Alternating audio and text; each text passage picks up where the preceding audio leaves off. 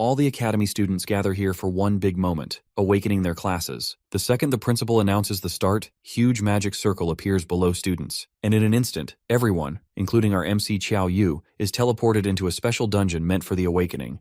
Just then, Qiao enters the inner world for the first time. Our boy prays hard to his ancestors to let him get a good class. As the process completes, Qiao Yu becomes the luckiest man when he gets a hidden mage class known as a necromancer. The reason why Yu has hit the jackpot is that necromancer is the rarest class, with only a few possessing it in the entire world. A necromancer can summon a huge amount of high-grade undead from the gates of hell with just a staff swing. As long as there is enough mana, a necromancer can fight an army of thousands all alone. One would be considered extremely lucky to draw this kind of class. High-spirited, our boy looks at his attributes, and to his disappointment, his mental point is 0 despite being a necromancer. The initial attributes are randomly distributed according to the player's class. Not to mention that the most important thing for a mage is having mental points above 5. Our poor fella dramatically cries about his damned luck and begins drawing his initial talent. With his mental point being 0, he finds it hella useless to even draw a talent. Even so, Qiao Yu gives it a try, and once again, fate seems to be on his side when he obtains the talent Mage's Brave Heart,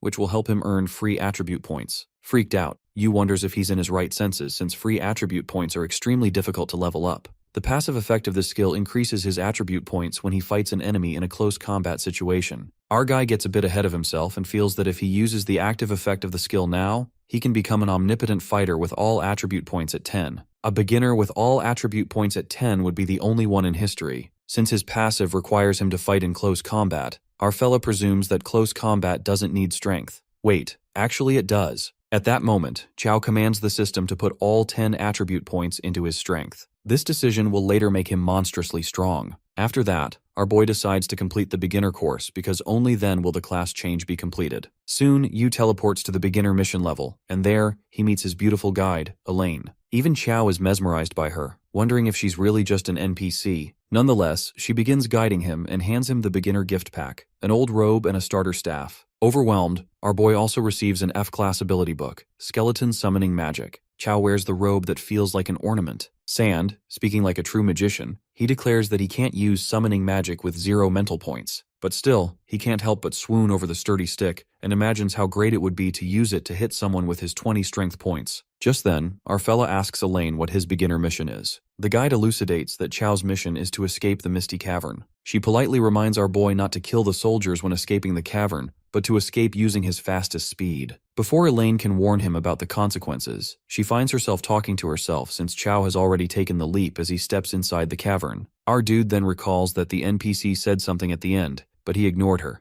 Feeling hella confident, he believes the mission is a walk in the park. Just as Qiao notices piles of bones everywhere, suddenly an undead monster bursts forth to stab him. Fearless, our boy spots the skeleton soldier, and with his stick, he beats the crap out of the undead. Qiao Yu finds it hard battling without magic, but he gets 1 free attribute point for killing a monster through close combat, and even gets an A-class passive ability. Through his ability, Great Power produces miracles. Each strength point the player has can be converted into 2 points of attack power. Simply put, strength decides power, while defense decides damage reduction. Utterly thrilled, Yu determines that if the enemy's defense is 0, 1 punch from him causes 40 points of damage. Suddenly, more skeleton soldiers burst out of the ground. Deciding not to escape, Yu kills those low-level monsters. With that, he levels up in a short span of time and is rewarded with 5 free attribute points, plus his strength is already at 30 points. Our fella flatters himself, reminding himself that a normal beginner who can reach these points in 1 single attribute is considered a genius. But then a thought clouds his mind and he wonders if this misty cavern only has skeleton soldiers, as that would be too simple. Well, just as he suspected, the skeleton soldier leader pops out. Qiao learns that its strength is at 15, so if he strikes the monster only once, it will definitely be pierced. As our boy strikes the skeleton soldier, he misses the target. Qiao learns that this skeleton can use its shield to block and counterattack at the same time, not to mention it easily cracks the ground. Shortly, he seizes the opportunity as soon as he sees an opening and swings his weapon with brute force, hitting the monster's head. The impact sends a violent tremor through its skull. With that, our noob necromancer kills the skeleton leader. He realizes that it was indeed a strong opponent and a difficult beginner's mission. At that moment, Qiao stumbles upon a soul core. He recalls that the headmaster said killing monsters has a small chance of dropping these, allowing players to obtain random rewards. He eagerly anticipates what it's going to be and gets D-class skeleton gloves, a one-time use item. While he feels bad that it's not a permanent item, Yu hears some noises and witnesses endless skeletons eager to get him. With his health points decreasing, he realizes that if he gets stabbed even once, he's done for. Chao slashes the low-level skeletons and keeps gaining EXP points. The scene then takes us outside the school, where the students are discussing what classes they got. They are happy that they can finally bring honor to their ancestors. Nonetheless, almost all the students are done with their beginner-level mission. Given that the headmaster hasn't announced the results yet, they assume someone is still inside. One of them even jokes that if someone failed and died inside, he'd laugh his ass off. Among them, a student wonders if something happened to Chao Yu since he isn't out yet. Inside the cavern, our boy believes he has killed all the skeleton soldiers when abruptly, someone warns Chao that he has gone too far. Strangely, all the skulls whirl like a sandstorm, merging to form one giant skeleton king. Furious, Yu thinks that this mission wants the beginners to die by forcing them to fight a boss monster. The skeleton king fiercely attacks our hero, leaving him dumbstruck. Our guy stands alone against the skeleton king and dodges the deadly attack. To his luck, the agility of the monster is low, which is Yu's advantage despite the monster being powerful. Given that the monster has 60 defense, our necromancer questions his abilities, wondering if he can pierce through its shell. Chao attacks the skeleton and analyzes that it did have an effect, although it was only 32 points of damage. This means if he attacks the undead king 10 more times, it'll die. Right at that moment, our boy bombards the monster with relentless strikes. Chao understands that this monster isn't really that scary and, with 200 health points left, he thinks it's time to end this. But before he can proceed, unexpectedly, the Skeleton King speaks up. The monster, being the guard of the Misty Cavern, expresses that he's never met a player like Chao Yu who clears a mission like this. Enraged, the Skeleton King has grown weak since so many of its soldiers died at the hands of our hero. The real threat to the king is that Yu, being a beginner, is able to break through his defenses, so there's no way in hell he'll let our guy out alive. The fierce determination is evident when the skeleton increases both in power and speed, leaving Yu a bit surprised. He realizes that charging up front would be useless, so it's better to restrict its movement. In the meantime, as the skeleton becomes adamant about killing our boy, Chao notices a dangling big boulder behind the monster that's about to fall. Hence, our fella distracts the monster, provoking it to attack him. Just as the skeleton dude leaps at him, Yu bounces and strikes the boulder using his stats. Unfortunately, his health is almost empty, plus the boulder is barely grazed. Things get intense when Chao is caught in the moment, giving the Skeleton King chance to end him. Our boy scampers away while some of the rocks do manage to topple onto the skeleton monster, decreasing its health a bit. With his stamina being so low, Chao decides to act in the heat of the moment before the monster gets up again. While planning to kill it in one hit, our hero uses the skeleton gloves to get a 100% crit rate for the next hit. With that one deadly hit, Chao ends the Skeleton King for good and completes his beginner mission. Mage Chao is rewarded with 30 free attribute points after killing the Misty Cavern's boss, also leveling up consecutively. With a great kill comes a great reward. Our fella is rewarded with a boss item, the Skeleton King's Ring, a C-grade item that enhances the first attack by 50%. Chao seems happy since it's an item he can use repeatedly, even though it can't be compared with the skeleton gloves. He feels hella lucky and plans to sell the C-grade item for at least 10,000. Later, he ponders on his first kill achievement, realizing that no one has ever killed the Skeleton King before. But for now, he decides to check out of the portal. The moment Chao steps out of the portal, his friend Yang Xiangdi aggressively hugs him. Yang lets out his concerns, as he thought Yu had died inside, mentioning that it has been 3 hours since the last person came out. Chao then gets to know that Fat Yang Xiang has gotten the mage class, and finds it odd since they went to the same dungeon. Shortly, they're interrupted by a condescending dude, Ma Fei, who mocks Chao for being the last one out. While everyone is obsessing over Ma Fei's perfection, he goes on to brag about the class he got. In the meantime, the headmaster announces that everyone has completed the inner world registration and should form groups to participate in the beginner trial. Just then, everyone begins to introduce their class. When it comes to Ma Fei, the class president and a B-class sword cultivator,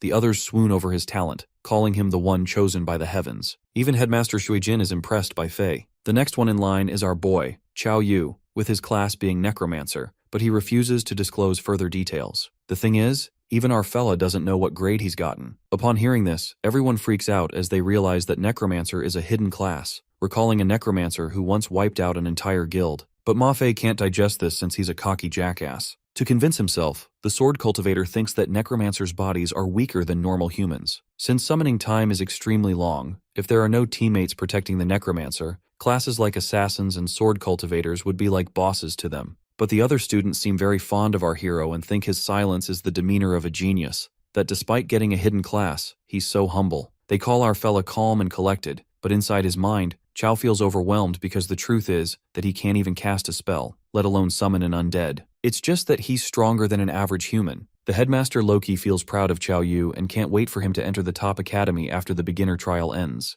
With that, the class ends after everyone is done introducing themselves, while Yang Xiang calls our hero a cow standing upside down, over the top cool. Meanwhile, Shangdi brags about having 8 mental points and other attributes. Our fella gives an awkward smile since his 76 attribute points make him invincible compared to Yang. Later, Qiao arrives at his home. As he announces his arrival, he realizes the house is empty. His house was left by his parents, who went missing. All he has are memories of his parents when he was 6. During that time, they said they needed to make a trip to Jingdu. After they went missing, Qiao became an orphan. It has been 12 years, and our boy still wonders where they have been. He decides to get into the Academy of Jingdu to find the truth about behind his parents' mystery. The scene then switches to the next day at the Sioux City 4th Academy. The headmaster warns the students to exit the dungeon immediately if they feel they can't make it. It's better to fail the trial than to die inside. Headmaster Shuijin assures everyone that normally beginner dungeons are not dangerous, but there's the exception of an anomaly. He then mentions a major incident in a beginner dungeon that annihilated a whole class of 40 people, and, to make it more peculiar, no corpses were found. To this day, no one knows how terrifying that dungeon is. The only known info about the dungeon is its name, the Village of Nightmares. With that, the timer begins and the students enter the dungeon for the trial. The people are creeped out by the eerie dungeon, but Ma Fei, acting high and mighty again, assures everyone of their safety. Ma Fei grabs attention and affirms that he'll lead everyone to success. Deep down, Fei's arrogant ass looks down on Qiao Yu. He's determined to prove that he's the most suitable leader, calling himself the strongest man in the class. Meanwhile, our boy finds this beginner's world strange, given that there are no system prompts. Abruptly, a weird creature pops out and remarks that it's such a pity these students are so young. Confused, the kids question the weird guy about what he means. That's when the man reveals that this is the Village of Nightmares, when shortly the system panels materialize in front of everyone. They are instructed to leave the dungeon alive and find the secret at the core of the village. Upon hearing the name of the village that killed 40 people, a wave of panic ripples through the students. They run away and refuse to complete the mission. Ma Fei, on the other hand, takes the spotlight again and assures them he'll lead them out. However,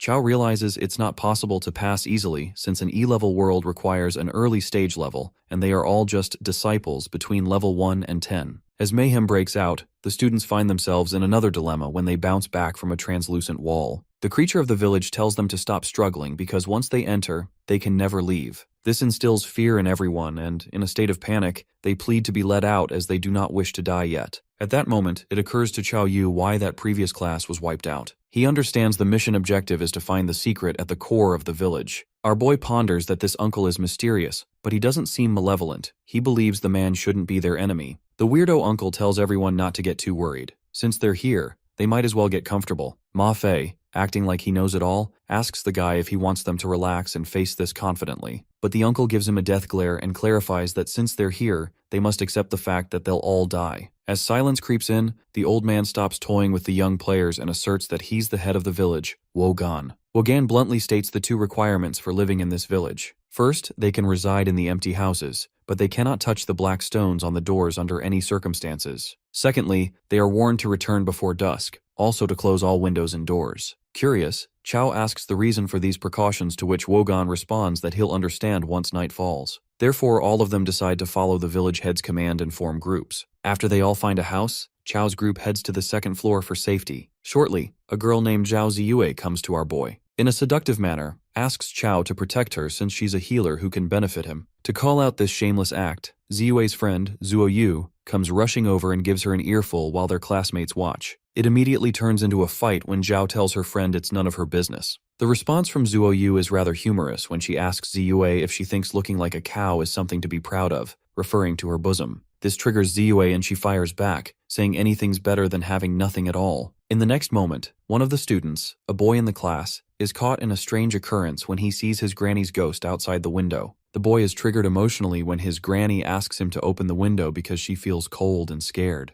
Being a total dumb fuck, the boy opens the window and Qiao screams to let him know it's not his freaking granny. But it's too late. The ghost turns malicious and attacks him. Yang Sheng acts immediately, holding off the nightmare monster with his sand-binding magic. The students are shocked that even a normal monster is that cunning, and that the monsters in an S-ranked beginner's world are so perverted. Abruptly, the nightmare leaps at Yang, who freaks out and warns the monster not to eat such fatty meat or it will get high blood pressure. The mage, Zuo Yu, steps in to halt the monster. She asks Ziyue to heal her, Also, she instructs Chao to summon the undead. While Ziyue casts her healing magic, Zuo believes that as long as everyone works together, they'll be able to deal with the nightmare. But Zuo is delusional for relying on Chao to summon the undead, not knowing that he can't. Nonetheless, our guy still contributes as he intervenes with his staff, holding it the other way around. While his fat friend is confused, Chao breathtakingly hits the nightmare monster so hard it's killed in an instant. Eventually, the dead monster turns into a black stone and dissipates, showing a symbol similar to the stones on the doorframe. The students gasp in disbelief while Zuo Yu asks our boy if he noticed anything strange. Our boy says he didn't, but deep down, he's confused as to why he didn't get any stat points for the kill. The next day, the students praise Chao Yu and Zuo Yu for killing the monster. The teammates decide to stay close to Chao, given that he dealt with the monster in a split second.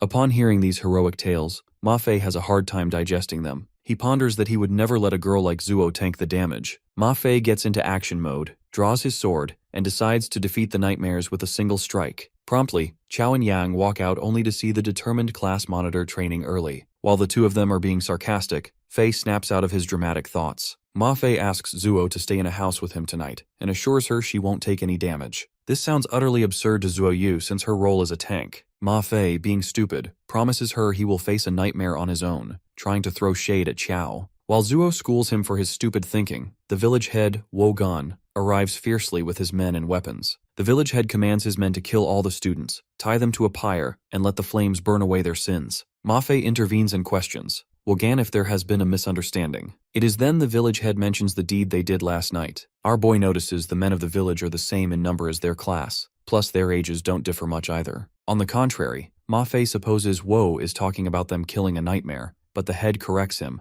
calling those ghosts the protector spirits of the village. The village head assumes the students broke the rules and the protector spirits tried to punish them. He's afraid the villagers might suffer alongside them. Worried, Ma Fei asks if there's a way to save a spirit if they've accidentally killed one. Nodding, Wo Gan lets out there's a way and dares the person who angered the spirit the most to remain outside when night falls. That's when Chao Yu fearlessly agrees to stay outside until dusk, admitting he killed the spirit. Freaked out, the class monitor thinks Chao is trying to steal the limelight. He apologizes to Wo Gan for his slow-witted classmate, but our boy is serious and tells Fei he needs to verify something that might help them escape the village. Chao Yu is locked up and tied to the pyre while the class monitor asks him to elaborate on how this helps them leave. As Zuo Yu assumes he must have found the secret at the core of the village, our guy decides to wait until night. Later, night falls. Danger creeps in as a nightmare sneakily crawls towards our tied-up Chao. Chao Yu is ready to accept his fate as he's being attacked by the nightmare, when his mates show up in order to protect him. Young Xiangdi uses sand binding to slow down the nightmare and signals Ma Fei to act, since he can only control that nightmare for a second. Ma Fei, being overconfident as usual, claims to handle it as a true swordsman. His cocky ass believes that one sword can conquer all enemies in the world. But seeing the monster move faster than he expected, he can't help but wonder if Chao really killed something like this while being just a mage. With that, he uses a technique called a defense-breaking strike, while the others rush to liberate Yu from the chains. They conclude only Fei can break these chains, but to their surprise, our boy gets rid of the chains pretty easily. Their attention is diverted back to Ma Fei, who's struggling to fight the enemy. That's when both the tank and the healer decide to help him. The class president, however, thinks he doesn't need any help,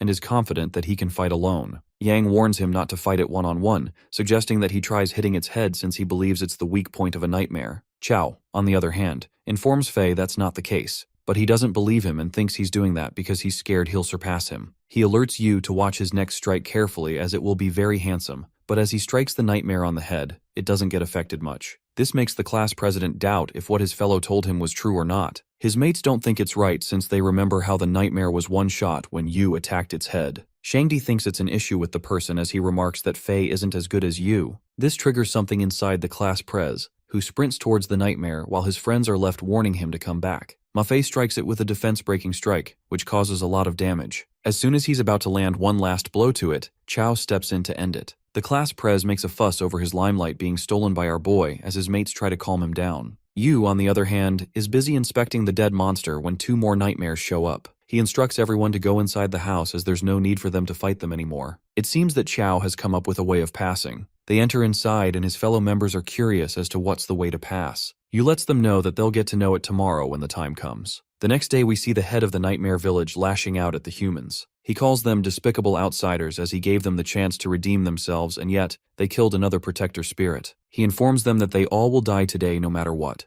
That's when Chow calls him out and asks him if they're really the villagers of Nightmare Village. Wogan thinks it's all rubbish since they've been living here for generations and believes our boy is trying to stall the time of his death. Yu decides to reveal the truth of the Nightmare Village now that it has come to this point and points out all the villagers. He tells them that every single one of them are not the original inhabitants of Nightmare Village, but rather, all 40 of them are the class that was wiped out in the village previously. They were all trapped in this fantasy realm ever since they entered. Hence, they had no way of leaving the other world. This makes the villager's head burst into laugh. He's certain that Yu is lying and that he's just scared of death. Nonetheless, he tells him to bring him evidence. That's when Xiao pulls out the so-called Protector Stone. This angers Gan even more since the Protector Stones are high-level holy objects that protect you from being attacked at night. He gets scared that the Lord will lay down heavy punishment if anyone tampers with them. But Yu breaks it to him that this isn't any Protector Stone. The entire fantasy realm is made up of these black stones and the mysterious symbols in them. He concludes that as long as they shatter the black stone, cracks will appear in the fantasy realm. Just like that, with the stones being shattered, the fantasy realm is shattered too, and all the inhabitants now remember that they were humans. The mission is successful and everyone celebrates their little victory as they are transported out of the world. Qiao's friends are busy praising him when promptly they all receive a notification. It seems that they have a new mission in which they've to retrieve the Heart of Nightmares, and it has an E-rank difficulty. The students are confused, wondering if they still haven't passed the test.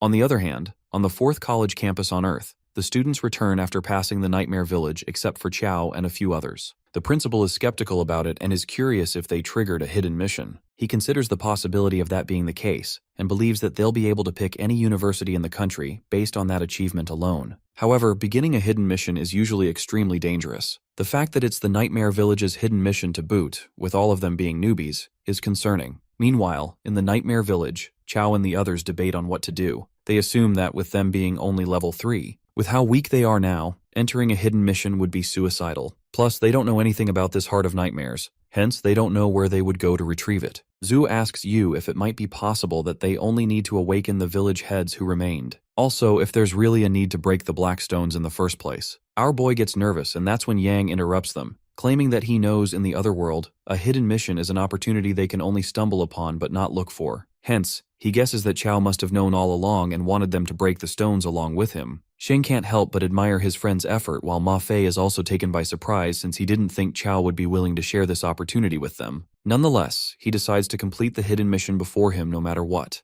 After a while, we see 4 nightmares charging at them at once, and that intimidates the kids. Zhu instructs Ziyue to prepare to heal her and Xiangdi to restrain it while she signals Fei to attack. Fei lands a strike but manages to do only 10 points of damage with 1 hit. The healer struggles to heal as she's running out of mana. It is then when Qiao makes an appearance and defeats 3 nightmares at once. As expected, it gives high rewards for defeating them. He receives a little fairy's necklace that increases skill damage by 5%, but decides on giving it to Yang since he can't unleash any skills yet. After taking a look at his stats, Yu realizes that he needs to kill 1 more nightmare and he'll be able to level up to level 6. Plus, he'll have a very high chance of having equipment appear for himself. They all intend to move forward, assuming that they can't go wrong killing nightmares in order to retrieve its heart. Just then, they slip into a hole and it seems that they're now underground. Qiao lands on Shang's butt and gets up as soon as he realizes that. They all are confused as to why the smell is so strong here. That's when Ziyue calls them out. It turns out to be the smell of the Nightmare King's breath, a rare boss in a sleeping state. He's at least a level 10 monster and awakening him will incur its frenzied hunting. Our boy feels nervous as he witnesses the rare boss while Yang is in disbelief as he realizes that they have to take the heart of that very thing. Zhu suggests that they find a way to quit this mission, knowing that it will be able to turn her and her shield into meat paste. They all give up,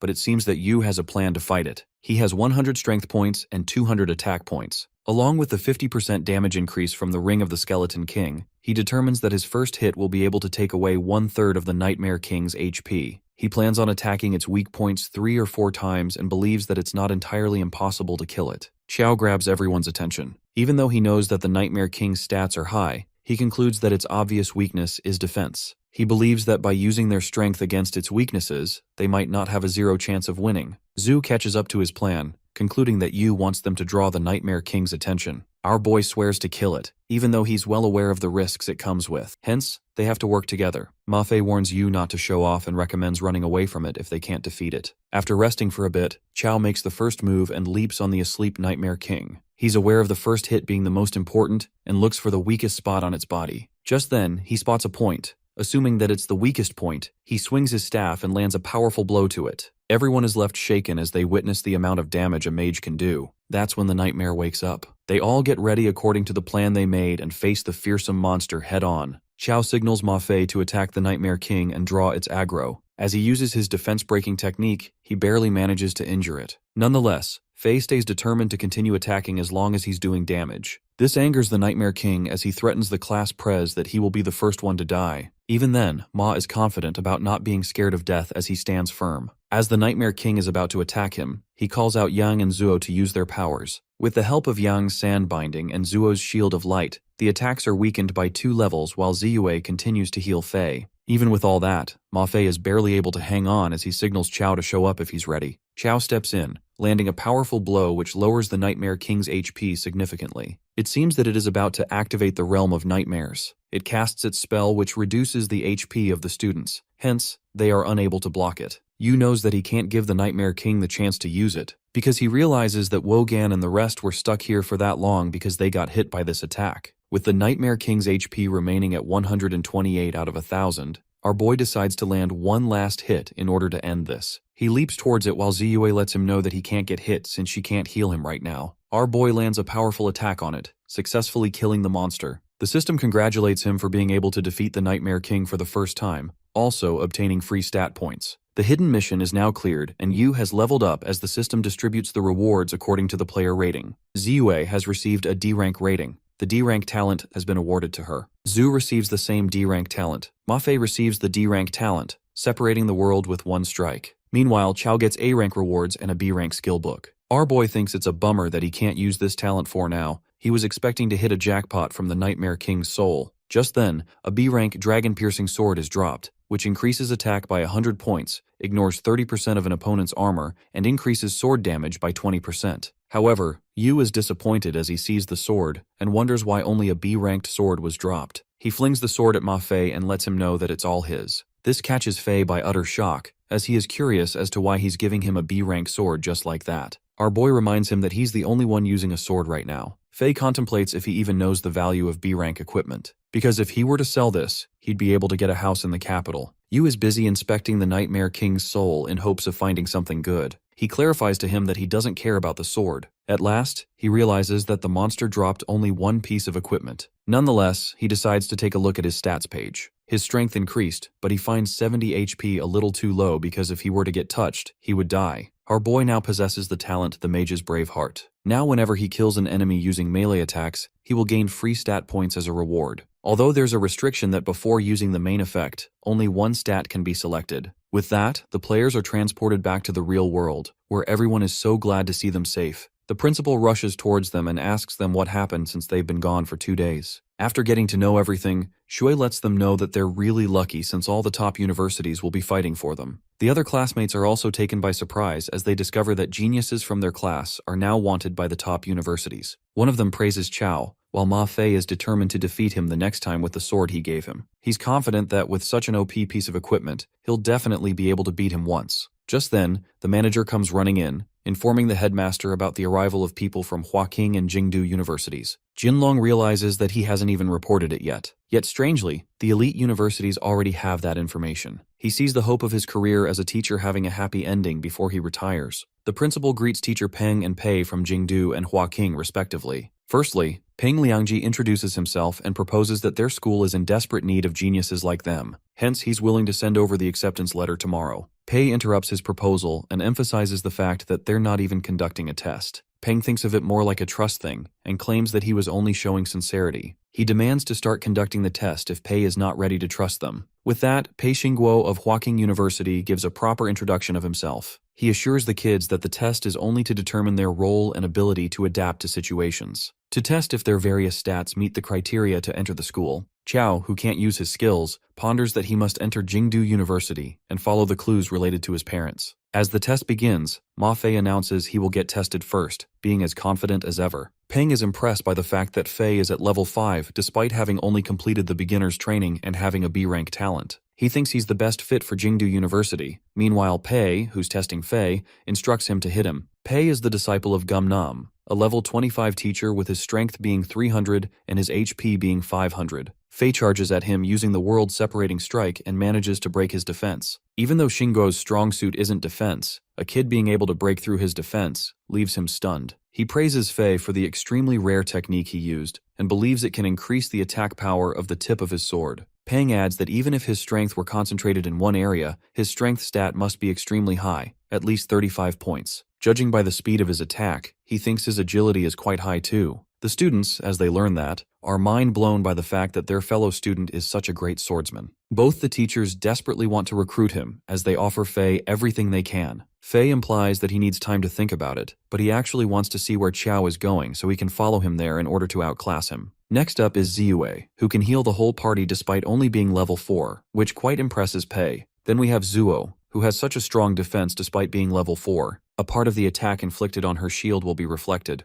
The white-haired girl reveals that her D-rank talent, damage reflecting armor spikes, can reflect 20% of the damage she receives. With that, Xiang is up next, who declares himself to be a mage. The fact that a 300+ pound fatty is a mage shocks Pei. The test begins, and the teacher is baffled as to what the kid is doing since he hasn't felt a bit of magic at all. That's when the ground explodes, catching Pei off guard. It seems that this talent somehow can't be detected at all, but just explodes from under their feet. Even he, despite being level 25, lost 3 HP without noticing. The talents he witnessed utterly intrigued the teacher, as he plans on getting someone to pay close attention to Shui Jinlong. At last, we have our boy, who claims to be a level 7 necromancer with his talent ranking being unknown. Peng is surprised as he witnesses a kid being 2 levels higher than all 4 he saw earlier. He wonders if his talent ranking is so low that he doesn't want to say it. Nonetheless, they decide on carrying out the test first to see what the results are. Pei is curious to see what kind of undead creatures Chao can summon. He knows that he can't afford to be injured by a student again, and gets all cautious. Yu charges at him at full speed, and seeing him do that,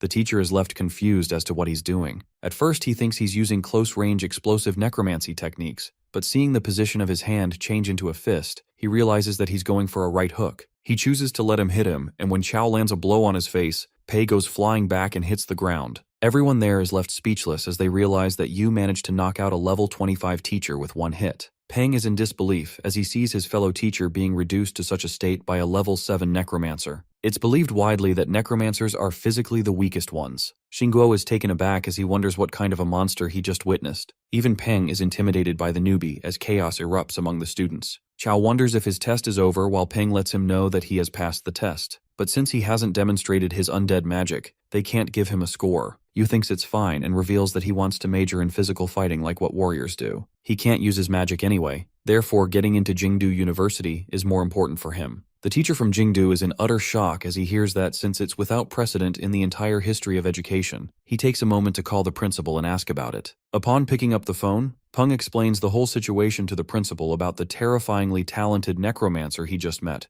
and how he wants to join the physical fighting major meant for warriors. Gu elaborates it further. Meanwhile, Pei is desperately trying to call the principal of Huaking, who doesn't seem to pick up. The principal instructs Ping to do whatever it takes to recruit the kid. The next thing we see is Principal Ji Pingyang appearing through the screen as he greets Chao. He invites our boy and offers anything he wants, to which Yu announces that he will be joining Jingdu. At the same time, the principal of Huaking picks up the call, but it seems that he's too late. Pei doesn't give up and plans on fighting for the rest of the kids. But Ji invites the other kids to Jingdu as well, and that pisses him off really badly. He butts in and objects to the decision, while Peng feels proud of himself. That's when Yu asks Ji if he knows his father, Chao Anqing. Ji is taken aback after he hears that, wondering if our boy is the son of Chao Anqing and Bai Shixia. It hits him as he now realizes why he felt a sense of familiarity from him. Chao asks him if he knows where they are, but it seems that he doesn't know about their whereabouts even though they were both his students. What he can tell, though, is that they both were very talented individuals. It seems that the two of them disappeared without a trace for over 10 years, and Ji fears they are already dead. He lets Yu know that he hasn't been able to get much information about them since they graduated, but he does remember that they would often talk about a private world. He thinks that our boy should go to his private world that might contain something his parents have left for him. Principal Ji claims he will send the acceptance letter to all of them once they've created it. He recommends the students should try and pass the worlds related to their roles before school starts. 1 week later, after passing the beginner's training, the 4th college separated its students into classes according to their roles in the other worlds. In the 4th college mages class, the students will be entering a world specially designed for mages. This world is usually a test of their mental ability, basically a logic or riddle-based world. Sun believes as long as they work together, the sum of their thinking will be more than its parts. He then continues to tell them about the criteria for passing. Meanwhile, we see Yang and Chao, who don't seem so sure about entering the specialized mage's world. Yang is pretty confident about nothing going wrong. According to him, the more people that go, the more dangerous it is. He tries to reassure our boy and informs the lady No that they will be going to a specialized mage's world. The system retrieves a world for 2 players, and it turns out to be the Cave of 10,000 Poisons. Yu is about to enter when Shangdi reminds him that they have to listen to the instructions first. Turns out, our boy didn't know there was such a thing, which makes Yang wonder how he passed the Cave of Skeletons. He realizes that he killed all those skeletons back in the first mission and calls him a simpleton. It's then revealed that the Cave of 10,000 Poisons, an evil tribe in Qiandongnan. The people of that cave are known to be vicious, merciless, and they are so good at using poison worms that they can poison them without them even knowing, and the poisonous worms will reproduce in their body, eating their flesh, until the host dies. The mission objectives are to firstly find the evil tribe of legend and to destroy all the poisonous worms. Mission rewards, on the other hand, are to be decided based on the way the player completes the mission. A gentle reminder is given to them that the cave requires 5 players to start. Upon entering the world, our boy and Yang spot the other 3 players. One of them acts very rude at first, to which his sister, a girl named Fang Yuan, scolds him and tells him to be polite. She introduces herself as a fire mage. She then mentions her other brother, Long Chang. As a response, Yang also introduces himself and Xiao Yu. They all come across a gate that is supposed to open after solving a riddle with the help of the 5 words written on a pillar. Long Chang chooses to break it down instead of following the instructions. But as he uses his magic, his attack does not affect the door at all. Fang guesses that the door is immune to magic and that spells can't damage it. Hence, she suggests that they take a look at those words. The 5-word riddle states that morality and integrity provide peace. It appears that Fang knows the answer to that. She announces the answer, but her words are cut off when Chao breaks open the door using his fist. Chang is in utter disbelief as he witnesses our boy one-shotting the door. At the same time, the system declares that the answer is correct and that the door has opened. Yu clarifies that he wanted to check if he could push open the door physically. However, he did not think it would be so weak. As they enter, they spot another door, and finding themselves surrounded by flowers, they find it kinda strange. Chao warns everyone to be cautious of them since they look unnatural, but it's too late because Shangdi is already affected by them. Turns out, it's not just him, but everyone is poisoned, and that's significantly affecting their HP. Our boy feels the need to get out of there quickly, because if this goes on, his HP won't even last half an hour. He rushes towards the door while Long makes a fuss about having to solve a riddle yet again. They're short on time and can't really solve these riddles. That's when Chao breaks open the door. Luckily, they all manage to escape the poisonous trap. The system congratulates the players for completing Mission 1. Now they are left with finding the evil tribe of legend and the Cave of 10,000 Poisons. They're busy wandering around the place when a girl named Xiao Dong shows up. She realizes that they've all been poisoned from the bee and flower. The little girl instructs them to follow her to the Cave of 10,000 Poisons to get treated. Xiao wonders where she came from, and Fang suggests that they should get treated first since they don't know what to do. Xiao announces her arrival along with the guests she brought. Her mother wonders who these people are, and Xiaodong explains to her that they're outsiders who have been poisoned. She requests her mother brew a pot of 5 poisoned soup for them. After a while, bowls of the soup are served, and seeing the look of it, they are all disgusted. Chang implies that Yang drink it first since he has a more robust physique, but he refuses to drink it. Our boy pours the whole bowl into his mouth and decides to get it over with because he has only half of his HP left. As he drinks it, he claims the soup tastes great, also reveals that his poison status has disappeared. He motivates his fellows to do the same and heal themselves up. Yu asks Xiao about the history of the Cave of 10,000 Poisons, but it seems that she doesn't know the origins of the tribe either. She reveals that their patriarch asked them to avoid the world and banned them from using their poison magic unnecessarily. Unexpectedly, Xiao's mother requests the kids leave quickly because they aren't very welcoming to outsiders. But the little girl doesn't listen to her mom and lets them know that they can stay for as long as they want. Chao informs them that they'll be staying if it's not too much trouble because they just got poisoned and their bodies aren't in the best shape.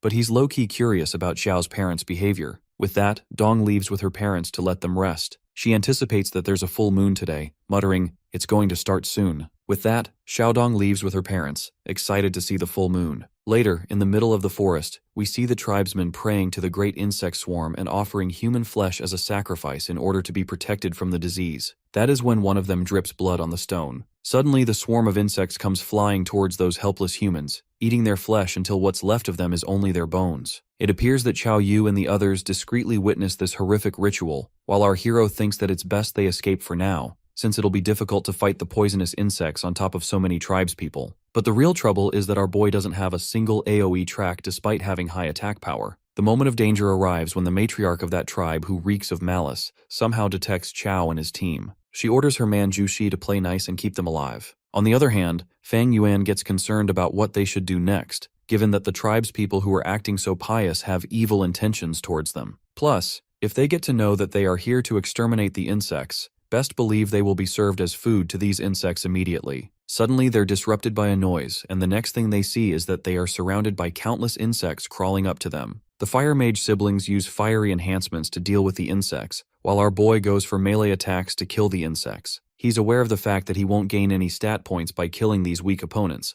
Yang Xiangdi combines his two talents together, ground explosion magic and sandbinding, to get rid of the insects so effectively that even Chao is impressed by him. But using these talents in succession uses up almost all of his mana. In the meantime, the tribesman Zhu Xi sneaks up on them and gets furious at them for using their demonic magic to kill the insects of their cave of 10,000 poisons. She warns them that they'll become feed for the insect larvae and die with insects eating them alive. Nonetheless, Yang uses his ground explosion magic with the intention to harm Zhu Xie, but he remains rather unaffected and thinks how arrogant they are to use such petty tricks against him. It is then known to them that Zhu Xie is a normal NPC with outstanding stats. Unlike a wild monster boss, NPCs in the other world will have their personal stats hidden unless they take damage. Fang Shun concludes that this mission can't be accomplished by newbies. Meanwhile, Chao Yu has some suspicions, wondering if this specialized world is different from others in some way. To test it out, our guy fearlessly dashes towards the big guy while Zhu Xi is provoked by Chao for daring to come at him with his tender white fists,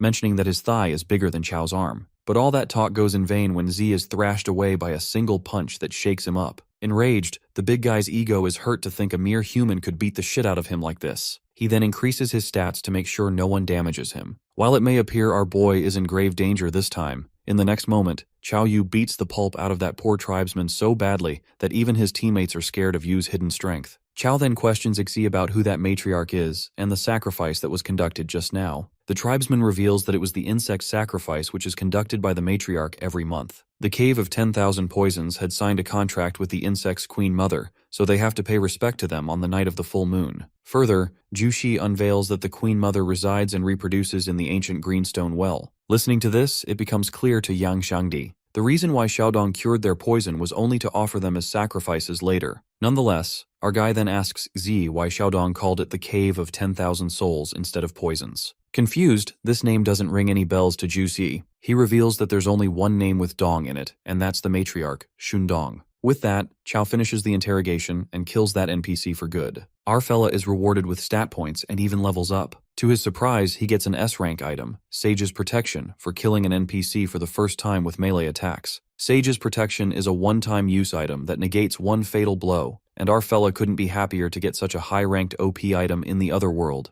Fangshan lets out his concerns that the tribespeople will eventually know that they've killed the NPC, while Longchang thinks they can't just rely on Chao to take them all on. That's when our boy reminds them that their only mission is to exterminate the insects, so there's no need for them to fight the villagers head-on. Chao believes that the best thing to do is to blow up the greenstone well where the insect's nest is, emphasizing that they must act before the matriarch realizes what's happened. They make their way to the well when they find the dead bodies of Xiaodong's parents, realizing that they are killing their own tribespeople. Our fella understands why these people were acting so strange and feels bad for them. Without wasting any time, they head towards the greenstone well to destroy it. All the mages use their talents to destroy the insect's nest and successfully blow the well underground, or so they thought, as Yang wonders why the panel hasn't materialized yet to notify them of the mission completion. In that moment, the matriarch, Shundong, makes an entry along with the backbone of the tribe, Kuang Mang. Given that these naughty rats are here, the matriarch assumes that Zhu Xi has died. Our boy exposes her, thinking if he should call her the matriarch of the Cave of 10,000 Poisons, or Xiaodong. Smirking, Xiao asks Chao if he doesn't like her current form, and, using her shape-shifting ability, she turns into little Xiaodong.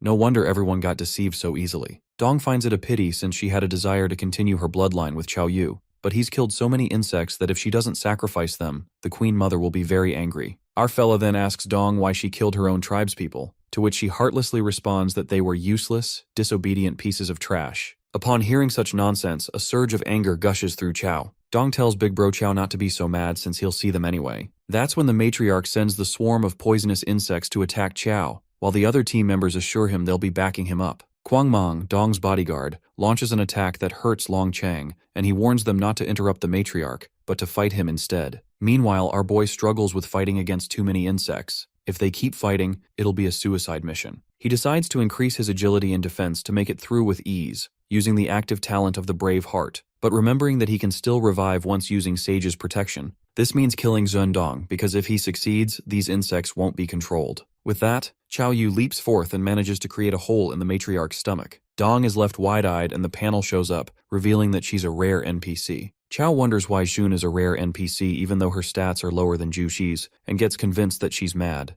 Dong's agility increases in no time, while Yu's attack doesn't do as much damage as she fervently stabs her fingers into his chest. Our fella is caught off guard as he didn't know agility could increase in a split second. While his HP decreases drastically, Dong wishes to skin him and keep him as a souvenir once he dies. At that moment, Yang Xiangdi witnesses his friend Chao's life in jeopardy and runs to help him. However, he's halted by Kwang Mong, who doesn't let anyone interrupt the matriarch's fight in any way. Kwang is sick of their useless tricks that don't work against him when, strangely, red sand whirls around him, scaring the hell out of him of that tough guy. It turns out to be Yang's ground explosion magic in his fat-burning state. Fat Xiangdi turns into a handsome boy after the fat-burning state, and without wasting any time, he dashes to save Chao Yu. Even our fella is surprised to see Thin Yang and asks him what the hell happened to him. It is then that the mage reveals that the moment he got anxious, all the fat on his body burned away, and now he has almost 300 spirit. Chao then tells Xiangdi to use his ground explosion magic to deal with him and Sundong together. Suddenly, our hero grips tightly onto the matriarch, while Yang opposes the idea since there's a high chance that Chao is going to die in the process. However, the necromancer assures his friend to do as he says. Gripped by fear, Shundong begs him to let her go as she doesn't want to die yet. But it gets too late when an explosion occurs and the atmosphere charges with suspense. Well, it turns out that Chao activated the S-rank equipment, Sage's protection, and the intensity of the damage was negated. Thanks to Yu's courage in the face of death, he is rewarded with an A-rank passive talent, Strong Contract, in which every point of strength increases HP by 10 points, and vice versa. Our fella hits the jackpot with the items again, and gets convinced that this system doesn't really want him to die. Now, Chao's HP increases to nearly 1800, which means he shouldn't worry about being killed in one hit by a boss now. In the meantime, Xiangdi is left in utter disbelief since his powerful attack didn't affect Chao. Our necromancer sarcastically asks Yang if he's sad that he's not dead and wonders if Zhendong dropped anything after he killed her. Baffled, Mage Yang realizes that the system didn't notify them that he'd killed her, which can only mean one thing, that the matriarch is still alive. Well, it turns out to be true when Zhendong shows herself in her true insect form. Our guy believes that she's gotten stronger and requests Xiangdi to cast ground explosion magic on her again. However, the mage's spirit is back at 48 points, which makes him unable to cast the magic. It appears that the increase in spirit due to fat burning was temporary. Suddenly, the system warns the players to leave this world immediately. It appears that the players have not defeated the Queen Mother of the Cave of Thousand Poisons. Our fellow recalls that Principal Jiping Yang especially told him to pass the custom world. He gets adamant to kill Zhendong once and for all. Smirking, the vicious insect monster says confidently that these disgusting humans can't injure this body, threatening to skin them alive. Chao, stout-hearted, bursts forth to attack while this bravery instills fear in Shundong, who thought he'd died. The fact that our guy is only level 8 and he can do more damage than her makes Dong question who's the boss here. She wonders how the hell a mage like him is so freaking strong. That's when it occurs to her that only Bai Zhe can create a monster like Chao, since he created Dong after all. Meanwhile, our guy reveals his name. In that split second, he slashes her. Upon hearing this, Dong's death flashes before her eyes while she ponders on Yu's surname that sounds familiar. That's how Chao successfully defeats that insect through melee attacks and gets rewarded with stat points. The Cave of 10,000 Poisons anomaly gets resolved and the 5 players complete the specialized world for mages. The system then assesses the players' ranking. Our guy, who contributed the most, levels up to S rank. While Chang can't believe they passed, Chao Yu is rewarded with 100 plus EXP, 10 free stat points, and the A-rank talent book, Door to Acre. All the other players are rewarded with free stat points and EXP. Our fella has now reached level 10, but only after entering the early stage can he say that he's an otherworldly player who can go solo. Soon after, he stumbles upon the soul's core. When opened, it gives out a B-rank Wild Spider's breastplate that increases a player's HP by 800. Secondly, there's also a mysterious Rubik's Cube that activates as soon as it's bound to its host, who is Chao. Our guy then obtains the ability to assess the abilities of humans within 10 levels of himself. There's also an unknown locked ability, and the necromancer is astonished since he never thought the cube would bind to him. Shortly, the beautiful elf guide appears through the gate. As an extra reward, she increases all the players' spirit by 20%. While Shangdi's eyes light up after getting an amazing reward, it appears useless for Chao since his spirit is already at 0. After that, Fang Yuan thanks our necromancer for carrying them through the specialized world. It is then decided by Chao Yu and Shangdi that they've secured their spots in Jingdu University. The scene then takes us to the college canteen, where Ma Fei learns the shocking truth that our necromancer has reached level 10, the same as him. While Zhu Yu and Ziwei have a hard time believing that Xiangdi has become more handsome than Fei, the class monitor can't seem to accept Chao's success since a warrior's specialized world has many more monsters than a mage's. On the other hand, handsome Yang tries to get back his fatty body to feel safe the next time he enters the other world. Now, since they have all secured spots, the mage wonders if they are still sitting for the other world examination. It is revealed to us that in Kaiji, the most important day of the year is the day of examination, because it means selecting the next generation of talented individuals. The students who have secured spots at universities will still take part for a common goal, to be the top scorer. The most appealing part is that the person will not only become famous, but be rewarded with A-rank equipment. Ma Fei, sounding pretty determined, decides to take part in the exam because, according to his father, this time the top scorer will get an S-rank piece of equipment. After that, Chao Yu seems to be walking in an alley. He's also pretty adamant on becoming a top scorer to get the S-rank item. In the meantime, our guy is being followed by 2 early-stage assassins. Promptly, they reveal themselves and corroborate if he's Chao Yu. Our guy asks them what the matter is, to which the assassin mentions that our mage killed Shundong of the Cave of Thousand Poisons. At that moment, Chao has his suspicions and recalls the word Bai Zhe Dong mentioned. He speculates that they're not a person but an organization. Although our guy feels like a simpleton for not questioning Dong about this back then, he cunningly bamboozles the assassins into believing that he's Ma Fei. The dumbass assassin falls for it since he believes that Chao isn't strong enough to be a mage. The fellow assassin slaps his teammate for buying this bullshit. The two of them then leap towards our fella, who remains firm without even flinching. While they suspect that Chao is lying since he's not even dodging, our guy knocks right at the level 16 assassin's gut so hard that even the wall bears a crack. Witnessing such strength and defense, the level 18 assassin is left slack-jawed and gets convinced that our guy isn't a mage. As Chao thinks it's time for round 2, that assassin justifies that they bear no ill will towards him, and they've mistaken him for someone else, calling him Ma Fei. The assassin reveals that he's just a cog in an organization ranked somewhere in the 7,000s in terms of strength. Chao is astonished to hear that a level 18 assassin is ranked that low. Anyways, he plans to let the assassins report back to the organization, or else the revenge will be harsher. Also, our guy does succeed in fooling them into believing that he's Ma Fei. It is then known to us that Bai Zhe is a legendary divine beast with a snow-white coat and a horned head. It's as strong as a lion and flames run along its 4 limbs. It has been worshipped as the divine beast of demons for a long time. Later, our guy tries to find some info regarding the organization Bai Zhe but fails to find anything about them. He's aware that his identity is going to be exposed sooner or later, so he can't stay in the house much longer. Therefore, to save himself, Chao gets more eager to take part in the examination,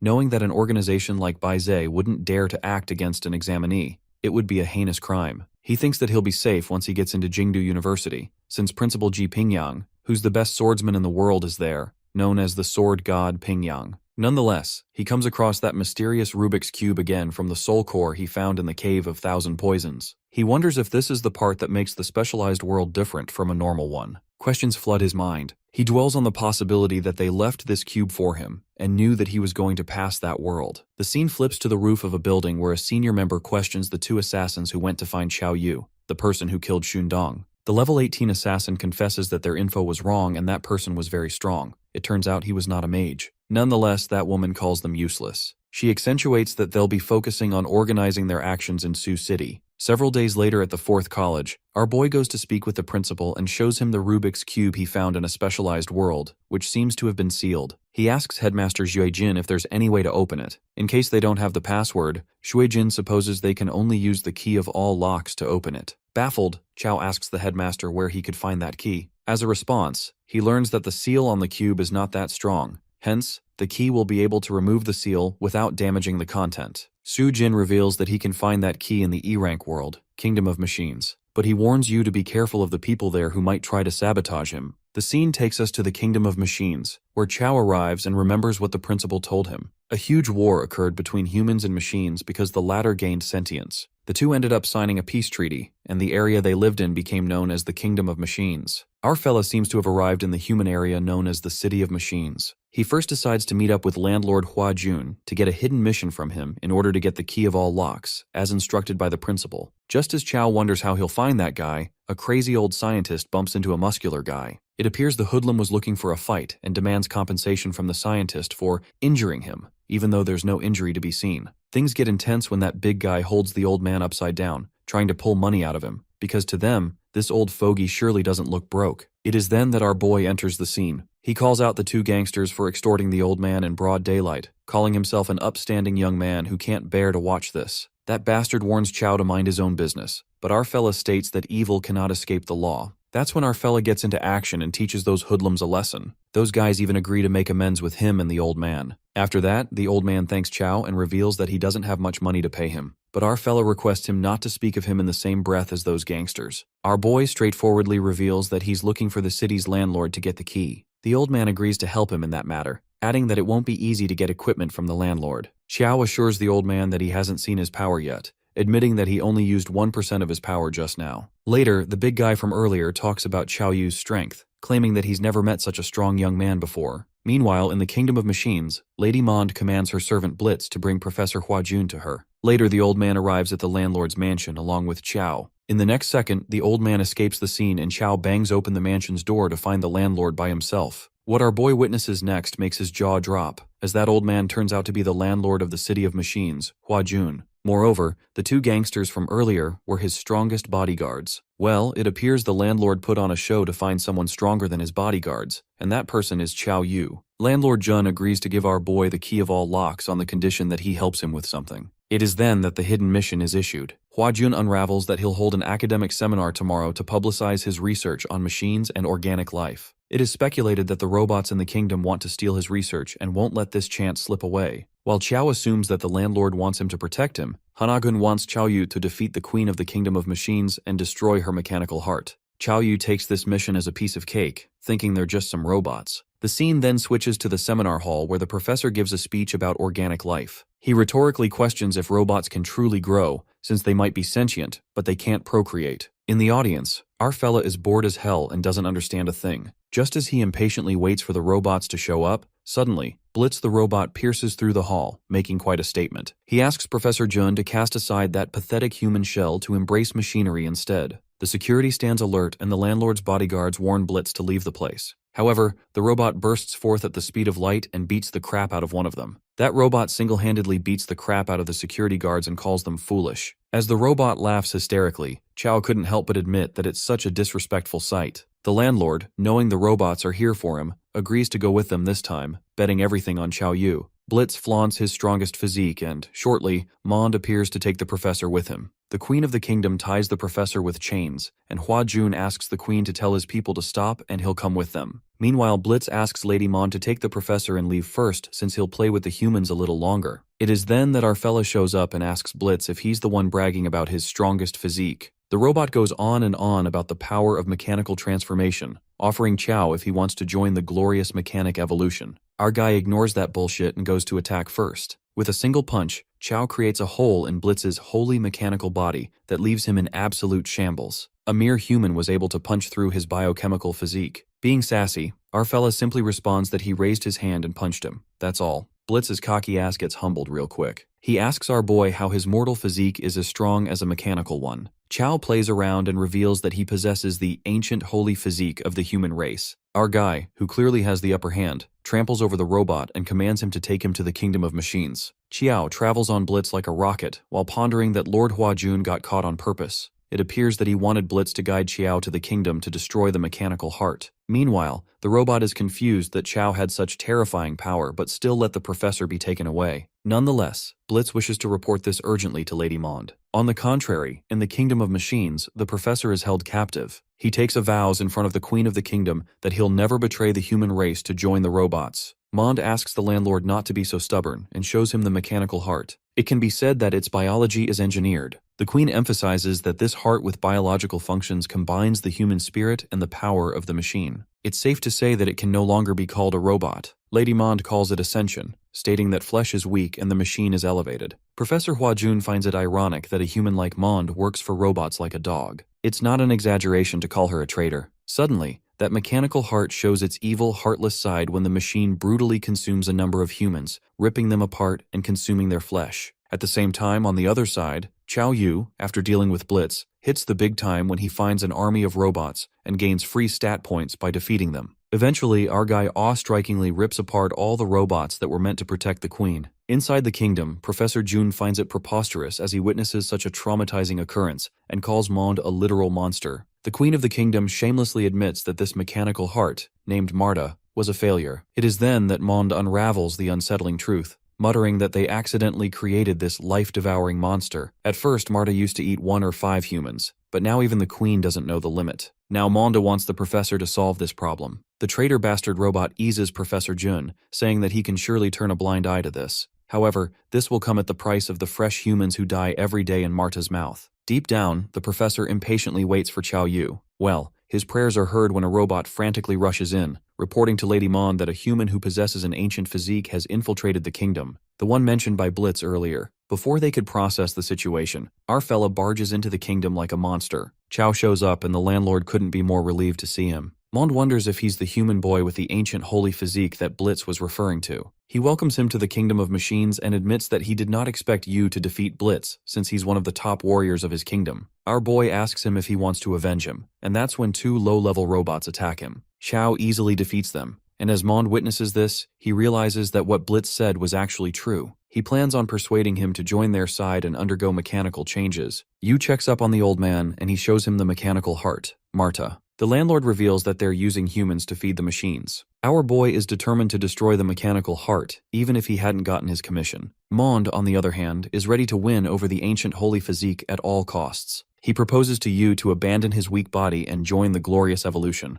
But seeing him not listening, he wonders what he's planning to do. Just then, Chow leaps onto the mechanical heart and starts demolishing it. Mond warns him to stop and tries to butt in, but our boy lands a powerful blow to him. As a result, he's sent flying back and smashes into the wall. As he witnesses this amazing strength, Monde's decision to keep Yu in the kingdom of machines strengthens. Chow continues to smash Marta, and at last, he manages to successfully destroy it. The system awards him with free stat points for defeating Marta via melee attacks. This makes Monde furious as he sprints towards Yu. Our boy, seeing the amount of blood, is curious as to how many humans he's fed this machine, and informs him that it's his turn next. Monde tries to convince him to give up and become a part of their kingdom. He brings up Her Majesty the Queen and reveals that even if he destroyed Marta, the Queen won't blame him for it. Instead, she's going to give him a chance to redeem himself. He wants Chow to follow him to meet Her Majesty the Queen and join them. Yu wonders if Monde himself isn't the leader of the kingdom. That's when the old man butts in, warning him not to be fooled. Our boy assures the landlord, while Monde is confident that he will change his mind once he meets the Queen. Chow agrees to meet the Queen. He follows Monde, who secretly installs a mechanical bug on our hero, which infects humans and gradually transforms them into machines. Monde conspires to infect this ancient holy physique, Qiao, with the parasite in order to be rewarded by the Queen. His plans are ruined when Yu spots the bug and whacks it. He then punches Monde as he realizes that he was corrupt. Our boy is aware that his opponent is hard to deal with since Monde is a level 15 NPC. Monde wonders if he doesn't want to meet the Queen, while Chow lets him know that he doesn't need him to lead the way.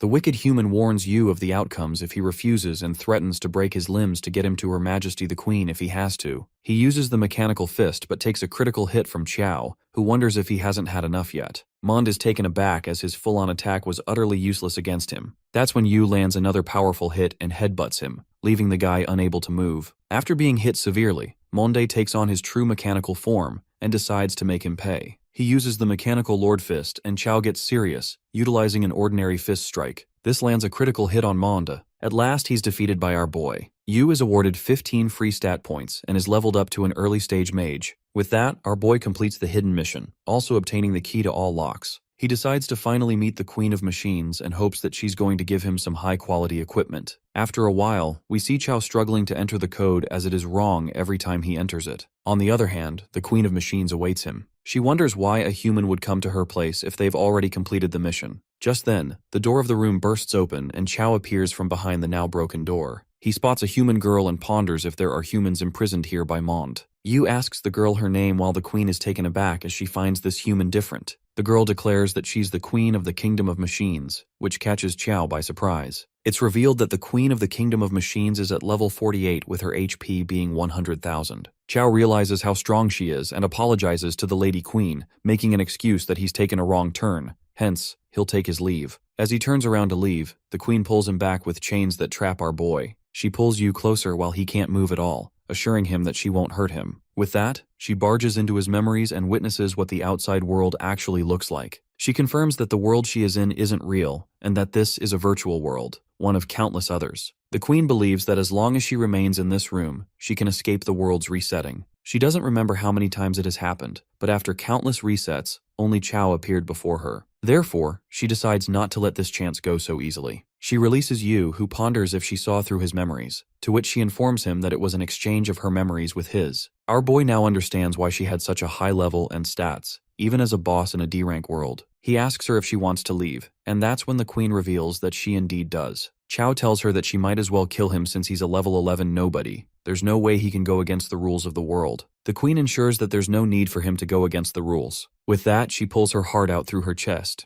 Yu is baffled as to what she's doing, to which the queen implies that they can use the rules of the other world he spoke of. The kingdom's queen requests our boy take her heart with him, and as long as he carries it, it will grow into another version of her. She reveals that once it grows, she will have a clone that can experience the outside world. Chow is curious if she isn't worried about him going back on his word, since he's aware that she can't control what he does outside of the other world. The queen refuses to worry, confessing that she didn't find a single instance of him breaking a promise in his memories. She adds that she wants to see for herself what the outside world is like. After giving him a moment, she asks Chow if he has made his decision, and he gives in, admitting that he has no choice. She thanks him and gives him permission to leave. The system congratulates Yu on passing the world, the kingdom of machines. Our boy is awarded 50 plus EXP, a B-rank talent book, a C-rank mechanical tool, and lastly, knuckle dusters. The mechanical knuckle dusters increase the critical hit rate, which makes Yu delighted. With that, he decides to return to the principal and open that Rubik's Cube. He returns to the original world, but after finding no one in the principal's office, he uses the key to all locks to open the Rubik's Cube. The cube opens. To his surprise, it turns out to be an evolved weapon called the Green Dragon Crescent Blade that unlocks. Yu wonders if this is what they left for him, and is curious why it is a weapon with no attributes at all. Just then, Principal Shui bursts into the room, who catches Chow off guard. Our boy informs him that he just opened the Rubik's Cube, but the principal hastily reminds him of the exam he's about to miss. Realization hits Yu, and cursing himself, he rushes over to the hall. Meanwhile, in the examination hall, students from the first college ask the examiner if they can start the exam. Shangdi interrupts them and informs them that they're still missing someone. The students from the first college assume that the fourth college students are all good for nothing.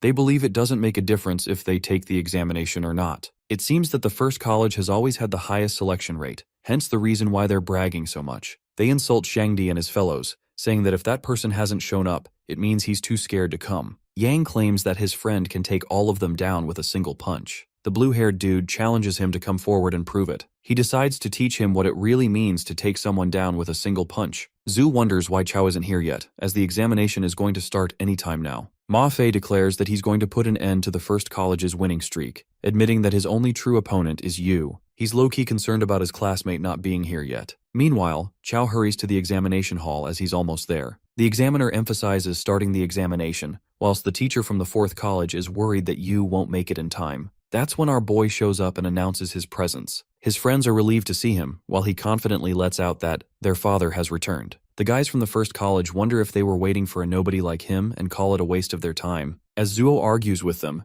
they admit they're in a rush to put them in their place and get first place in the examination. Xiao ignores them and wonders which hole they crawled out of, to which Xiangdi clarifies the situation to him. That pisses off the blue-haired dude as he threatens them, but Yu doesn't stop and claims that first place belongs to him. The dude from the first college says something, but is interrupted when a guy walks in and shuts him up. It seems that they're intimidated by that guy, who reminds them that first place is their only goal. Just then, the main examiner, Jin Tong, announces that it's time for the examination to begin. He makes it clear that this examination will use a points system. If they win, they'll get 2 points. If they lose, they'll lose 1 point. Consecutive wins will get them another point, but consecutive losses won't cost extra points. After the rounds, the 10 students with the most points will have a showdown to decide the first place winner. With that, Jin declares the beginning of the SU City examination. The parents there cheer for their kids to win, while in the mages arena, we see Chow being up first. He's aware that this examination uses similar rules to a dueling ground, and the lowest their HP can go is 1,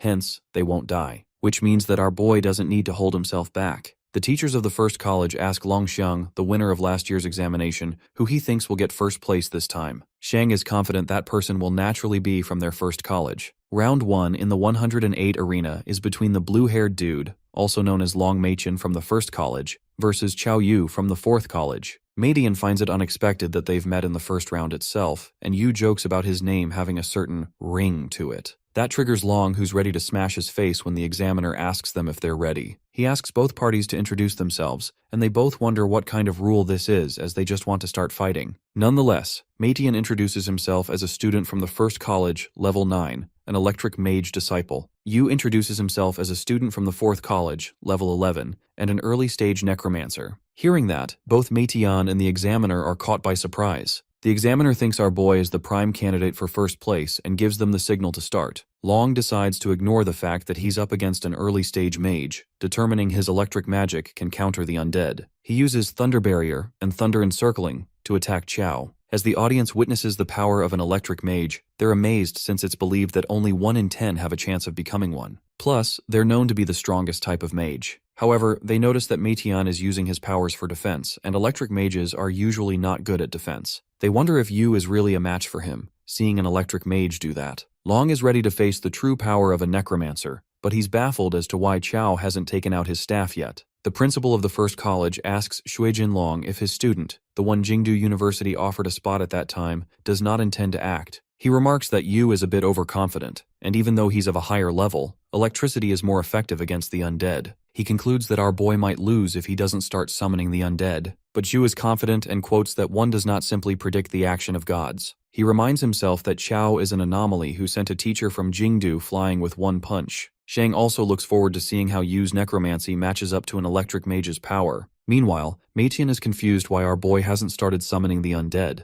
He witnesses Chao walking in through his thunder barrier, and that catches him by utter shock. Long is taken aback, and this makes him wonder what kind of monster he's dealing with. Yu continues to walk through the electric barrier, which continues to reduce his HP. Everyone there is surprised to catch sight of the scene since they were expecting an exchange of spells between mages. Our boy pulls out the mechanical knuckle duster, thrilled to use his new toy on his opponent. With that, he lands a critical hit on the blue-haired guy that wildly reduces his HP. The effect of the punch makes Meidian go flying back and smash into the wall. An uproar is caused among the audience as they witness a necromancer being able to withstand an electric attack by himself. Meanwhile, the principal of the first college lashes out on Xue. He understands the fact that Chao endured the electric attack and is ready to ignore the fact that he pulled out a knuckle duster, but he can't digest that our boy did over 1,000 damage with a single punch. He's convinced that Yu is not a necromancer, but Jin Long clarifies to him that he's been training since he was young and is exceptional at what he does. Hence he finds it completely reasonable. That doesn't satisfy the old man, but his student, Xiang, seems to be quite intrigued to think that a necromancer could do that. He's curious about how strong his necromancy would be if he's that powerful alone. On the other hand, one of the students of the first college informs a guy that Meidian has been defeated. The mysterious fella seems to be expecting that. He decides to give a little trouble to Chao since the winner must belong to the first college. The people start gossiping about Yu, and he just thanks everyone for the support. Just then, the examiner shows up and asks our boy to take a walk with them.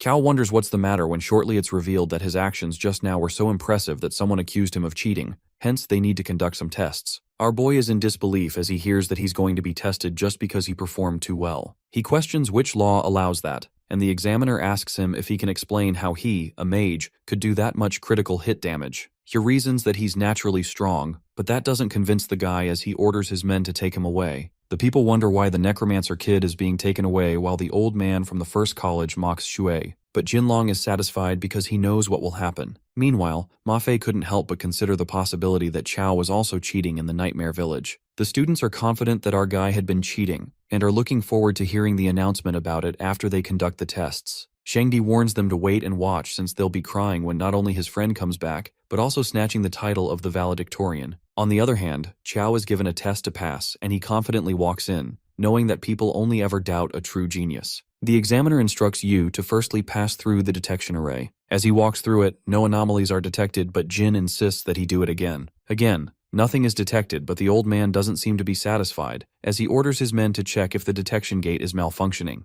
It's revealed that the detection gate is working properly, and Jin finally starts to acknowledge the fact that our boy can actually deliver over 1,000 points of critical damage with his bare hands. He's shocked since the birth of the Otherworld. There's never been such a mage. The other examiners contemplate if they should send Chao back to take the major exam. Tong suggests that they send him for a drug test first, now that the data check is clear. They need to check if he's taken any banned substances, and if the drug test is clean, he orders them to send him back for the major exam. The scene is then shifted to the examination hall, where the second round of the exam begins. Gusu assumes that our boy won't be back for a while. As soon as the time is up, he'll automatically be disqualified. The waiting contestant wonders why his opponent hasn't shown up yet and asks the examiner what would happen if he doesn't come. It's revealed that his opponent will be declared the loser and he'll win if Chao doesn't show up. The audience realizes that the missing contestant is the necromancer kid, and that makes them wonder if he actually cheated. On the other hand, one of the supervisors follows Chao into the restroom and he's confused about why he's following him inside. The examiner informs him that according to the rules, he must supervise the entire sampling process. Yu warns the guy that he'll scare him, but the guy is pretty confident since they've all undergone professional training. After a while, we find the examiner completely traumatized while Chao tries to console him, saying that he warned him and that he shouldn't cry as he can't be blamed for this. The supervisor informs Jin that our boy's drug test came back clean. Given the results, the old man allows them to send him back to the major exam. Tong discovers that he's the son of Chaoan King and concludes that a mage with an attack power over 500 is guaranteed admission to Kyoto University. Conversely, Shangdi is worried because if Chao doesn't show up soon, he'll really be declared the loser. The guys from the first college see this as an opportunity to mock them and remark that Yu might have been expelled from the exam. Zhu remembers that the examiner told them that someone had reported Chao and asks them if it were them who reported him. The males act clueless and wonder if she has any evidence of the allegation she's putting on them. Plus, they state that even if it were them who reported him, they wonder what she can do about it. They don't stop there and continue to insult them when Yang shuts them up. He defends his friend, knowing that he'll be back soon. Ma Fei realizes that they're really scared of Chao stealing the first spot in the exam. His cocky ass announces that their plan will fail since even without our fella, the top spot in the exam will be his. At that moment, our main character makes an appearance, catching everyone by surprise, including Fei. The examiner is about to announce the winner when Chao shows up, and the battle begins. His appearance makes it clear that he didn't cheat, and the audience is impressed as they realize how strong he is. The fellas from the first college are speechless as they see him, while the contestant who has been waiting refuses to introduce himself because, since Chao has arrived, he pretty casually admits that he gives up. The guy confesses that he doesn't want to get hit with a punch dealing over 1,000 damage. Chao tries to convince him to get punched just once, but the guy leaves and the examiner announces that the 4th Academy's Yu wins 3 points. Our boy wins 2 consecutive matches and now has 5 points. The scene shifts to the Shadow Mage as his underlings inform him about our necromancer's return. Gusu states that reporting him was just to annoy him a little since he did not cheat. His return was expected, but it seems that he has plenty of ways planned to make Yu fail during the major exam because they have to take the top spot in the exam no matter what. Just like that, a series of contestant fails against our hero, until the 8th round, when the guy from the first college points out Chao's consecutive 8 victories. That's when Gusu tells him to use their connections and make it so that the 2nd Academy's student Xiaorong will face Chao in the 9th round. The guy wonders if she'll do what they say, and the Shadow Mage lets him know that it's the major exam, hence it's not up to her. Because as long as she wants to score well, she must give it her all. In the 9th round, student Xiaorong from the 2nd Academy is up against Yu. The men go crazy as they see the pretty student while Xiaorong makes a proper introduction. She declares to be from the 2nd Academy, a level 11 early stage ice mage. The principal of the 2nd Academy assumes that since Yu is up against Xiaorong, he's in trouble. Xu Jinlong informs him that they all really don't understand his student. As Chao introduces himself, he's surprised to see his opponent not giving up. He gets all thrilled to finally fight someone who won't give up, while the males from the audience threaten him that if he hurts Xiaorong and used the same trick from earlier, they'll not let it slide. Our boy assures them that he won't be using that trick against someone so pretty. With that, he pulls out a spear and leaps towards the purple-haired mage. The ice mage feels intimidated since she's never seen a mage like him. She uses Ice Wall Prison to keep distance from Chao, and believes that her abilities should be able to trap him even if it's just for a moment. Yu jumps over the Ice Wall Prison, and Xiaorong sees this as an opportunity to stop his winning streaks. She draws Eternal Ice Wall, and our boy is stuck in it as he freezes. All the contestants who gave up fighting Chao witness him losing and regret giving up.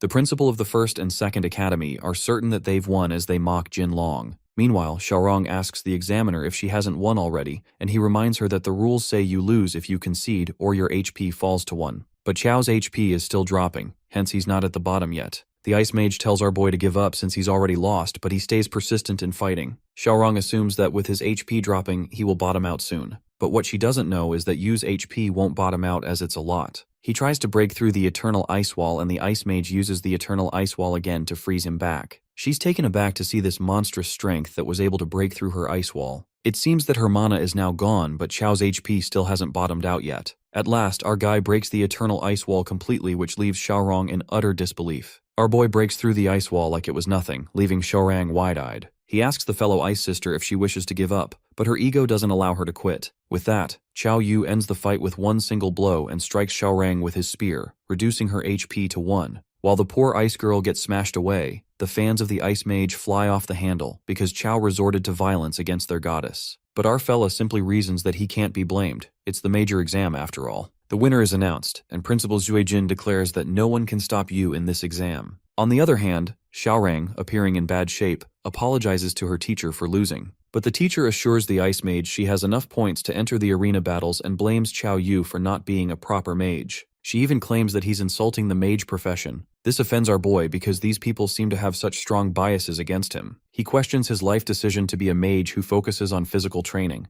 On the contrary, Gusu's underlings report to him that Qiao has defeated teacher Xiaorong from the Second Academy. Enraged, Gusu thinks the Second Academy is useless and decides to step in himself. In the Second Academy rest area, Xiaorong's mentor asks her what it felt like facing Qiao in battle. Xiao admits that our mage was unreasonably strong. It is then that the mentor reveals that Xiaorong's opponent wasn't supposed to be Qiao Yu to begin with. The Ice Mage speculates that someone changed her opponent, and comes to the conclusion that, based on strength, they're targeting Qiao. In the next moment, Xiaorong tells everything to our boy, explaining how someone altered her match schedule to make him face her. The Ice Mage warns Yu that the person targeting him might come after him during the arena battles. Smirking, Qiao has already decided to send that guy flying with a single punch for resorting to such underhanded tactics. The scene then flips to the arena battles, where the top 10 contenders in Sioux City are shortlisted. While some believe that our necromancer has a good chance of winning, some still call him a cheater. The first to fight is our very own Qiao Yu, who waits for his opponent, the sneaky little shadow dweller who's targeting him, to show up.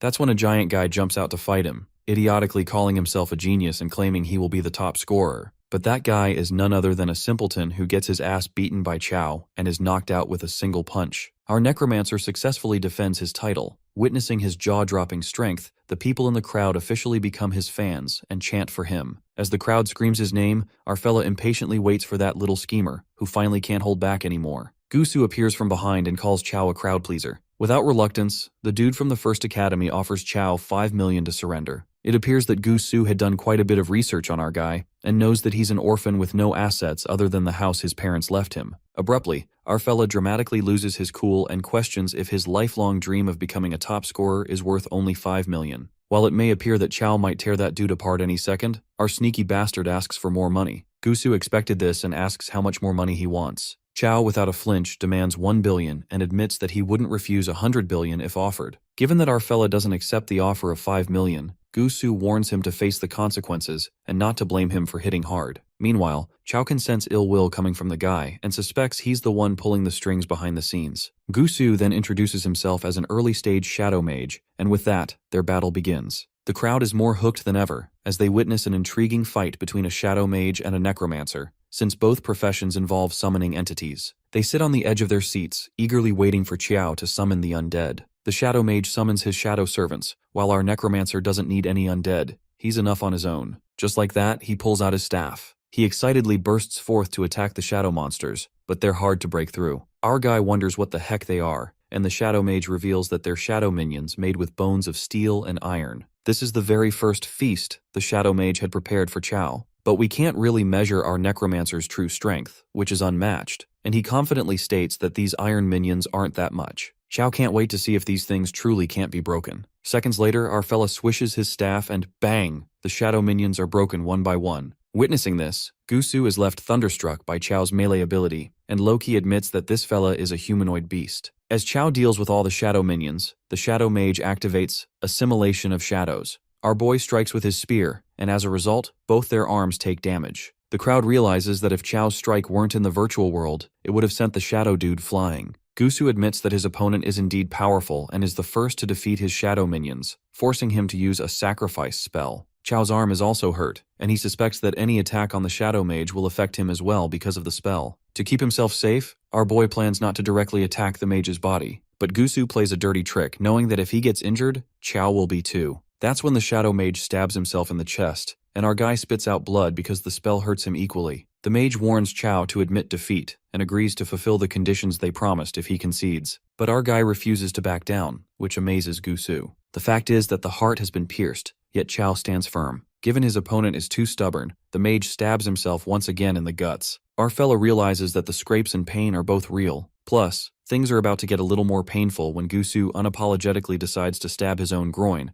but Chao couldn't bear to watch it. Hence, he stops him with his staff. The mage counterattacks immediately, wounding Yu's wrist. Our fella feels that having too much attack power isn't good either, and looks for restrictions on Gusu's skills. Chao wonders if the black aura lingering around the mage is the key. Having seen through the skills, he assumes that Gusu might die from a direct punch. Well, the Shadow Mage happily tells Yu to try it if he's not afraid to die. With that, our necromancer strikes a punch that fails to penetrate a defense wall and confesses that he can see the secret spellcasting Gu is sneakily doing. To verify his guess, Chao challenges the Shadow Mage not to dodge and to try that rebound skill again. Gusu scoffs at the word dodge and agrees to call Chao dad if he dodges. Our fella strikes another power-packed punch, which Gu immediately stops through defense. It turns out that the mage didn't dodge, and Yu finds that manly enough. But soon enough, it becomes evident who's the boss when Chao strikes another punch that manages to pierce through the mage's shadow guard. Normally, this skill can withstand a full-strength hit from a regular boss, but ironically, it can't withstand a punch from Chao Yu. This leaves the mage in utter astonishment that our guy is more terrifying than a regular boss. After that, our boy finally decides to bring this battle to an end.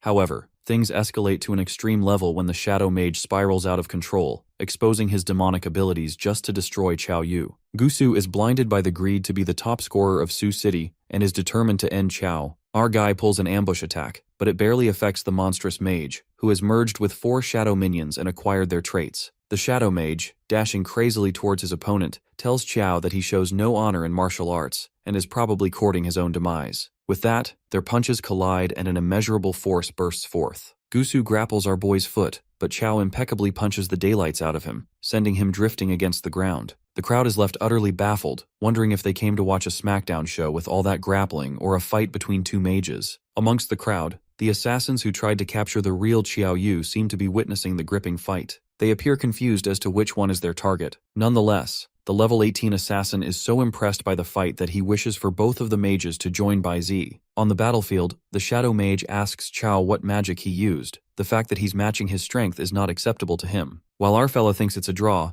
Gusu is on a time crunch since his devouring shadow is time-bound. This leaves him with no choice but to go all out and use Sacrifice Devouring Shadows. However, this calls for immediate action as the principal commands the mage to halt at once. It seems to be too late as the Shadow Mage spirals out of control, fueled by the desire to be the top scorer. That fella burns in his own agony, wishing to be at the same strength as his brother. Scoffing, Chao gets it now and provokes the Shadow Mage, saying if there's something so precious it's worth risking his life for, he should charge. Consumed by rage, Gusu strikes him, followed by a counterattack by Chao. Both of them seem unstoppable, and the principal can't seem to stop this battle since it seems inevitable that those two will clash. As urgent orders come in to stop them both, Gusu wonders why Chao isn't defeated yet, and our hero wonders the same, admitting that Gusu is the most resilient boss he's encountered. Chao deflects the attack and throws one final punch that breaks Gu's devouring shadow. It is then concluded by the principal that Chao Yu has a slight edge, announcing that our necromancer is the top mage. Principal Jin shouts at Gusu and calls him a reckless fool for seeking his own doom. Suddenly, in that split second, someone ambushes Chao and knocks him out. The next thing he knows, he opens his eyes in a confined place along with all the other students, including Xiaorong, Gusu, and everyone else. Our fella comes to his senses and, witnessing that they have all been captured, he wonders if this is a deliberate abduction of skilled individuals. It is then that the head of the Baize organization comes forward. While Chao doesn't like the idea of an invitation, the girl clarifies that she means no harm.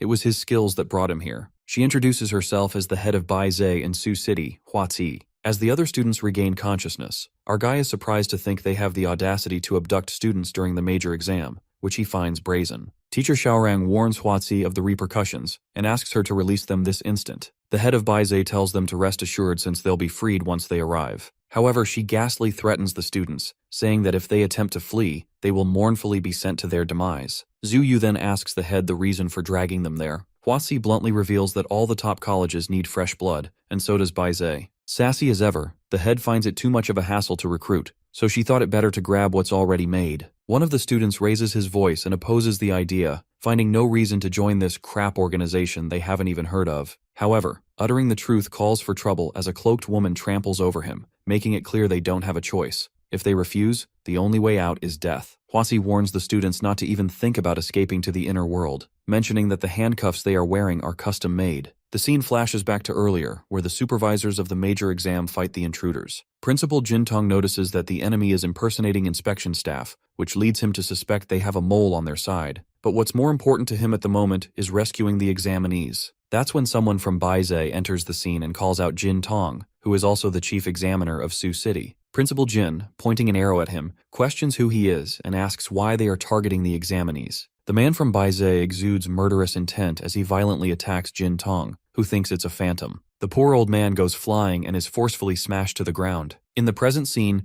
Principal Jin Tong regains consciousness and learns that the villains have kidnapped the top 10 examinees, including Chao Yu and Gu Su. While Jin seems helpless, Headmaster Zhui Jin and the other principal arrive at the scene. Xu Jinlong believes that because the top 10 examinees are genuine talents, they are not in immediate danger. Given that the enemies were well-trained and purposeful, the headmaster suspects this isn't something an ordinary organization could pull off. In the meantime, a member frantically rushes in and reports that students from 4 cities across the country have been kidnapped in the same manner. It's likely the same organization. Upon hearing this, Principal Tong demands an immediate investigation and that the safety of the 10 candidates be assured. Inside the vehicle where the candidates are being held, a physical cultivator gets too confident and attempts to break his handcuffs. However, he gets humbled after putting in every ounce of strength and failing to break them. At the same time, our guy effortlessly breaks his own handcuffs, calling this Bai-Z stuff pretty shoddy. The physical cultivator, jaw-dropped, questions his own existence and wonders who the real cultivator is. After that, our guy helps everyone chop off their handcuffs with his spear. Zhu Yu points out that there's one person left,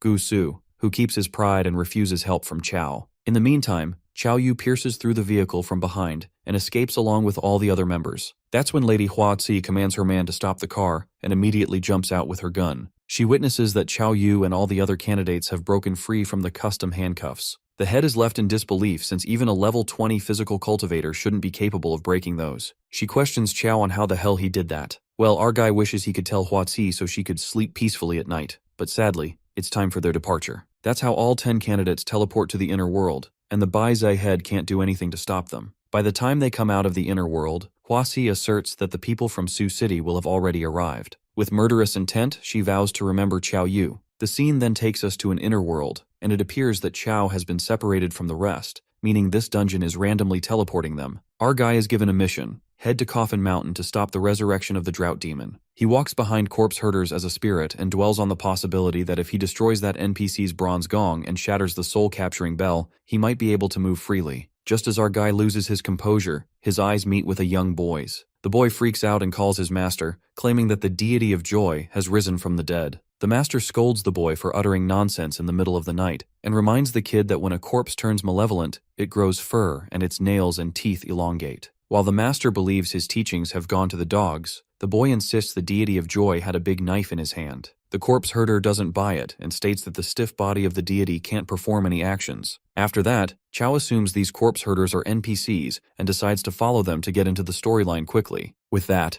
our boy's phantom moves along with them until they reach a temple. The old man heads out for a bit and warns the boy to keep an eye on the deity of joy. As the boy begs the deity not to rise from the dead, abruptly, the temple's door bangs open. Another old man barges in with a coffin and asks the boy about his relationship with the corpse herder, Gu Xiu Xuan. The young corpse herder confesses that Gu Xiu is his master and learns that this old man is a coffin bearer. The coffin bearer remarks that Gu Xiu's disciple has some discernment and discovers that Master Gu had stepped out for a bit. Just then, the coffin bearer diverts his attention to Chao's spirit and notices that the body isn't decaying. The old man assumes the body must have passed away recently. Suddenly, the young corpse herder warns the coffin bearer not to disrespect the deity of joy. The moment he says this, Feng Li, the masculine boy with the coffin bearer, frantically throws away the coffin. He refuses to believe such a thing and says it's just a corpse. The young boy strictly warns them that it's a great disrespect to the deity. The old man examines Chao Yu's corpse. Given how handsome our boy is, the coffin bearer plans to sell it to a wealthy family for a good price and asks Feng Li to take the body away. The boy, however, jumps to save the corpse and tries to knock some conscience into them for literally robbing a dead body. He clarifies that Master Gu Shu won't let them get away with this. Feng Li, being more powerful, slaps the boy across the face. But the boy remains firm and declares he will fight Feng with his life if he dares to take one more step. That's when the big guy kicks the boy in the gut, smashing him away. He mocks the kid for having so little ability yet still acting tough. It is then that the story takes a surprising turn. Chao Yu's corpse lets out a sigh, signaling that he has had enough. Our guy removes the tag on his head, freezing everyone in their tracks. The young boy, in a frenzy, states that the deity of joy has risen from the dead. Meanwhile, our boy switches to action mode and responds that he didn't intend to intervene. However, he can't let these bastards sell his body since he still needs to go to Coffin Mountain. With that, Chao dashes towards the old man, who casts a spell, Falling Phoenix Demon Plague, to see if he's actually alive. While our guy hits the old man, he doesn't realize that Feng Li is racing towards him. At that moment, Feng forcefully hits Chao with his morning stick, and strangely, that shakes our guy to the core. Baffled, Feng wonders if he's a corpse or a human, and Chao seems to have the same question. In the meantime, the system materializes. Chao's corpse state is activated, and he gains an extra 100 defense points. The realization then hits Chao. He understands that's how he was being controlled by that soul-capturing bell. Moreover, this negative state doesn't affect Chao at all since he has enough HP and mana.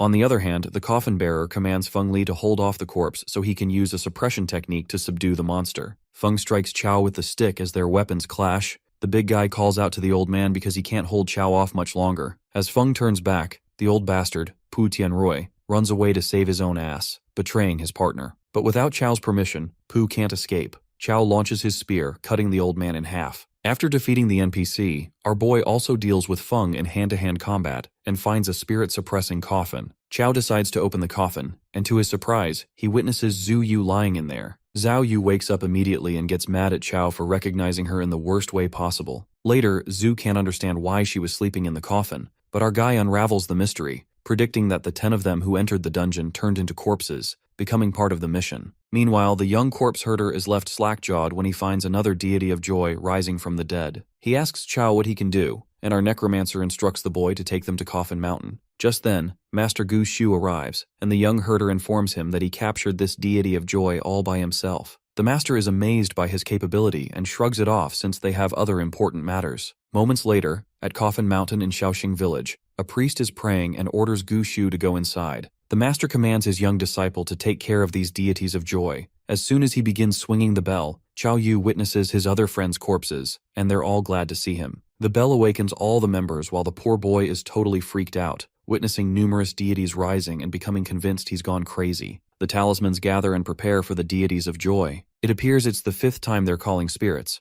and the senior brother instructs them not to make any mistakes. They're all prepared to venture into the emperor's tomb. After night falls, they march toward the tomb. While everything does seem spooky, Master Gu Shu informs the senior talisman that they have brought the deities of joy and asks permission to leave. However, the senior talisman asks Gu where he's planning to go, which catches him by surprise. Well, there turns out to be a preposterous plot twist. The old man kneels to the ground in order to call the supreme ruler, the spirit of the heavenly emperor. That bastard talisman uses the yin corpses, which are Chao and the others, as a medium and human blood as a sacrifice. Perplexed, Master Gu asks the senior if he's trying to sacrifice them. The others realize there's no time to talk, and they need to escape this instant. The betrayal by their fellow senior was totally unexpected, but that freaking asshole stoops even lower when he summons evil corpses to make their escape impossible. The corpse herders fight among themselves, and Zhu Yu asks Chao what they're supposed to do. According to the mission, Yu states that they need to prevent the drought demon from awakening, and speculates that the drought demon could be the heavenly emperor the senior spoke of. Abruptly, they're attacked by the evil corpses, and our fella defeats one of them in close combat. As the 10 of them get involved in the fight with evil corpses, the senior brother is about to begin the sacrifice with 9 yin corpses that have also entered the tomb. However, he witnesses the yin corpses fighting the evil monsters and realizes they're freaking alive. The old man watches his plan get ruined before his eyes. In order to execute his sinister stratagem, he paints something with a brushstroke. While Chao's sluggish movements make it hard to fight the evil corpses due to his cursed corpse state, the senior brother strokes the brush 3 times. The first stroke shakes the world, the second, created by the founder to summon the great god and mobilize the army, and the third stroke to avoid the evil spirits so that the corpses do not even dare to look or intervene. That stroke of magic halts the yin corpses in their tracks, and the old man finds them to be perfect nourishment for his master. Tension hangs heavy, and Qiao senses that if this continues, that old man might bring the drought demon to life. As the dust settles, Master Gushu turns out to be alive, which our boy immediately notices. Xiao reveals they're here to stop the drought demon from being revived, and asks Gu if he has a way to lift the restrictions on them. That's when Gu unravels that when the drought demon shows up, it burns everything within 1,000 miles. Not to mention that the drought demon is one of the 4 great corpse ancestors, which means if he emerges, not only will they all die, but the entire world's populace will find no peace. The master urges that the most important thing is to stop the drought demon's resurrection. Gushu immediately removes the forbidden curse with talisman magic by drawing his own blood. With the help of this magic, the corpse-controlling method will be ineffective on Qiao and the others for a short time. Our guy assures the master that as long as he's here, he won't let the drought demon leave the tomb. Gushu then commands all other brothers to cast the talisman magic, release, on all the members. The evil senior brother prepares to resurrect the master, but our fella intervenes in his malicious scheme and punches the old dude so hard that he goes flying. The senior mage crashes right onto the coffin, but the worst is yet to come. His blood spills on it. It turns out that the old man himself becomes the sacrifice, washing the coffin with the descendant's bloodline, hence invoking the heavenly emperor. And then the inevitable happens, what everyone was terrified of. The drought demon bursts out of the coffin, and the players fail in their first mission. The drought demon resurrects, and the player's task is modified. Kill the epic boss who has crazy stats and is not easy to defeat. One of the players screams out of fear, catching the demon's attention. The demon chases after the boy, who screams insanely, until he spots Qiao Yu standing in the distance. That fella cunningly runs in that direction to divert the demon's attention toward our hero, thinking it's better Qiao than him. Our dude gets pissed off and calls him a bastard. Shortly after, the drought demon comes at him, and Qiao Yu throws a slamming punch that holds back the monster for a while. But soon after, the demon breathes out a peculiar green gas. As our boy is seconds away from being swept up in the breeze,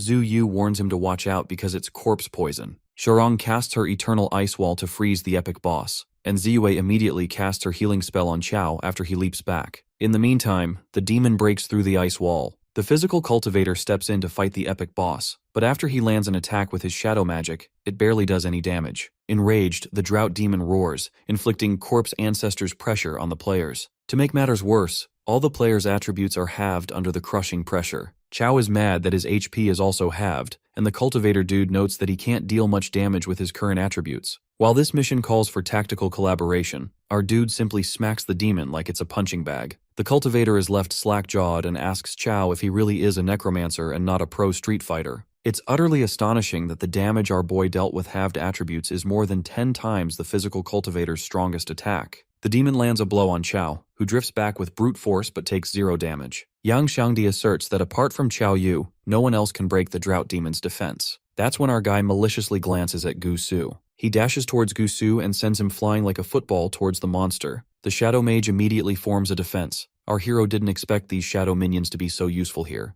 but even the shadow mage couldn't hold on for long, taking relentless hits from the demon. During this time, Qiao waits for Xiaoreng and Xiangdi to go next. Seconds later, Xiao accumulates Ice Fury, and Yang casts sand-binding magic to restrain the drought demon for a while. Our guy is impressed by Gusu's resilience and how he's been taking hits silently. Promptly, Xiangdi's mana gets depleted due to the halved attributes, leaving everything to Brother Yu. Our fella gets into action for another smackdown show. Qiao lands a powerful blow to the resurrected demon and another, until he's down to one last blow. The master tries to stop Yu from killing the drought demon himself, and volunteers to do it instead, but it's already too late. Our boy has already landed the final blow and the boss drought demon is defeated. He gets a reward of 20 attribute points for clearing the Coffin Mountain dungeon successfully. Qiao's rating is now A level, and he's rewarded with 50 plus EXP and 5 free attribute points. The old man rushes towards Yu and informs him that the person who kills the drought demon will be cursed. Our boy is confused as to what he's talking about when the curse lifts from the demon's corpse and enters his body. The system reveals that Qiao will die in 30 days, and he asks the master if there's a way to lift the curse.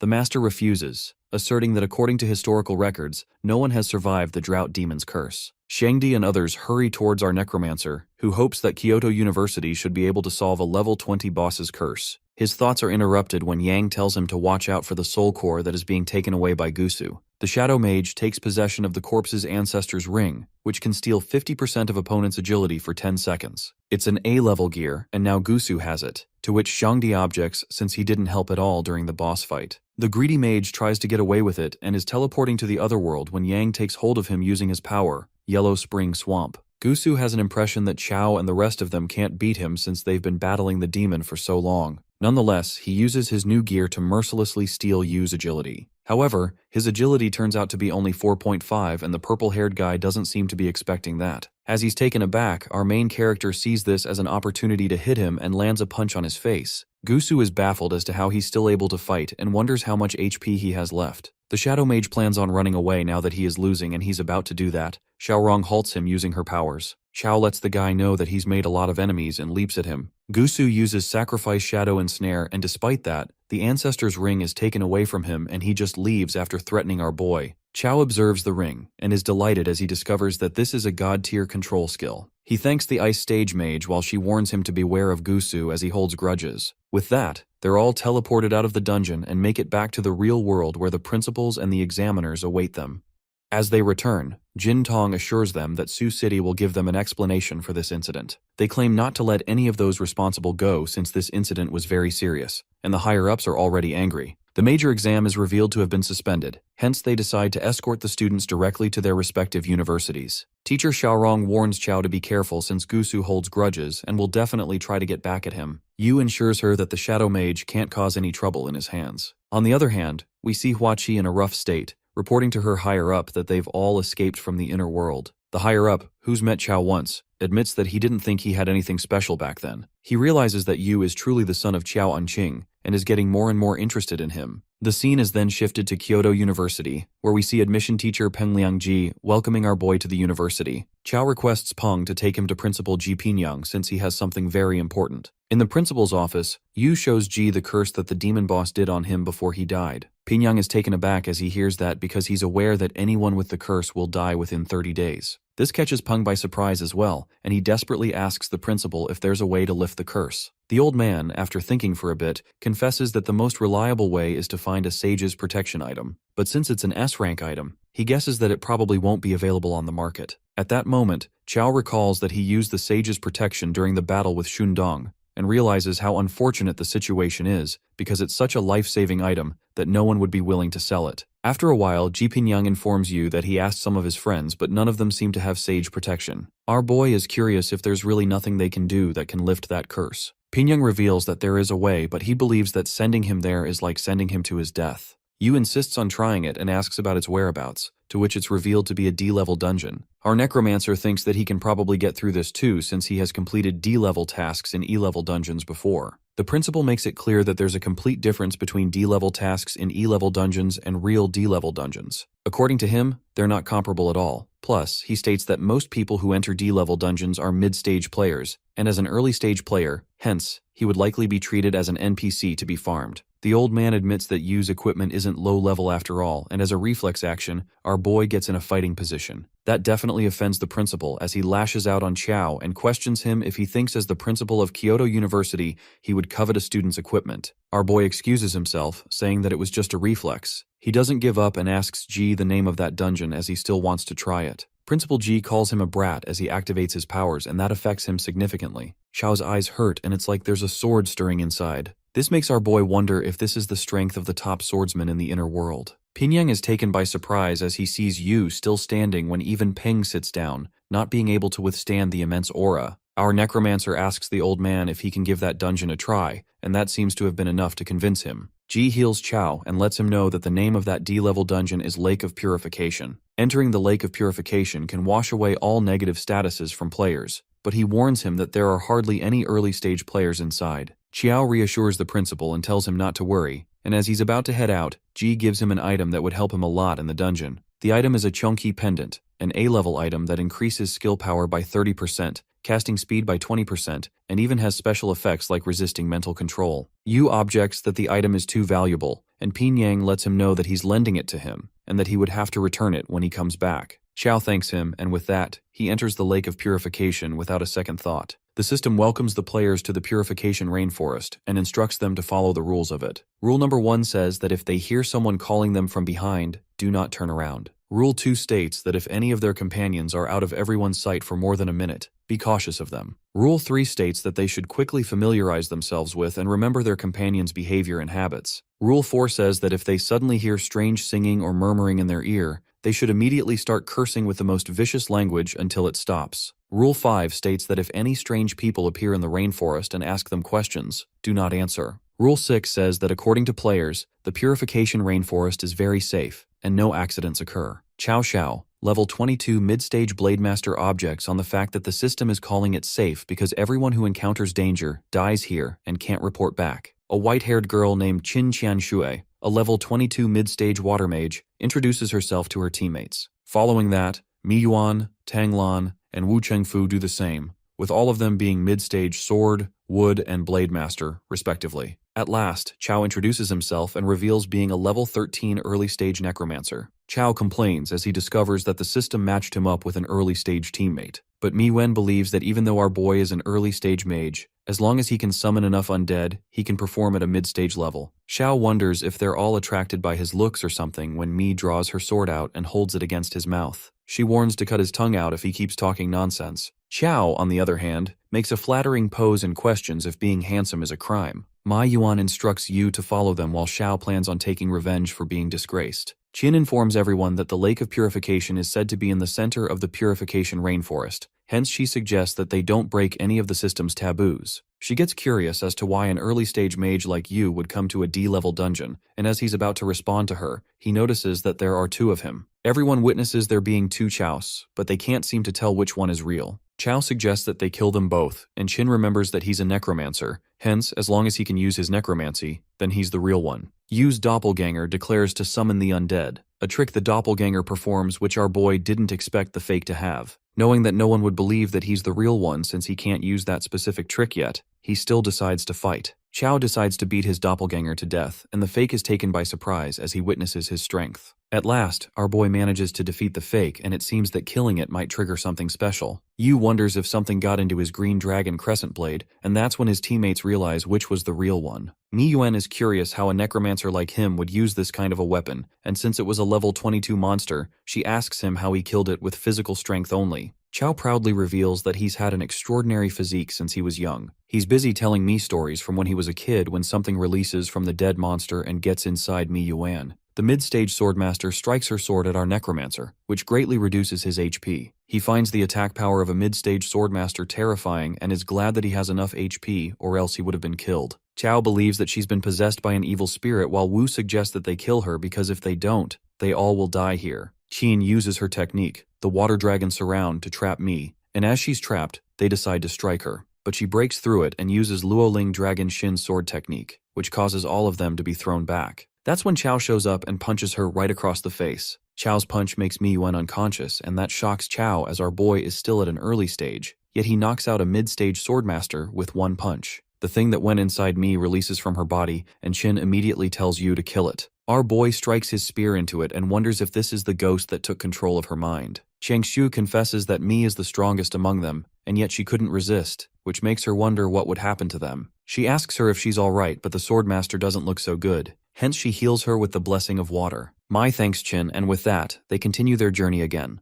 Qiao warns everyone to be careful, and Yuan thanks him for saving her, because if it weren't for him, the two of her mates would have killed her while she was controlled. Yu gets all confident as he hears that when she confesses that his punch really hurt. She wonders how a necromancer has such strength, and our boy just lets out that he was born strong. After a while, Cao and Wu are left behind, and they blame the ladies for not checking if everyone is keeping up. As they're thinking about what to do, a rare monster named Yellow Weasel shows up in front of them. The monster is level 29, and it seems that he's seeking a title. He questions the two humans if he looks like a human or a god. Qiao Xiao draws his middle finger at it and insults him when the weasel aggressively attacks them. Chengfu tells his teammate not to talk to it and reminds him that the dungeon warned them not to answer random questions. Xiao leaps towards the monster, not being scared of him, but is hit by it with his sword being shattered. The weasel then exhales something out, and that makes the surrounding all stinky, and it turns out to be poisonous. Both Cao and Wu are beaten by the rare monster. Meanwhile, Chao hears someone fighting as he stops walking, and as they look back, they realize the two blade masters are missing. They find them both severely injured on the ground and spot the yellow weasel as well. The ugly monster asks them if he looks like a human or god to them, and Yu tells him that he looks like a 4'11", white-haired, red-eyed, delicate, beast-eared little lowly. The weasel manifests that description, and that pisses him off as he sprints towards our boy. Qin warns Yu to beware since it beat those two blade masters. The wood mage uses her power vine bind to stop the weasel, but her vines are destroyed. The monster attacks Chao, but he's not affected by it at all and asks him if he didn't eat his veggies. With that, he hits the weasel with ridiculous strength, and that leaves both the ladies in utter disbelief.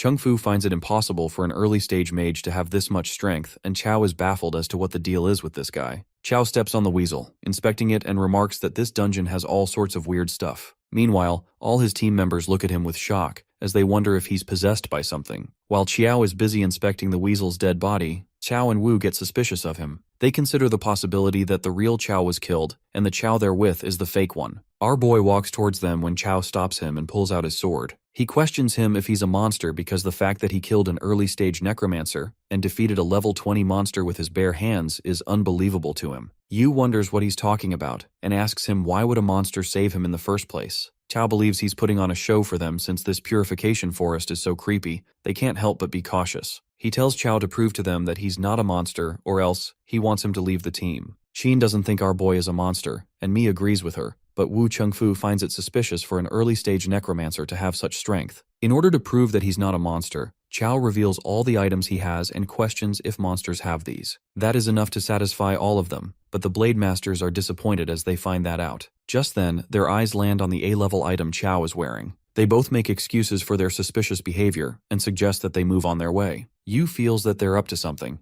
Meanwhile, they both have their eyes on his items. They believe that he has at least 2 A-level items, and that makes them wonder how an early stage has so many A-level items. Chow admits that he did not expect to run into such a lucky break in this dungeon. They assume that since Chow is an early stage mage, they can handle him and decide to split his items 50-50. Chengfu seems unsure about being able to beat him since he killed that yellow weasel so easily. They contemplate on when they should make their move, and Cao Xiao instructs Wu to wait for his signal. They all stop in their tracks as they witness the sight in front of them. On the Lake of Purification, they see what they assume to be souls of the players who tried to complete the Lake of Purification dungeon and failed. This terrifies them, and then they spot an altar with a stone that has something written on it. It's an ancient script, and Mi translates it that only by sacrificing a living being can they complete their dungeon tasks. It's revealed that those wandering by the lake are lake slaves, and those who are sacrificed will become lake slaves, trapped here forever. As Chow and Wu hear that, they see this as a perfect opportunity to take Chow down. They leap onto Yu, leaving everyone baffled while Chow reminds them that he even saved them. They corner him onto the altar, but they don't know how to activate the altar. Chow asks Mi how to activate the altar, but she doesn't tell him that. Nonetheless, the Blade Masters decide to kill our necromancer since it's a sacrifice. Chow remembers Principal Ji's words, but he didn't expect to run into people like them in the dungeon. Chengfu tries to make Yu give up fighting by telling him that he's a necromancer who can't even summon undead. He questions him if he thinks he can challenge 2 mid-stage players with just his physical strength. Sheen wonders what they should do now, and Yuan lets her know that since our boy helped her, she's going to help him. Chow and Wu attack Chow simultaneously, while he defends himself from their vicious attacks. Chengfu tells our boy to surrender and hand over his items and claims to spare his life if he did. He realizes that they were after his items all along. Xiao uses Luoling Dragon Slash to attack him but is shoved back when Mi Yuan strikes her sword at him. The Blade Master questions why she's interfering, and since Chow helped her, she finds nothing wrong in helping him. Chow asks her if she doesn't want to complete the dungeon task, but she states that she'd rather not complete the dungeon task if it requires this method. Among all this, the wood mage, Tang Lan, observes the situation quietly.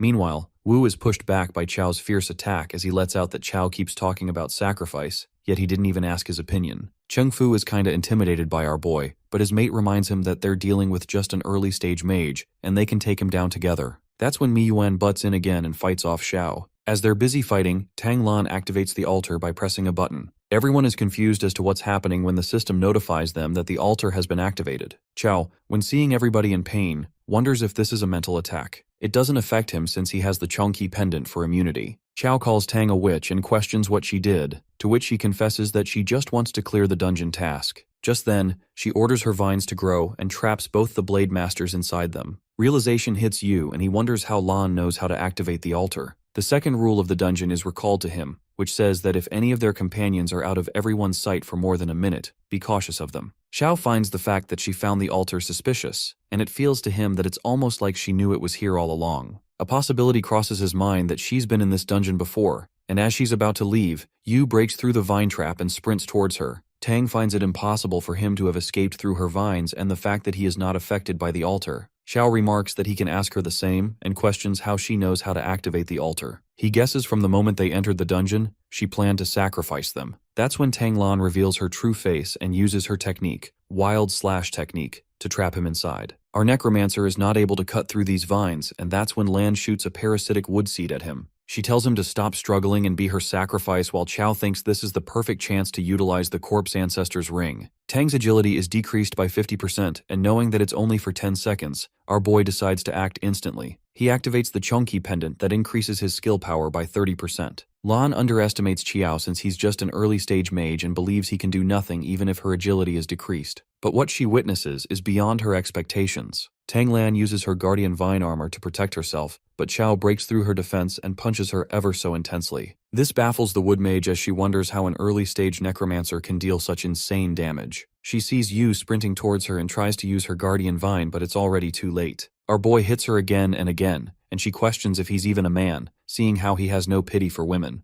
Qiao continues to punch her, knowing that he's dead if he doesn't beat her, while Qin and Mi witness the scene with pure fright. Just then, the corpse ancestor's ring effect ends, but judging by her condition, Yu assumes that she can't attack anymore. Tang Lan swears to remember his name because even her dad never hit her like this, and with that, she teleports away. Our boy feels thankful to have the principal's Chunky pendant because if it weren't for it, he'd be toast. He turns towards the ladies and lets them know that they're safe, but they tell him to stay away from them. While Qiao assures them that he really doesn't hit women, they go back to the altar and realize that the two teammates, the Blade Masters, were sacrificed. Mai asks Yu about what he's going to do, and it seems that he plans on destroying the altar. He believes it shouldn't exist, and with his blade, he eradicates the altar. The system congratulates him for successfully absorbing the life energy of the purification altar. Qiao is notified to level up and is rewarded 10 free attribute points. He's amazed by the fact that the leftover energy gave him so many attribute points and leveled him up. However, he's still thinking about the energy that went into the Green Dragon Crescent Blade. Qin thanks our boy for saving them, as they might have also been sacrificed by that evil altar. They declare to have decided to give up on the dungeon task, while Yu lets them know that it's no problem. With that, he decides to head to the Lake of Purification. As Qin witnesses the Purification Lake, she guesses that the souls of those wandering players must have been freed when the altar was destroyed. Qiao is about to take his shirt off when Mi freaks out and draws her sword at him. She questions what he's doing, and our boy quickly clarifies that he's been cursed, hence he's here to remove it. He shows them the curse on his body in order to prove himself. The Swordmaster confesses that she thought Yu was about to go wild. Our necromancer dives straight into the water, and Qin suggests that they soak themselves too, since she believes in this creepy place, they might have some unknown curses on them. Qiao witnesses the curse fading, but the wood seed Tang planted, he can't seem to get rid of it. Nonetheless, he decides to deal with it as time comes. Meanwhile, the water mages, as they're soaking, thank God for our boy because of how creepy this dungeon was. Mi, however, doesn't think he's exactly a saint, and that's exactly when Qiao bumps into them. They panic and hit him while the poor guy justifies that it was they who swam over to him. Before they leave, Qin takes contact info of both her dungeon mates. And as they're exiting the dungeon, the system notifies that the dungeon isn't cleared yet, and exiting it now will forfeit any rewards. Qiao decides to come back and explore this dungeon later as it's too weird. With that, he returns to Principal G's office, who is very happy to see his student making it back alive. The principal can't help but admit that Qiao is no joke, given that an early-stage necromancer made it out of a D-level dungeon alive. Well, now that he's back, the principal asks Yu to give back his item, and our guy couldn't be more grateful for the pendant, since he managed to survive the Lake of Purification because of it. Honestly, our fella doesn't wish to return the pendant, gripping tightly to it, while the principal yanks it, trying to snatch what's his. Only after a good beating, our guy gives back the pendant. With a bumpy head and broken teeth, Yu asks him about the number on the pendant, to which Principal G answers that it's an enhancement. These enhancement stones are used to increase its power since it's a high-level grade. Deep down, our boy feels like the Green Dragon Crescent Blade's enhancement seems different from what the principal mentioned. Nonetheless, Pinyang learns that Qiao's curse is lifted and asks him to leave. Later, our necromancer heads outside and someone seems to be waiting for him. It turns out to be Longxiang from Sioux City, and reminds him that he was there at the major exam. Qiao immediately realizes that it's senior brother Long who was the top warrior in last year's major exam. The blonde-haired guy affirms our fella to reach out for help if he runs into trouble and exchanges their contact info. After they depart on different paths, Qiao feels that senior bro seems pretty nice. However, from Longxiang's expression, it was rather the opposite. Later, at night, Qiao Yu ponders upon the previous days, like how the curse is lifted. He plans to ignore the wood seed and focus on getting stronger as fast as possible. The next day, Teacher Zhang, the advisor, calls out Qiao Yu and asks him to explain why an undead mage like him chose a physical training major. Our guy reasons that a mage who can't fight up close isn't a true mage, and without a strong body and physical strength, he can't protect himself. This statement wasn't convincing enough, and the advisor reminds Yu that university education is about specializing in one field. Even though Qiao's file says he has superhuman strength, Teacher Zhang believes a necromancer like him won't last in the physical major. But our guy is adamant to choose this field. To be more exact, he's pretty much doomed and is afraid that if his necromancer advisor finds out he can't even summon a skeleton, he might want to just freaking kill him. Nonetheless, the advisor gives up the argument and hands the student IDs to everyone. Teacher Jang elaborates that at Kyoto University, everything from food, drinks, to exchanging gear and skills requires credits. Smirking, Ma Fei asks the advisor how much it costs to get 1 credit,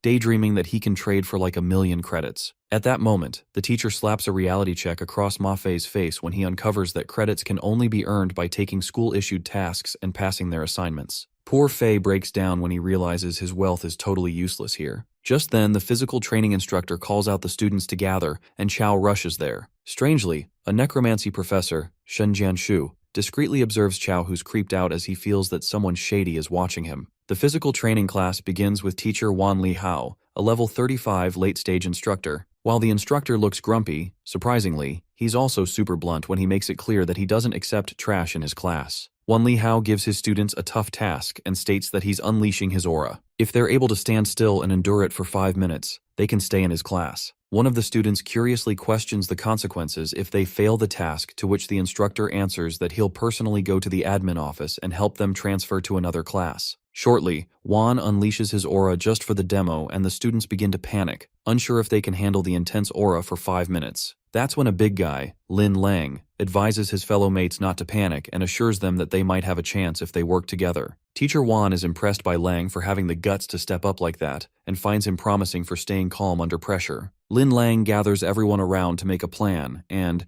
assuming that facing Wan head-on is a bad idea, he suggests splitting into pairs and pulling him in different directions for 5 minutes. Everyone thinks it's a good idea, and they make balanced groups so they can all pass together. While all the big guys split into groups, everyone ignores Chao Yu. But Lin Lang spots him and decides to team up with our guy. The big guy questions Chao about his level and why he's so skinny as a physical trainer. It is then our fella gets too real and reveals that he's a necromancer, which grasps everyone's attention. Lin Lang thinks he might have misheard, but unfortunately, that's the truth. As Chao says that he's a level 14 necromancer, poor Lin wishes to bump his head into a wall since our guy puts him in a tough spot. Our hero assures Lin that his strength is stronger than most early-stage physical trainers, but nobody believes him. The fellow students begin gossiping about Chao, calling him a scrawny necromancer, and feel bad for Lin Lang. Meanwhile, our poor fella is hella pissed because nobody believes him after he spills the truth. Nonetheless, Lin decides to protect Chao and buy him some time to summon the undead. Just then, the time ends and teacher Wan Li Hao releases his aura, 10 times stronger than the demo. The fierce aura bursts forth, targeted at our boy. Chao feels nervous since Wan is aiming his first punch at him. However, Lin jumps in front of him and takes the hit. The other students find it surprising Lin was knocked back like that, and get scared by the tough entrance exam. They wonder what will happen to Chao Yu if Lin couldn't take it either. Instructor Wan was hard on them on purpose, as he thought the freshmen needed a good beating so they won't get too full of themselves later on. The punch wind glides further, and while our boy stands prepared, he's shocked that just the wind from Wan's punch took off that much HP. He assumes that it's the power of a late-stage physical trainer and manages to block the punch. But this doesn't settle well with Wan. The reason he targeted Chao was that he was a necromancer, and the fact that he survived his punch hurts his pride. That's when Wan plans to hinder Chao somehow and strikes a punch wind, 10 times stronger, that moves towards him at crazy speed. Using his HP, our guy resists the force jaw-droppingly, and other students can't help but admire Chao's strength for withstanding 2 rounds of teacher Wan's punch wind that even Lin Lang couldn't handle. Shortly, our hero is able to defeat the teacher once again as the punch wind scatters. He wonders if Li Hao is using him as an example. Well, our guy triggers Wan and asks him if he didn't have enough for breakfast. Gasping, Lin Lang warns Yu not to piss off the teacher, or else he's gonna get hurt. On the other hand, teacher Li Hao admits that Necromancer Punk has got some guts. He wonders how the hell he survived his 2 punches and assures Chao Yu that if he can take the next hit, he'll make sure to look out for him at Kyoto University. The teacher and Chao come face to face, and Wan unleashes his strength to its full extent, which is clashed by our guy's punch. Well, what happens next leaves everyone wide-eyed. The punch rips Chao's shirt, but that's just the start. He goes flying at an insane speed, inflicting overwhelming damage. One brutal punch and our boy is nearly undone. Teacher Wan witnesses the collapsed Chao and asks Lin to take him to the infirmary. While the teacher regrets fighting his student, at that moment, he witnesses our boy coughing up blood and standing back on his feet. Everyone gasps with disbelief since Yu is a necromancer. With only 240 HP left out of 4,000, Chao smirks and proudly utters that he took the punch. Covered in bruises, he endures it well, and moments later, Chao sticks out his middle finger and experiences the devastating repercussions. Through Chao's blurry vision, we could see the professor scolding Wan Li Hao for going all out on a student. Later, our boy opens up his eyes in the hospital, and Wan Li Hao tells him not to be so tense. As promised, the teacher has Chao's back after he took the punch. It is then Necromancy Professor Shen pops out and tells Li Hao that this student doesn't need his protection. The physical training teacher mentions that Chao Yu has passed the test, so he's officially his student. Professor Shen argues since our guy is a necromancer, but Wan doesn't give a damn about Yu's class because, with a body like that, he's ought to be in physical training. The professor curiously asks Chao why a perfectly good necromancer would join the physical training class. Our boy simply reasons that physical training suits him better, not to mention he has had superhuman strength ever since he was a kid. This angers the necromancy professor, and he abruptly summons a dragon. Shen Jianshu demonstrates what it's like to wipe out armies with a wave of his hand, taking on hundreds single-handedly. He believes that it's way cooler than charging in like some meathead, and promises to teach Chao all the techniques if he joins necromancy, so that one day he could be like him, summoning a dark dragon with a flick. Our poor fella doesn't have the courage to tell the professor that he has zero spirit power, let alone the ability to summon a skeleton. Chao finalizes that he'd like to stay in the physical training class, but still Professor Shen hands him his card in case he changes his mind in the future. With that, the professor leaves through the magic portal while our boy is amused that necromancy can be used like that too. After that, teacher Wan Li Hao informs Yu that his injuries have healed and tells him to show up at the class tomorrow since he's taking everyone to a great place. The next day, Instructor Li Hao takes them to a sea-level dungeon and gives them a task to sit in meditation in the dark forest until sunset. While the students wonder how hard it can be, Wan tosses a rock, and it is broken into pieces by the wind blade. This scares the fuck out of some students, and they assume they're gonna die in this creepy place. But the teacher assures them that nobody is going to die since he's with them, but the suffering is inevitable. Teacher Wan explains that the point of meditation is to train their willpower, and secondly, they'll find out once they go inside the dark forest. The first one to go is Lin Lang, and the moment he enters the dark forest, he's startled by the speedy wind blade and starts meditating after settling in. The teacher is impressed to see Lang's grit and courage, wondering how long he'll last. Given that Lin is already experiencing the wonders of the dark forest, Wan encourages other students to go in as well, and believes that none of them has defense stats below 100. Concerned, Chao asks the teacher what happens if their defense is below 100.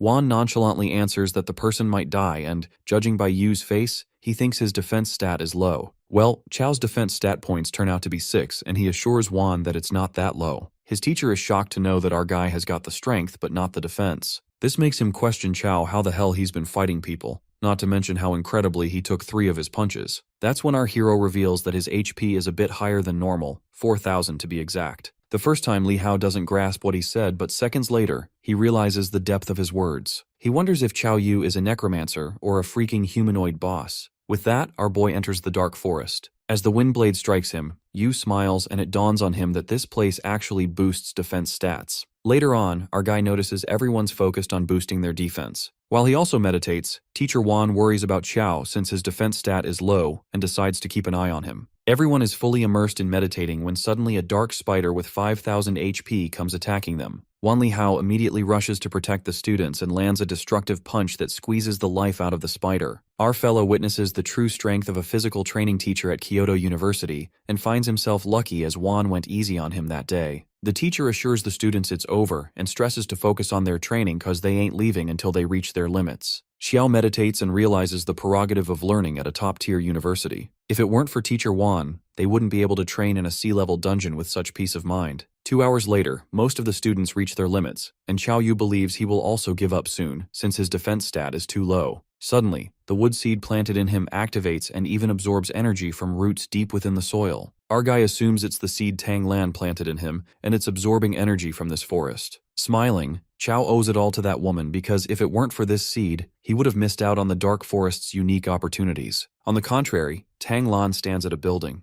With her seed planted inside Chao, she knows exactly where our fella is. In the forest, 3 students including Lin and Chao manage to withstand an entire day of wind blades, and the others admire our boy because word is he's just a fragile necromancer, yet he lasted this long. Wan has to admit that there's some promising students, and he didn't expect Chao Yu to last this long. He wonders how this kid managed to do this, assuming he's reached his limits. The fact is that Lin Lang's got a great talent, so our boy should be no match for him. Just then, another student chooses to withdraw while Lin ponders that he's not even as good as that necromancer. The students anticipated who would drop out first, and everyone settled that our boy was going to drop out first, given that he's not a true physical trainer. But from Chao's position, they could tell he's not about to give up anytime soon. Shortly, Lin Lang reaches his limits and withdraws. After that, the teacher waits to see how long Yu can push himself. Well, it's almost night, and our guy impeccably sits there, meditating. When Li Hao realizes Chao is really quite something and asks him to come out since it's getting dark. Once the sun sets, they can't stay in the dark forest anymore.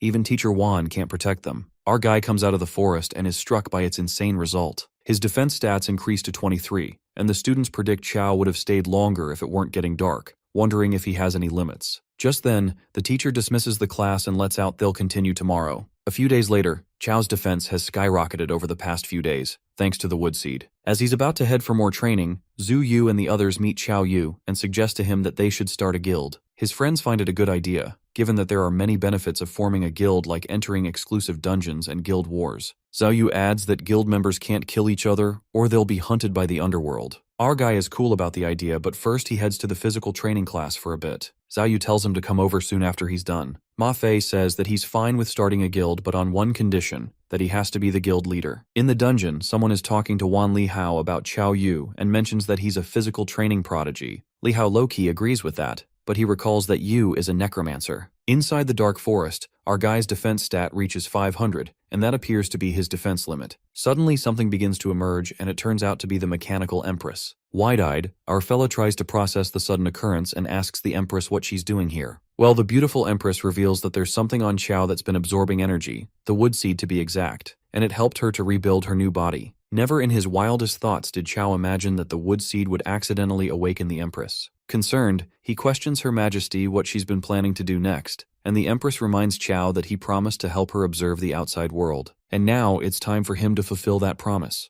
The empress releases her magic that strikes him. Chao feels a stinging pain and is assured by the empress that it won't last long. She states that from this point on, she can sense what Chao Yu hears, thinks, and sees. Basically, she's like a hidden camera inside him. Agitated, our guy hates the feeling of being watched, and the fact she can read his thoughts means there are no secrets in front of her from now on. Our cunning fella imagines the empress naked, and given she could see his thoughts, the empress freaks out at the nonsense he's thinking about and promises that she'll stop reading his thoughts. Smirking, Chao outsmarts the empress in the most clever way, and feels relieved that the feeling of being watched has disappeared. Nonetheless, after his defense hits its limit, he goes on to check on Zhu Yu and the others. On the other hand, Zhu and the others are tangled up in a fight against another guild, the Blazing Fire Guild, who start beating them for no reason. Zhu asks those bastards what they ever did to them, and the vice president of that guild says that every newly created guild starts with 1,000 honor points. Their ultimate goal is to beat them down to take their honor points, and he blames them for being weak. Xiangdi puts all the blame onto Ma Fei for naming their guild Killing God Guild, and poor Fei had no idea they'd be challenged to a guild war right after forming it. Yang assures his fellow guild members to hold out until Brother Yu arrives, as he has already notified him. Ma Fei admits that Chao is a bit stronger than him, but he thinks it's useless because there's no way they can handle these guys. The blonde boy proceeds to attack, and the vice president of the Blazing Fire Guild mocks Ma Fei for swinging at air and strikes him to the ground with brute force. The vice president tramples over Ma Fei. Assuming he's the leader of the God-Killing Guild, he thinks he must be the strongest in the guild. But given he's beaten like shit by them, the other guild laughs at Ma Fei for forming a guild despite having low skills. While the God-Killing Guild is in danger, Chao Yu makes his entry, and Xiangdi cries out of joy after seeing him. That bastard, the vice president of the Blazing Guild, snickers after seeing another tough guy and asks Chao if he's a physical trainer too. That guy tells him to stop playing mystery and proceeds to punch Chao. He lands the punch with crushing force, which leaves us anticipating what happens next. That punch was supposed to leave Chao broken. However, he appears unscathed and unfazed. Our guy mockingly questions the vice president why his hits are so weak and offers him to order some takeout in case he didn't eat. The vice president simmers with anger, but low-key this guy used 80% of his strength in that punch, and still it failed miserably to break through our guy's defense. He ignores how freaking weak he is and proceeds to strike with the skill, 7 killing fists. While Zhu screams at Chao to dodge, the Blazing Fire Guild members anticipate that Chow is dead for sure, since no one can withstand the vice president's 7 killing fists. However, that rather doesn't seem to be happening. Chow incredibly dodges the relentless punches launched by his opponent. Even the vice president starts to feel anxious, wondering what kind of terrifying defense this kid has. Shangdi roots for Brother Yu, who's got even stronger, and the Blazing Fire Guild members observe that the vice president's punches didn't do a thing to that kid. The president of the Fire Guild witnesses all this. Meanwhile on the field, the vice president guy wastes his energy fighting against a prodigy, and Chow Yu supposes that it's his turn now. This does scare the vice dude a bit, but his guild members cheer him up and assure him that Yu's defense is off the charts, which means his attack must be weak. Upon hearing this, the vice president makes a fool out of himself and is certain that Chow's attack power isn't as terrifying as his defense. Well, this is the worst mistake he'll regret, and he challenges our necromancer to bring it on. Well, Chow swings his arm only once and launches a deadly punch that wreaks havoc on the vice president's body, not to mention that his bones get twisted. Our fella feels bad that these young people are so stubborn and have no respect for their elders. The members of the Blazing Fire Guild plan to attack Yu for beating the crap out of their man, but their president steps in and wisely states that they're no match for Chow. The president of the Blazing Fire Guild exudes a red aura, and our necromancer senses that he's at least at the mid-stage. He takes Chow as the leader of the God-Killing Guild, while poor Ma Fei screams that he's the leader and came up with the name. The president introduces himself as Luto and suggests that they end this fight between leaders only. The loser's side will surrender and pay honor points so they don't all end up ruining each other. But Zuyu opposes and calls it crap. She asks Luto if he, being a mid-stage, challenging an early stage is okay. She tells Luto that his face is thicker than Yang Shangdi's belly. But none of their objections matter when both the leaders agree to the fight. Seconds later, Luto makes the first move and Chow assumes that he's a mid-stage physical trainer. However, our guy falls to his petty tricks when Luto strikes him with a poisonous dagger, hurting his eyes. Only then our fella gets to know that the president is an assassin. Zhu and Shangdi call Luto a despicable and low-life fella who resorts to hidden weapons. Well, Luto states that the goal of this combat is to win, which means any method is just a means to that end. He simply thinks getting hit is getting careless. Luto activates Gale Fist, and with Chow's eyes getting wounded, our poor boy becomes vulnerable and fails to dodge the punches. Luto seizes the perfect opportunity to stab the dagger in Chow's head, given that his eyes are shut. This scary moment leaves everyone at the edge. Just as the dagger is about to pierce through our guy, a mysterious glitch materializes, and Luto is sent hurtling back like a falling star. Freaked out, Luto is completely shaken after that thing hits him and drops his HP to half instantly. Well, it turns out to be the mechanical empress that secretly comes to Chow's help. The president, scared as fuck, admits defeat and tells Chow that he won. But our boy refuses to retreat like this. He activates the corpse ancestor's ring and reminds Luto that he hurt his friends, so he can't just admit defeat and walk away as he pleases. With that, our fella dashes towards Luto. Terrified, the president asks Yu if he's really trying to push him into a corner and our guy smashes the fuck out of him. The Blazing Fire Guild members gasp at Luto being banged like that, and the president loses his shit completely. Luto notices that the strange thing from before has gone and feels that using that move took a heavy toll on Chow. That's when the president spits out poisonous little darts at our boy that he halts with his bare hands. Furious, Chow Yu charges at Luto since this despicable guy even poisoned him and thrashes him insanely. Luto gets beaten to a pulp and his pride is ruined to shatters. He finds it hard to digest that a mid-stage assassin like him is being humiliated by an early-stage kid. Luto activates Gale Fist, and to hinder our boy's movement, he launches hundreds of blasting darts from his mouth. While Chow is already struggling to dodge those, the president traps our boy into an insight bind. The black strap-like binds snare him, and the president confidently claims that evil will always triumph over good. So once Yu is hit by his insight bind, any warrior-type player loses their ability to move, becoming nothing but a helpless sheep for him to slaughter. Luto thinks that this punk Yu had fooled him and asks him how it feels to be completely immobilized. The president lightly slaps his face and mocks Chow for acting tough a moment ago. He's certain that our boy's body is stiff, or so he thought. Meanwhile, the guild members of the Blazing Fire cheer for the president and call Chow Yu naive for going against a mid-stage assassin. Yang Shangdi can't believe that Brother Yu has lost. Luto, on the other hand, admits that our guy is the strongest early-stage player he's ever met. Moments later, Chow Yu flips the cards when he speaks up. He questions Luto if he has considered that he might not be a warrior at all. The president is left speechless for a second, but after recalling his attacking and defense technique, he's convinced that our fella is a warrior. Luto feels there's no point in talking anymore and proceeds to smash Chow. The Blazing Fire Guild believes Chow is going down to their boss while the God-Killing Guild gasps with shock, worried that their leader is about to get hit. That's when our hero impeccably halts Luto's punch and makes him believe that he's not a damn warrior. Chow delivers brutal blows to the president, who is still in disbelief that our boy can keep moving after clearly being struck by his insight bind.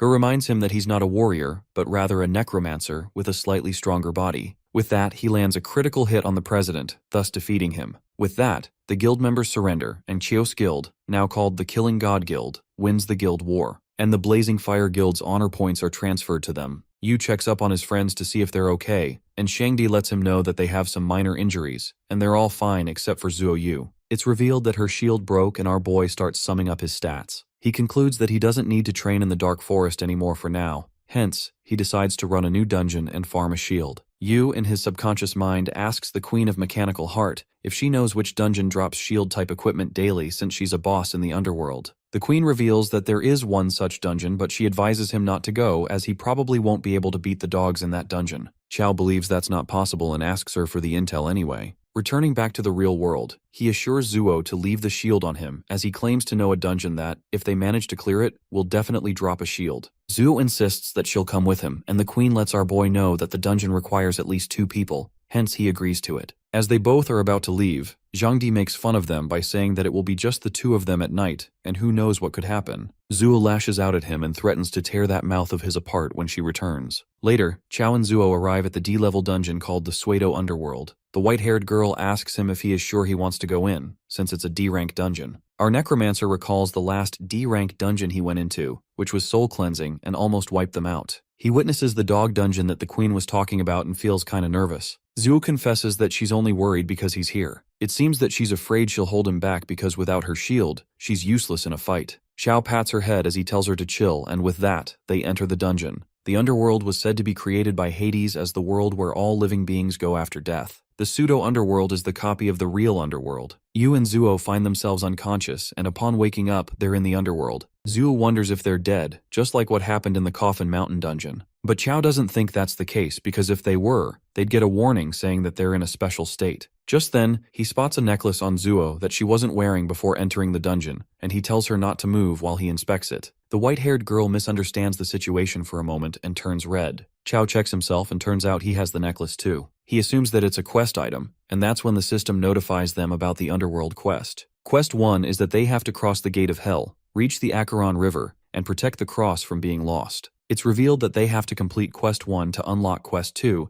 and after completing all stage quests, they will be awarded with a dungeon clearance prize. The system advises them to trust their teammate completely. They spot a gate and Zuo reveals that she's heard that this gate is the entrance to the underworld. It's said that the dead walk through the Gate of Hell to reach the real underworld, but once they enter, they can't leave. Since the quest requires it, Chao thinks they should get going, but they're unsure of which way they should go. Yu spots a wandering soul and decides to follow him to find the way. Chao and Zuo witness the souls of the dead gathering around what they assume to be the legendary Gate of Hell. Just then, an epic monster, Cerberus, the Hellhound, appears out of the gate and attacks the souls. The system gives them a friendly reminder that the 3-headed Hellhound guards the gate, devouring passing souls. Hence, anyone who tries to force their way through the Gate of Hell will be swallowed by Cerberus. Chao realizes that this is the dog the Queen meant, and she informs him that Cerberus is literally the native dog of Hell. Their quest says that they just have to cross the Gate of Hell, but Zuo isn't so sure if they can really make it there. Our boy assures her not to worry and is confident about his luck not being that bad. Since the 3-headed dog eats randomly, he finds the chances of him being eaten very low with all these souls here. His words are cut off when he's eaten by Cerberus while Zuo is splashed with venom. Her HP is dropping fast, but she's worried about Yu, and that's when she's notified that she's been rewarded with the passive skill, Adaptive Poison Immunity. Since Zuo has endured Cerberus's venom for more than 100 seconds, if she is now attacked by the same poison for more than 10 seconds, it will no longer harm her. She notices the dog going crazy and wonders what's wrong with it when Chao jumps out from its mouth. Our necromancer is glad that he jammed his green dragon crescent blade in its throat since he almost got eaten.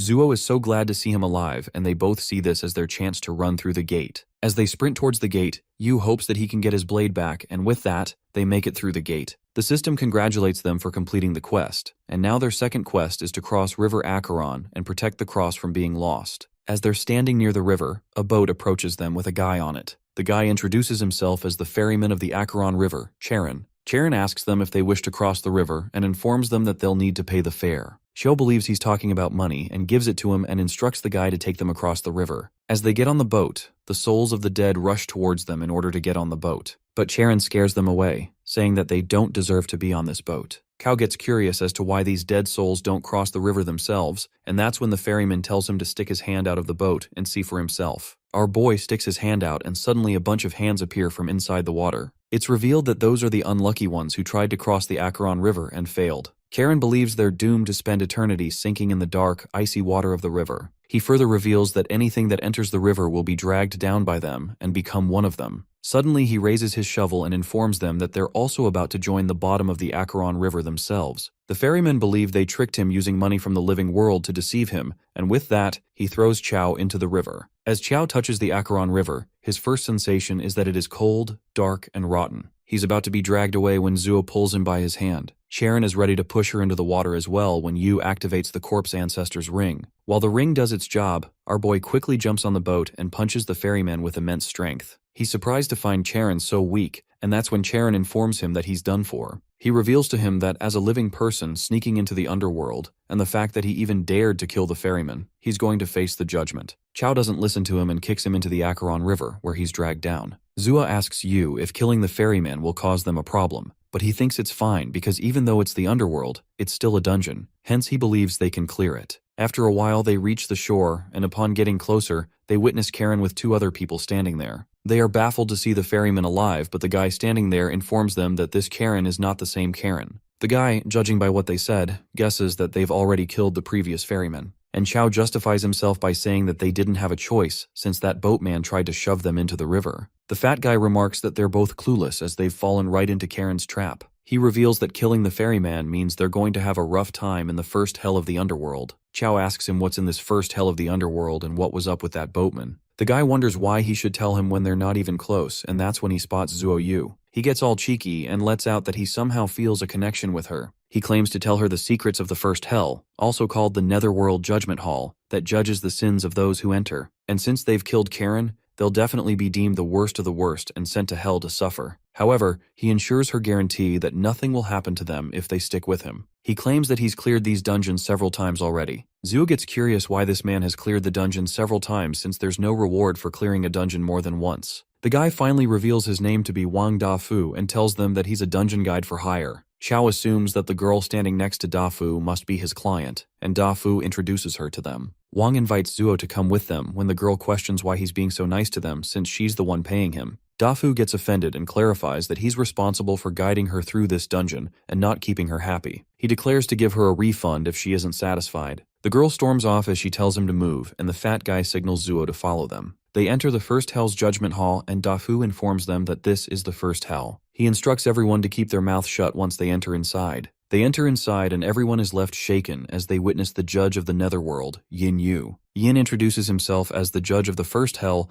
and decides to begin the judgment of their... Wang Dafu instructs everyone to watch closely and do as he says. He introduces himself to the judge and claims that he's committed no sins in his life. He uses a stone to deceive the judge, and Judge Yin sees no criminal record in his book of deeds. He declares Dafu innocent, and next up is the girl, who's his client. She does the same and claims that she's innocent, and just like that, she's declared innocent as well. Dafu apologizes to Qiao and reveals that the item they're using can only be used one more time. He offers the item to Zuo and invites her to join his side, and he'll let her use it for the last time. Zuo refuses his offer, and as the judge calls out the next person, Yu addresses the judge and announces that he didn't have a choice before, but now he wants to be a good person. Dafu, as he hears that, claims to burn Yu some offerings next year, as he's aware that just the crime of killing the ferryman is enough to send him to hell. Judge Yin takes a look at Chao's deed book and finds him to be an unforgivable sinner. He points out his first sin, disrespecting the remains of the dead. Sin 2, disrupting their peaceful existence. Sin 3, cruelly abusing small animals. Sin 4, drilling corpses. Sin 5, the most serious one,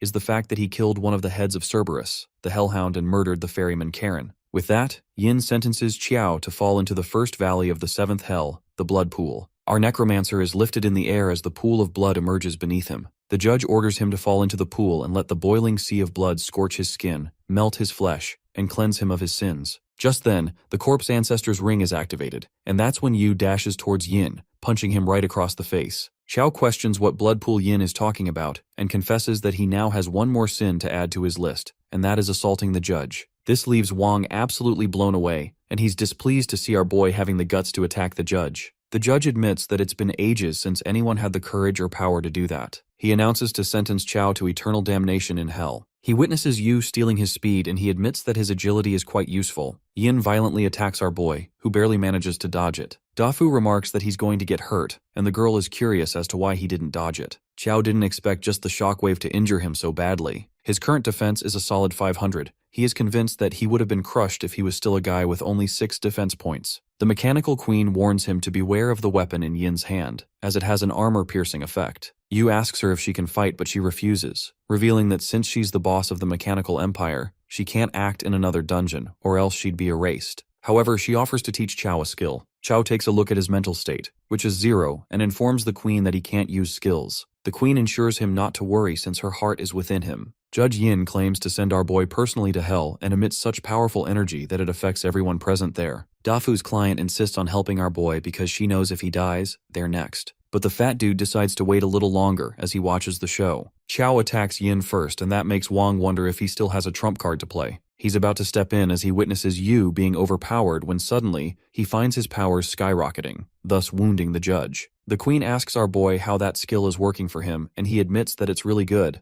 but he finds the skill to be draining. However, the system notifies him that the wrath of the mechanical empress, when injured, enters berserk mode. For every 1% HP lost, increase attack, defense, and speed by 0.5%. A friendly reminder is also given that if Chao stays in the berserk mode too long, it may have mysterious side effects. Our boy finds this skill to suit him perfectly, while the judge finds it really intriguing that a heinous criminal manages to wound him. The system gives Yu a reminder that the Netherworld judge possesses one of the coldest hearts in the world. Judge Yin stands up again and Chao pulls out mechanical knuckles. They dash towards each other, boosting their power to the max. While Zuo blames herself for being useless when she's supposed to be blocking attacks as the tank of the guild, Yin, as the judge of the Netherworld, sentences Yu to death and strikes him with a deadly attack. The attack causes huge damage to our boy as he lays on the ground with his mechanical knuckles being damaged. The judge assumes that he's dead and turns towards Dafu and others in order to kill them as well. When Chao stands up yet again and declares that since he damaged all his equipment, if he doesn't drop something good, he won't let this slide. The berserk mode of Yu's skill is activated, and the judge calls him an ignorant fool for getting back up. He strikes his staff, but our necromancer stops it with his bare hands. With that, he lands a vicious blow to the judge, who goes flying back from the impact. Dafu witnesses the judge of the first hell being defeated, and is glad that he didn't fight that kid. Yin is in disbelief about the fact that he's dying at the hands of a criminal, and it seems that he's finally met his end. As Wang sees the soul core, greed takes over him, and he tries to take it. He praises Chao, and seeing him so hurt, he tells him to heal himself as he approaches the soul core. Yu throws an attack at him and warns him to step away from the soul core, or else he'll see what happens. The fat dude lets out a nervous laugh and claims that he just wanted to help as he steps back. Just then, our necromancer notices the Bei's tattoo on his arm. The attack from earlier grazed Dafu's shirt, and now his tattoo is exposed.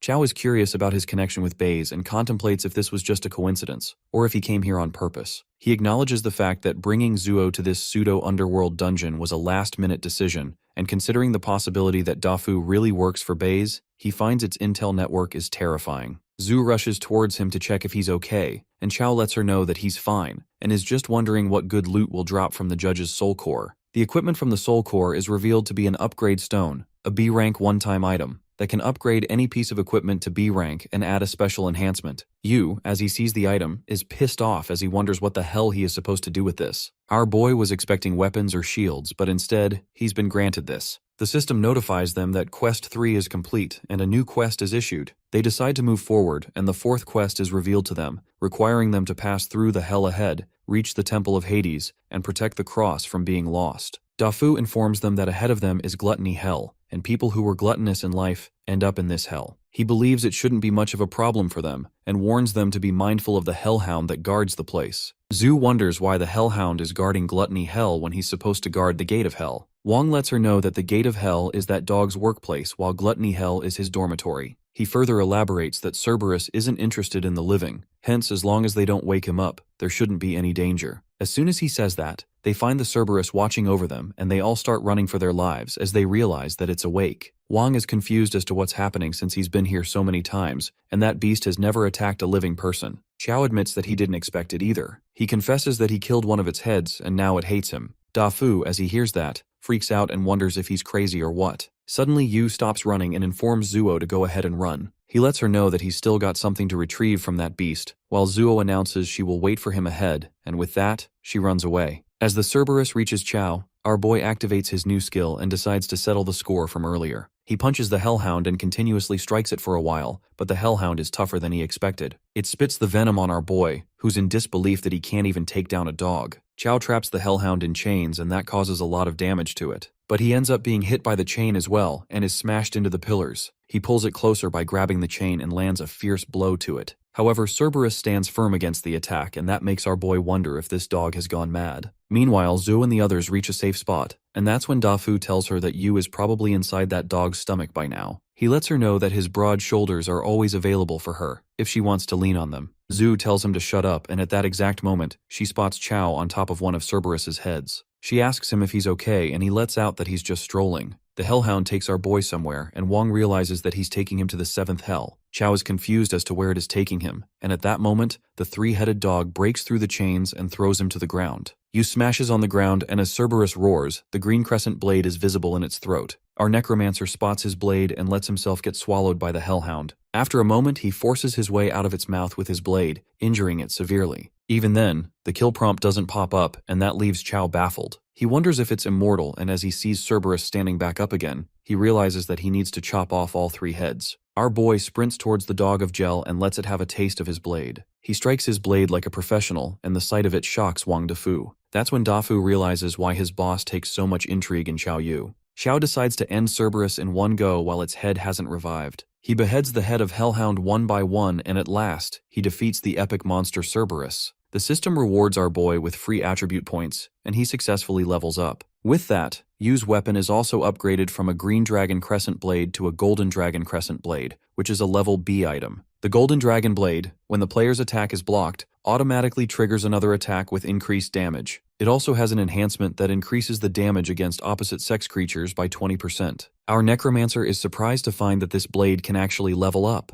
As he returns, Zuo checks up on him while he tries to act nonchalant, saying that it was no big deal for him. Dafu is still trying to process the fact that he killed Cerberus. Chow takes the soul core in his possession and receives a B-rank item, Soul-Stealing Great Recovery Pill. It's a one-time item that increases all attributes by 100 points for 10 minutes. Yu is happy with the item as he learns it increases attribute points by 100 points. Wang finds him smiling and asks him if he got some good loot, and Chow lies to him, saying that it's just some trash item. He believes if this guy really works for Baze, this great recovery pill might just give him a nice surprise. Just then, Zuo calls him out to a side and tells him that she asked Dafu earlier, and he's never seen a cross like this before. Yu concludes that they're the only ones who encountered these 2 crosses in this dungeon, and wonders what could be the meaning behind them. The system congratulates them on completing the quest, and informs them that an ultimate quest is being issued. Just then, a bright blue beam of light appears, and Dafu questions them if they're the ones behind it. Xiao asks Dafu what the ultimate quest was when he cleared the dungeon before, and it is revealed that the quest was entering the Temple of Hades. As long as they enter the temple, the dungeon is considered complete. Our boy figures out that he and Zuo triggered something that changed the dungeon.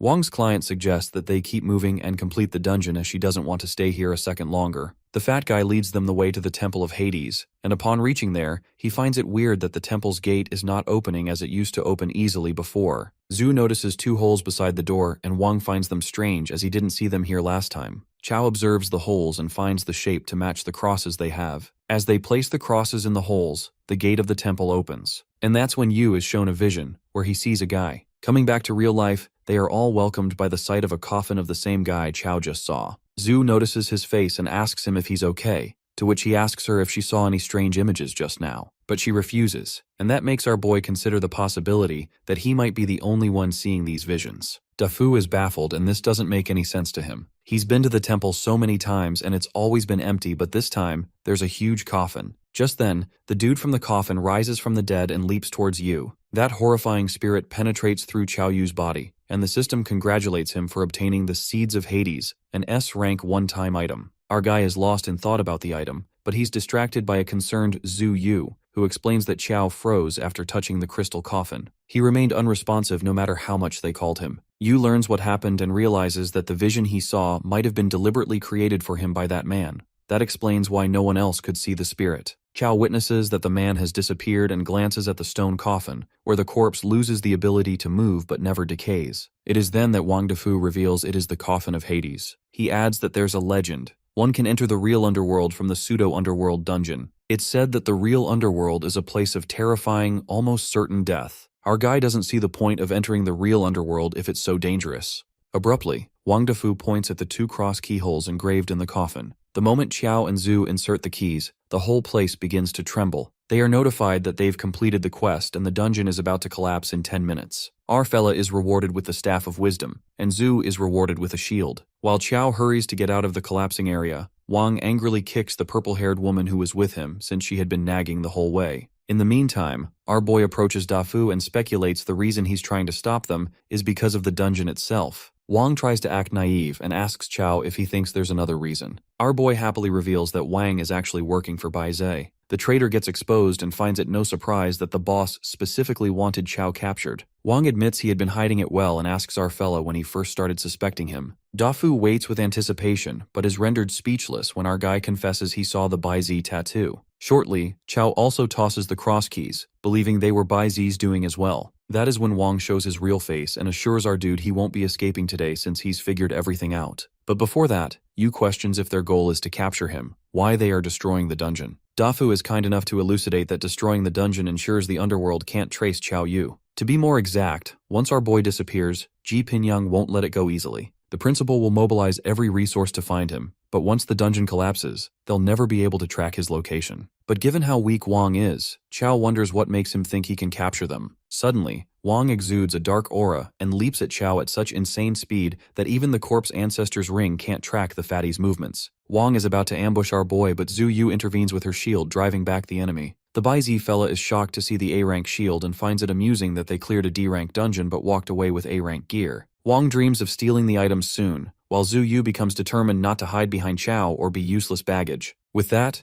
Zhu's shield sends Wang flying like a ricochet, and even Qiao didn't expect Zhu Yu to be that strong. Fatas Wang's pride is hurt after getting beaten by two early stagers, and he vows to teach them a lesson for standing up to a mid-stage player like him. Wang comes back stronger to ensure Zhu won't be able to block the next attack. Zhao Yu fails to keep up with Dafu's speed, convinced that he's a damn assassin. The Baizo fella blames Zhu for her refusal to yield, showing no mercy since she's so determined to protect Qiao, and she gets hurt pretty badly. Our guy immediately swallows the soul-stealing Great Recovery Pill, which increases all stats to 100 and smashes him with brute force. As our fella asks Zhu if she's alright, they're attacked by Wang once again, and Zhu, despite her injured arm, holds up the shield. Qiao switches places with her and tells her to rest because from this point on, he'll be taking charge. With that, our fella summons the Staff of Wisdom, which increases skill damage by 30%. The moment he holds the staff, energy violently revolves around him. Wang Defu is baffled by his outfit, recalling that he was supposed to be a necromancer. Well, our fella is anything but a typical necromancer. Qiao strikes with an ambush attack, which the Bai Zhe dude dodges, scoffing that a necromancer wants to sneak attack an assassin. Qiao finds nothing wrong with his class and activates Dragon Roar Slash to put that bastard in his place. Wang Dafu gets startled as he senses a drastic increase in Qiao's speed and strength. He finds it absurd, since necromancers are supposed to have the weakest bodies in the underworld. He's thunderstruck that our boy could unleash such heavy attacks. Meanwhile, Qiao Yu plans on suppressing this bastard with the help of his skills, equipment, and the recovery pill. On top of that, our necromancer also uses the ring to track Wang's movements. The assassin's speed keeps slowing down, and he freaks out when he's unable to dodge. As he feels the attacks getting heavier with every second, our fella goes insane and keeps striking Dafu with the Dragon Roar Slash until he breaks the enemy's sword into pieces. Wang screams in fear as death flashes before his eyes. He never imagined he would get crushed by an early-stage necromancer like this. To save his ass, Wang tries to convince Qiao that if he kills him, he'll lose the best chance to get information about Bai Zhe, who has spies in the underworld too. He even tries to tell our boy he'll never find out about his parents. But Qiao, who has spiraled out of control, only stops after finishing Wang Dafu for good. Afterward, our guy screams at the top of his lungs because he didn't know the Dragon Roar Slash wouldn't stop once triggered, and he truly wanted to know about his parents. To his surprise, another plot twist awaits. The purple-haired woman emerges and admits that Wang was truly useless. She has also captured Zhu Yu. Qiao freaks out upon learning this bitch is with Bai Zhe too, and the woman reveals that they've met before. The mystery unfolds as the woman snatches the mask off her face, revealing she was disguised as someone else. It appears to be none other than Hua Qi, the head of Bai Zhe, who was with them all along. Hua Si is surprised that our boy still remembers her. Unexpectedly, Qiao addresses her with utmost respect and calls her sister Chai, requesting her to release his friend Zhu Yu. But Hua Si is not a fool to let that happen, and recalls how Qiao helped all his friends escape back then. She wonders how he plans to escape this time. But our fella doesn't think of escaping at all since his strength has grown far beyond what it was back then. Not to mention the effects of the soul-stealing Great Recovery pill haven't worn off yet. Despite his confidence, she warns him not to think of fighting her and shows her stats on purpose, showing that she's now a high-stage shadow assassin. That's when it occurs to you that he doesn't stand a chance against her. Hwasi suggests Chow give up and affirms that as long as he obediently follows her, she'll let bygones be bygones. Suddenly, the place begins collapsing and our necromancer seems to have no choice but to accept his fate. But he curiously questions Hwasi why Baize is going to such great lengths, even destroying the dungeon, just to capture an early-stage player like him. Hwasi has to agree that Chow is no ordinary player. He's an early-stage necromancer who can physically take down mid-stage players, so he's definitely worth it. Our boy is surprised to see such fanaticism that he's only seen in Mond from the mechanical Empress realm. He secretly tries to summon the Empress while Hwasi asks him to come and see the greatness of their organization. Right at that moment, Chow shouts at Zhu to make her move, and she immediately frees herself from Hwasi, while our guy distracts her with his attack. Given that the necromancer wishes to fight, that shadow assassin decides to just break his limbs and drag him back with her. But Zhu Yu won't let that happen, and she stands firm against the enemy with her shield. Hwasi admits that our guy is popular among the ladies and drifts Zhu away. Now that the shadow assassin and Chow are left to fight, our fella thinks of stacking Dragon Roar / maybe 1,000 times so that he can stand a chance against Hua Qi. The shadow assassin strikes at an unmatched speed and she manages to slash our boy's arm. Injured, Chow suggests her to focus on just 4 limbs and leave the 5th one alone, to which she agrees. With that, Hwasi slashes his second arm. Panicked, our guy presumes that his defense is completely useless against the assassin. She's moving so damn fast that he has no time to react. Time passes and Hwasi stays true to her words as she mercilessly slashes Chow's limbs one by one, making him bang on the ground. Hwasi wonders why our dude made it hard for himself when he could have cooperated from the start. She brutally kicks him in the gut and he goes soaring right onto the stone coffin. At that moment, Chow Yu senses that some kind of power in that coffin is restraining him, and he gets a bad feeling about this. Suddenly, he feels a wave of unnatural sleepiness wash over him. Smirking, Hwasi tells him to nap because by the time he wakes, they'll be at their destination. Just then, Zhu Yu appears with shield now wreathed in the terrifying flames of the underworld, and she asks Hwasi to put Chow down. The assassin is left in disbelief when she witnesses the flames of the underworld on Zhu's shield. She seems to have become powerful all of a sudden. Trapped in a daze, Chow can hear Zhu's voice but cannot move. He wonders how Zhu Yu, an early-stage player, is holding up against Hwasi, a high-stage player. The shadow assassin is gravely injured and she calls Zhu a complete madwoman. It's as if she had become a possessed psycho. Our guy keeps screaming as he's worried sick about Zhu. She then appears near the coffin and assures Chow that she's fine. He asks her about Hwasi and learns that she ran away. Half awake, Chow Yu suggests to Zhu that they should get out of here since the dungeon is about to collapse. She then places her hand on his forehead and confesses that she can't leave with him. While Zhu apologizes, our guy questions her about what's going on. Chow, trapped inside the dark place, frantically asks her to get him out of the coffin first and to stop crying. Tears stream down Zhu's face as she kisses Chow's forehead and expresses that she has so much to tell him. But there's no time, and since the dungeon is about to collapse, she sends him out first. Our guy screams hysterically, unable to grasp the situation. To save him, she uses the blue flames to shatter the ground and sends Chow out in a protective shield. That's when our boy gets out of the coffin and finds himself drifting away. He watches helplessly as Zhu smiles and withers away. Chow can't process this and his mind floods with questions, wondering why it turned out like this. She wishes our fella to keep living well. The scene switches to the hospital, where Yang Xiangdi, Ma Fei, and Ziyue gather around Chow Yu. Ma Fei thinks it's unfair to hide things from Yu, while Xiangdi agrees but says the doctor stated our boy can't handle any shocks. Momentarily, our fella opens his eyes, his vision is blurry and his head hurts. Yang reasons that they drank too much last night, and Yu ran headfirst into a lamppost. Well, our guy can sense that he's lying to him because there's no way he'd be so careless. Yang then asks Ma Fei to back him up, who admits that this fat guy is telling the truth. Deep down, Chow feels a massive void in his head. He doesn't remember anything that happened in that dungeon. On the contrary, at Baizi's castle, Hwasi is called out for failing at another chance to capture the necromancer she was given. She admits that this time it was an accident, and the woman she was fighting with was too strange. Not to mention that she ignited the flames of the underworld. Terrified as hell, Hwasi pleads with her boss for another chance, followed by a death stare by his boss. Later in the hospital, Chow Yu notices that all his stats have drastically increased by several levels. Even the green dragon blade turned into the golden dragon crescent blade. but something doesn't sit right with him. He's certain that he's missing out on some really important memories that he's forgotten. In the meantime, Longshang arrives with some fruits, and our guy asks him if he needs something from him. Xiang mentions the global underworld combat tournament for universities, a grand event held once every 4 years jointly by Eastern and Western alliances. It's the biggest stage for young talents to showcase their skills. Longshang states all the details, which makes Chao think that he's inviting him to participate in the tournament. However, Shang invites our fella to run a dungeon with him. Xing's eyes look mischievous and he says only those who complete this dungeon can qualify for the tournament. But he doesn't force Chao, given that he's injured, and asks him to reach out later if he's interested. After the guy leaves, our fella finds it very odd that Long is inviting a first-year student to run a dungeon with him. He feels like this blondie is trying to set him up. Abruptly, Yang and Ma Fei enter the room with their faces swollen, and our guy can't help but ask why there are two Xiangdes. Shangdi clarifies that the other one is Ma Fei, and Chao frantically questions how he ended up like this. That's when Yang decides to unfold the truth and tells Yu that he didn't hit a lamppost. He reveals that Chao went into a dungeon, but not a single soul knows what happened inside. When they found Chao Yu, he was lying by the road, unconscious. Our fella discovers the name of the dungeon was the pseudo-underworld, which doesn't really ring any bells. But he knows one thing for sure, his memories of that dungeon are really gone. After this, Shangdi explains that he went with Ma Fei to investigate and figure out what happened. In the process, they came across the Hunters Guild, which was also investigating that dungeon. That guild has a group of dungeon guides who make a living helping others clear dungeons, and one of their members, Wang Dafu, also disappeared in the pseudo-underworld.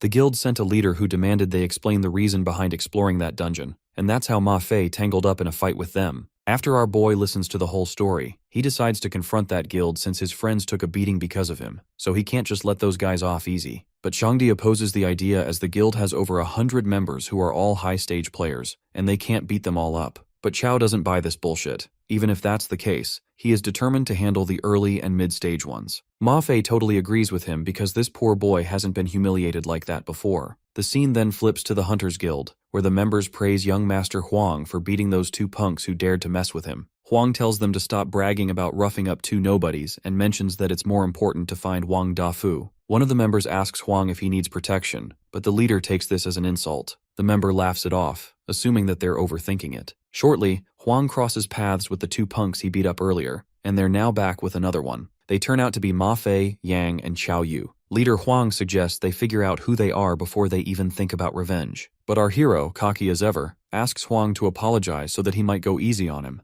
The leader bursts into laughter and thinks they should be grateful that he beat them up. Huang advises them that when he hits, they ought to take it quietly because his dad is the head of the Hunters Guild, so whatever he says is the law. While Huang flaunts his power, Chao Yu is impressed by him showing off and tells Ma Fei that he has a lot to learn. But Ma Fei calls that flattery too forced, nowhere near as smooth as him. Huang gets mocked real bad and gets pissed off. Without any reluctance, Chao Yu pulls a move and smacks him in the face, assuring Huang that he'll make him fatter than Shangdi. The cocky leader gets humbled real quick and fails to process that someone dared to attack him, the young master, like this. Yang Shangdi assumes that his brain got fried from all that flaunting while young Master Huang gets hopping mad. He attacks Chao with a giant hammer that clashes with his staff. Chao discovers that this arrogant young master's strength is not weak. While Huang is low-key impressed by Chao's strength, Ma Fei, using his sword technique, manages to injure Huang so that he starts to bleed. The young master starts laughing after seeing his blood and tells a story. He narrates that when he was 18, he was clearing a dungeon when a player injured him. After exiting the dungeon, he sent people to capture him. He then sliced his flesh piece by piece and made him eat it. That guy went insane afterward. The point being that since no one has ever dared to injure Huang Ying, he promises to treat them well. The murderous intent coming from that guy is insane. While our fella suggests that instead of threatening them, he should consider how to escape from here. But Huang Ying has no plans of escaping, and he uses a skill, Blood Chaos Hammer, but Chao Yu deflects his attack by striking his staff. Ying admits that he underestimated our necromancer,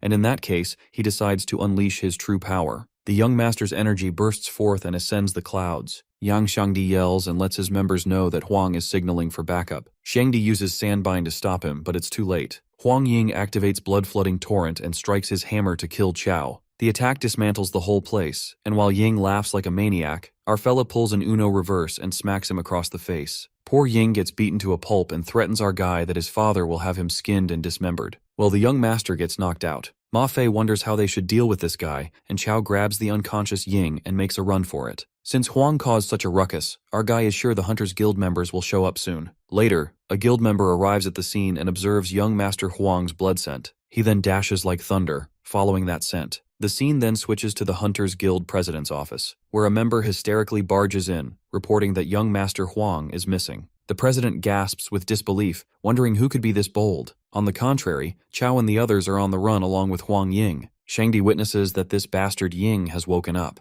The young master praises their skills but suggests they release him, or else they will suffer the unending retaliation of the Hunters Guild. Our boy thrashes that bastard on the ground and asks Huang to behave since he's a prisoner now. Poor young master groans in pain and warns them that his father will kill them. Ma Fei and Shangdi, on the other hand, are ready to take their revenge, and Fei has been waiting for this moment to beat him up. Just as young Shangdi plans to rough him up and enjoy beating Huang Ying, their revenge is interrupted by a sudden lightning strike that aggressively cascades. As everyone gets startled and wonders who this light-type mage is, it turns out to be Charles, Huang's butler. The butler really did search high and low for his young master. Just as Huang Ying spots his butler, he immediately commands him to kill them. The butler assures his young master that he won't let 3 cunning evildoers escape. He asks them to surrender so perhaps they'll suffer less. But Xiangdi refuses to surrender and attacks with his earth explosion technique. There is an explosion, but the butler remains unaffected. Chao Yu realizes that this old man may not be top tier, but he's definitely close. Since they wish to resist, the butler warns them not to blame him for making a move. With that, Chao, Ma Fei, and Yang rush to attack while that butler commands a holy attack to spot the enemies. Suddenly, the 3 of them are unable to move as the light shines on them,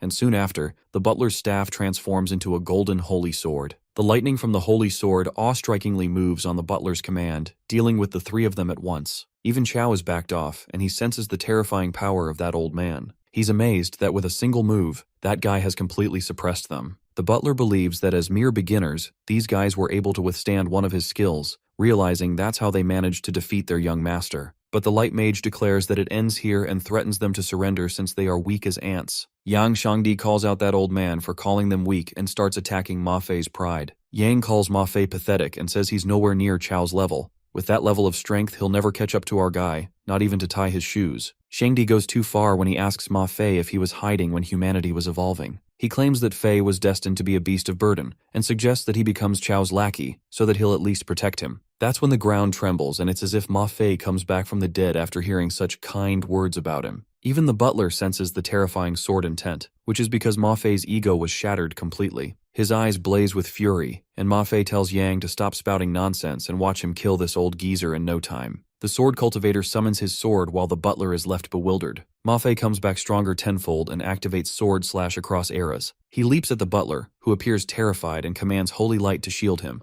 The old man's trick is halted by Xiangdi, whose fat burns once again, and he strikes with the earth explosion technique. With 2 of their great moves combined, the energy manages to penetrate through the old man's holy shield, more like pierces through him. After the butler goes flying away, Yang questions if the old man is dead, but Ma Fei is not certain. However, their suspicions turn out wrong when the old man sneakily strikes with the holy light, and Chao jumps in to take the damage. The butler is about to go on a rampage as Chao sees through him, presuming that he's about to explode. Suddenly, our boy suffers from a severe headache, and it appears that the dungeon memories are flooding back. The flashbacks of Zhu Yu fill his head. Our fella is flustered, and he feels like someone has been shielding them from damage all along. He can't remember who it is. Dazed by the flashbacks, our boy gets struck by the butler's golden holy sword. Yang Shangdi grabs Chao and advises Ma Fei that they better run if they can't handle this, given that the butler is terrifying. Ma Fei seems to be in the mood to fight the old geezer, but when he looks behind, he witnesses Yang scampering from the scene with Chao Yu on his back. Ma Fei, freaked out, asks them to wait for him. Abruptly, he grabs Huang Ying to drag him along. Poor young master begs his butler Charles to save him. Charles runs to save his master, while the 3 of them escape from the holy light that follows them. They drag a screaming Huang Ying toward Jingdu University, with Charles in hot pursuit. In the meantime, they arrive at Jingdu University, while Shangdi curses that old geezer Charles for daring to chase them all the way to the university. To make it worse, the students there spot young master Huang Ying being dragged mercilessly, wondering if someone kidnapped him and brought him to the campus. The security guard tries to stop Charles, but he throws that guy aside. The cat and dog chase finally comes to a halt when Chao and the others bump into teacher Wan Li Hao. Teacher Wan wonders what they're all up to, and our guy immediately reveals that a crazy dude is chasing them. Furious, Wan Li Hao finds it oddly bold and assumes this crazy dude seems to have a death wish, daring to chase their university students even onto school grounds. With that, the teacher fiercely jumps in for a fight. The butler tries to save his ass with his holy light shield, but Wan's single punch sends him flying. Beaten to a pulp, Butler Charles realizes the true strength of Jingdu University. Teacher Li Hao interrogates the butler and warns him that if he won't answer, he'll make sure to send him to his next life. That fierce punch scares the shit out of Charles. Shortly, things take an unexpected turn when the president of the Hunters Guild, along with the guild members, makes a surprising entry at the university. The president threatens Juan to let go of the butler, or else he'll join the butler in the afterlife today. This triggers something in Juan, and he lands a deadly punch right across the butler's face, uttering that he'd love to see how the president plans to make him die. The guild leader then orders his members to kill Juan, and they all leap towards him, not knowing that they are calling for their own trouble. Juan strikes a power-packed smash that blows away most of the guild members at once. After witnessing the menace, the guild members recognize Juan as the Battle King. He'd been missing for so long that they thought he was dead, but he's actually become a teacher at Jingdu. While others wonder if the battle maniac is really that famous, it is unraveled that Li Hao was born for battle. At the peak of the intermediate level, this guy once single-handedly defeated a high-tier swordmaster. Li Hao is the real deal, a ruthless powerhouse. The president of the guild discovers that Li Hao is the battle maniac and is surprised that he's still alive. The teacher thanks the president because ever since he became this lousy teacher, he hasn't had the chance to fight to his heart's content. He thanks the guild for causing trouble. The president gets infuriated by Juan's arrogance and pulls out his hammer. The hammer brutally hits the teacher as he's drifted away, but he remains unaffected. One of the members believes that the battle maniac doesn't seem as strong as they made him out to be, to which his fellow members warn him about the true terror of the battle maniac. It is then Juan Li Hao gets serious. His veins bulge out, and he lands a punch as if it's an explosive. That smash bangs the president into the wall, which makes him go stark raving mad.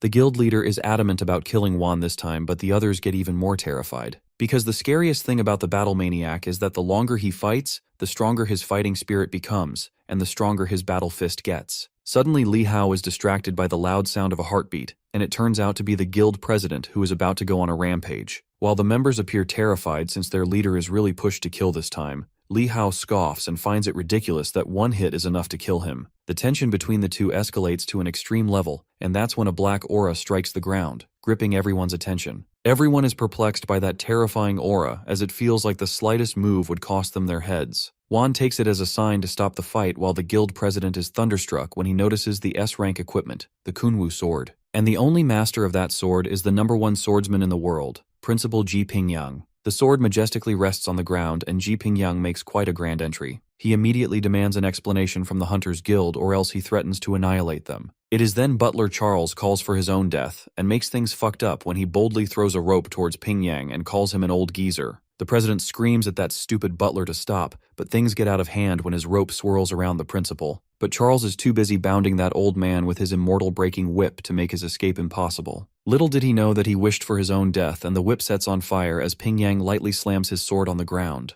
That swish carries the command, and Charles's B-rank whip disintegrates, eventually resulting in his own painful death. Everyone present there is rendered speechless. With a casual strike, Pingyang killed a high-level player. This exudes the power of the #1 swordsman in the world. Disgruntled, the principal demands an explanation, and the guild's president reveals that some students from Jingdu University had kidnapped his son, Huang Ying. He reasons that he was forced to come here to rescue him. The principal appears displeased while the president just asks Pingyang to return his son and promises not to pursue this matter further. The old principal exudes a murderous intent and leaves the president with two choices, to either leave or die. Ma Fei is totally smitten by the principal, praising the true mastery of a true swordsman. The president lashes out and questions the headmaster if he's being unreasonable despite having some status. The headmaster responds that their guild caused trouble at the gates of his university and injured his students, so that's enough of a reason. The leader of the guild finds it unfair that Pingyang is covering for his students, even though they were in the wrong and even kidnapped his son. As Yang Xiangdi loudly clarifies that their guild attacked them first, the headmaster boldly confesses that he's going to cover for his students. Being a sassmouth, Pingyang counts to 3 and commands the Hunters Guild to get lost. The president has no choice but to retreat, and as they're leaving, Chao Yu drags Huang Ying and tells his father not to leave him. Our guy then suggests that they make a deal. Chao asks him to try to recover his memories, since he feels like that blank memory is really important to him. President Huang questions if that's extortion, but making amends looks better to him, and he asks our boy what he wants to release his son. Our greedy fella assures the president this can be settled with just a little cash and bluntly asks him to hand over his giant hammer. Freaked out, Huang fervently says that it's impossible, mentioning that his hammer is an A-grade weapon. If Chao insists on that condition, he tells him to keep his kid and he'll go home to craft another one. Poor Ying gets disowned by his own father over a weapon, while our boy thinks it's a pretty good deal and informs the president that he wants a full set of C-grade or higher equipment. President Huang agrees and says to release his son. However, our boy asks for the equipment first in order to let Ying go. After a while, the president brings all the equipment and Chow Yu releases the young master. Later, when all the drama ends, Principal Ji scolds Chow and the others for acting recklessly this time. The headmaster reminds them that their strength is lacking and provoking such a powerful guild, especially the Hunters Guild that specializes in taking people through dungeons, was not in their best interest. Ma Fei tries to reason that the Hunters Guild attacked them first, but Headmaster Pingyang states that it doesn't matter even if they were in the right,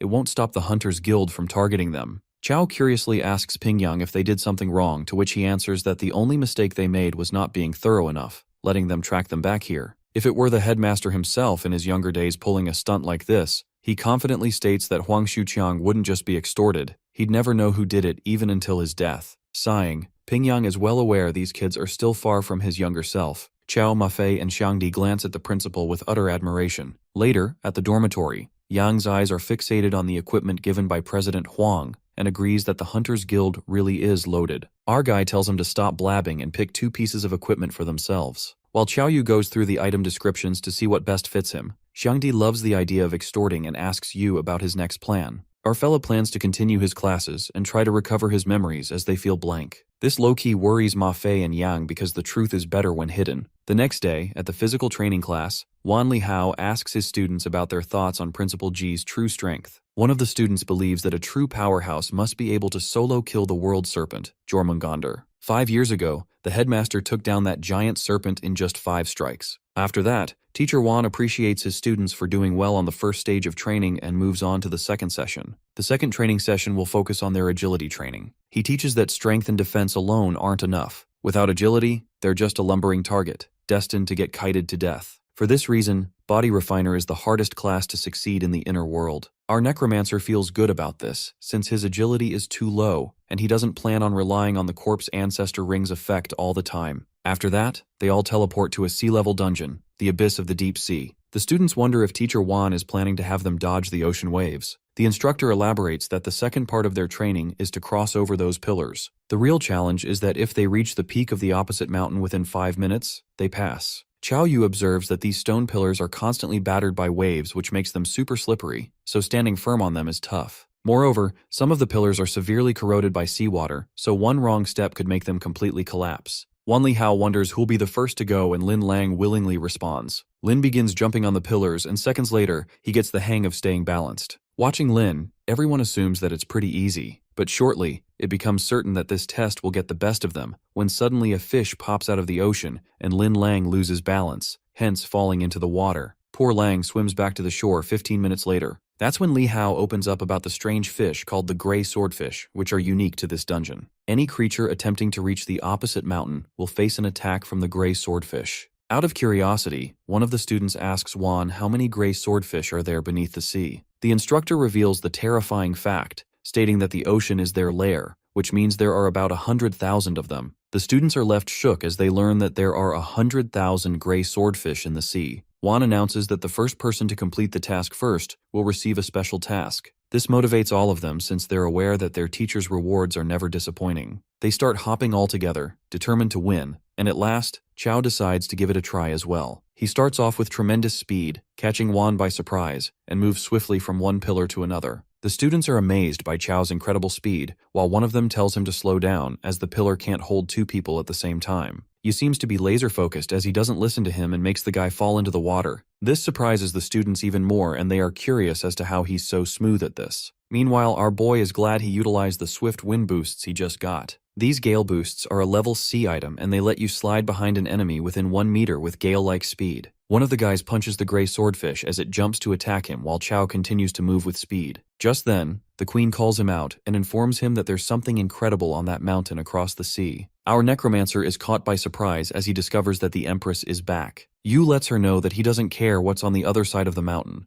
Instead, he demands to know the truth about what happened in the pseudo-underworld dungeon. The queen apologizes and reveals that she can't tell him that because when the pseudo-underworld collapsed, the main will of the inner world focused all its attention there. Hence, in order to avoid being discovered, she confesses that she had no choice but to go dormant. As a result of that, she doesn't clearly know what happened after that. She lets Chow know that the memory he lost wasn't accidental, but rather deliberate. It seems that Zuo Yu sealed our boy's memory because she doesn't want him to remember her. This baffles our main character even more, as he wonders why she would do that. This triggers something inside him and he starts punching the gray swordfish like a madman. Everyone is astounded to see this sight of him while Juan contemplates what's gotten into this kid. Chao is deep in his thoughts and continues to clear the task. He asks the Empress if she has a way to break the seal, and she tells him that she does have a way, but before that, she wants him to obtain one thing. Yu desperately asks her what that thing is, and she informs him that it's the ghost eye. Suddenly something starts happening to him, but he's determined to know where he can get it. The queen notices that there's something wrong, but before anything could be done, our boy falls into the sea of the gray swordfish. As Chao falls into the water,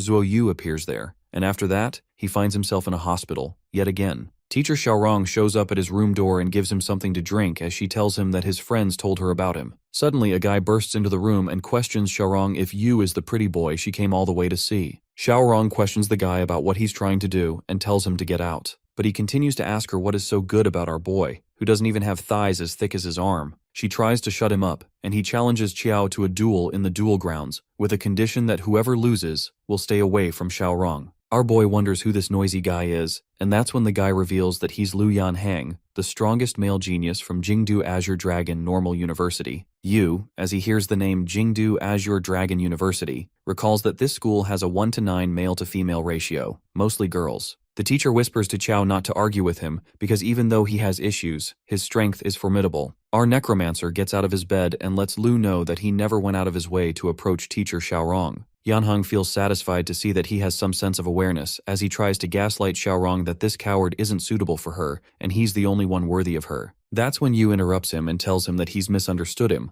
and what he actually meant was that the teacher came to him on her own. He further adds that she also poured water for him and took care of him day and night, and that she even told him that he's not as handsome as he is and shorter too. This provokes Lu, to the point that he tries to hit Chao, but the purple-haired lady interrupts and protects him with her shield. Yanheng challenges our boy in a one-on-one fight in the duel ground while Yu calls the security to drag him away. The guy is dragged away while he continues to provoke him to fight. After he's been taken away, Xiaorong apologizes to Qiao and tells him not to listen to his nonsense. She rants about him pestering her and her not being able to get rid of him. Yu assures her not to worry and declares to take care of him for her. The scene is then shifted to the duel ground. The audience in the ground gossip about the fight that's going to happen today between Lu Yanhang from Jingdu Azure Dragon University and a genius from Jingdu University. They wonder if the genius from Jingdu is Longxiang, but one of them reveals that he's heard it's someone named Chao, a freshman. As people hear that a freshman and a junior are fighting, they believe it's unfair to the freshman. Some of them bet their money now that the current odds are 5-1 for Chao Yu to win. Lu walks to the fighting pool and acknowledges the fact that our boy is much better than he was in his freshman year. But since he's still a freshman, he claims to beat him into a dead dog in front of Xiaorong.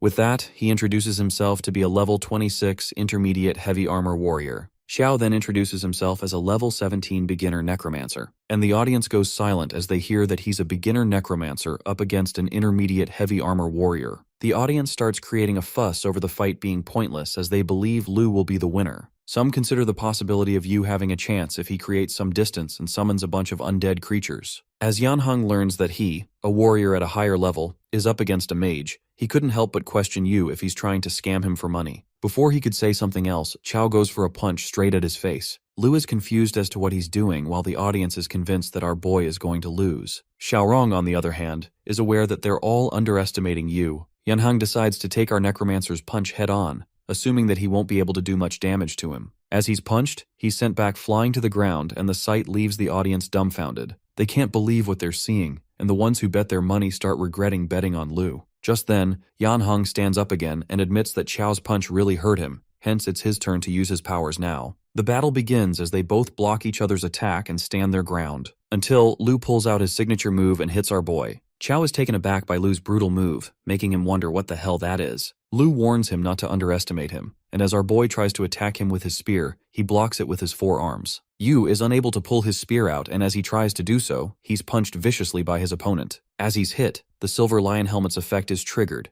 which when worn, increases head defense by 50 points and grants immunity to one head-targeted attack. Turns out Yanheng is much stronger than Chao expected, and he's glad that he has the Silver Lion Helmet with him right now. Lu expects our necromancer's strength attribute to be really high because of those last two hits. He could tell his attack power is at least 500. This shocks the audience even more while the high-level warrior lets out that having stat points alone is useless. He believes that's because, even with 500 points of strength, Some people can fully integrate and utilize those 500 points of power, while others can't even bring out half of their potential. That, according to Yanheng, is called the conversion ratio, and based on his observations, he concludes that Chao has high attack power, but his conversion ratio is terrifyingly low. And that's when our boy realizes why his stat points are so high, yet he always feels like he's falling short of being invincible. Now he knows the problem. Lu further elaborates that conversion ratio is simply the proportion of stat points converted into combat power. Between two players with identical stat points, the one with the higher conversion ratio will always have the upper hand.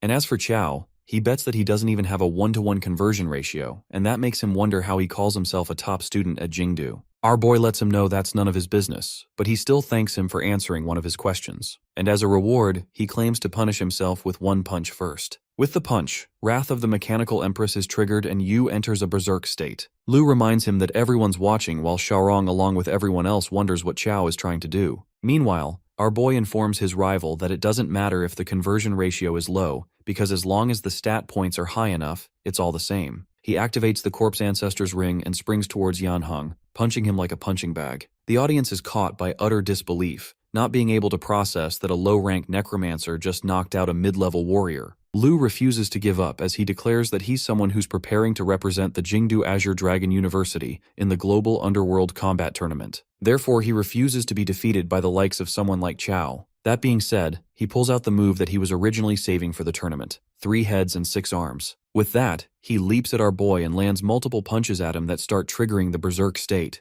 Yanheng continues to hit Qiao, and as he's convinced that the outcome is now decided, his punch is stopped by Qiao. It seems that the berserk state of the Mechanical Empress has now reached its limit. Yu agrees with him and declares that the outcome is decided. He pulls out one of the 6 arms of Lu, and that makes him go all out as he attacks him violently. However, our boy is still stronger than him as he gives him a good beating. The audience goes crazy as they witness the physical strength of a necromancer being at such a terrifying level. And among them, we see Tang Lan, who seems to have been looking for Chao until now. Meanwhile, Yanheng watches the sight of our boy moving towards him with pure fright. Chao lands a ridiculously strong final blow to Lu, and that reduces his HP to 1, thus defeating him. The audience is still trying to process the fact that a freshman who just entered college, a low-rank necromancer, won a one-on-one close combat against a junior mid-rank heavy-armored warrior. Yu walks out of the fighting pool, and as he enters a place where no one can see him, he coughs out blood. Our boy had to take a few punches from that guy in order to stack the Wrath of the Mechanical Empress skill to its limit. He finds the skill really powerful but life-consuming, and now he's way too exhausted to even stand.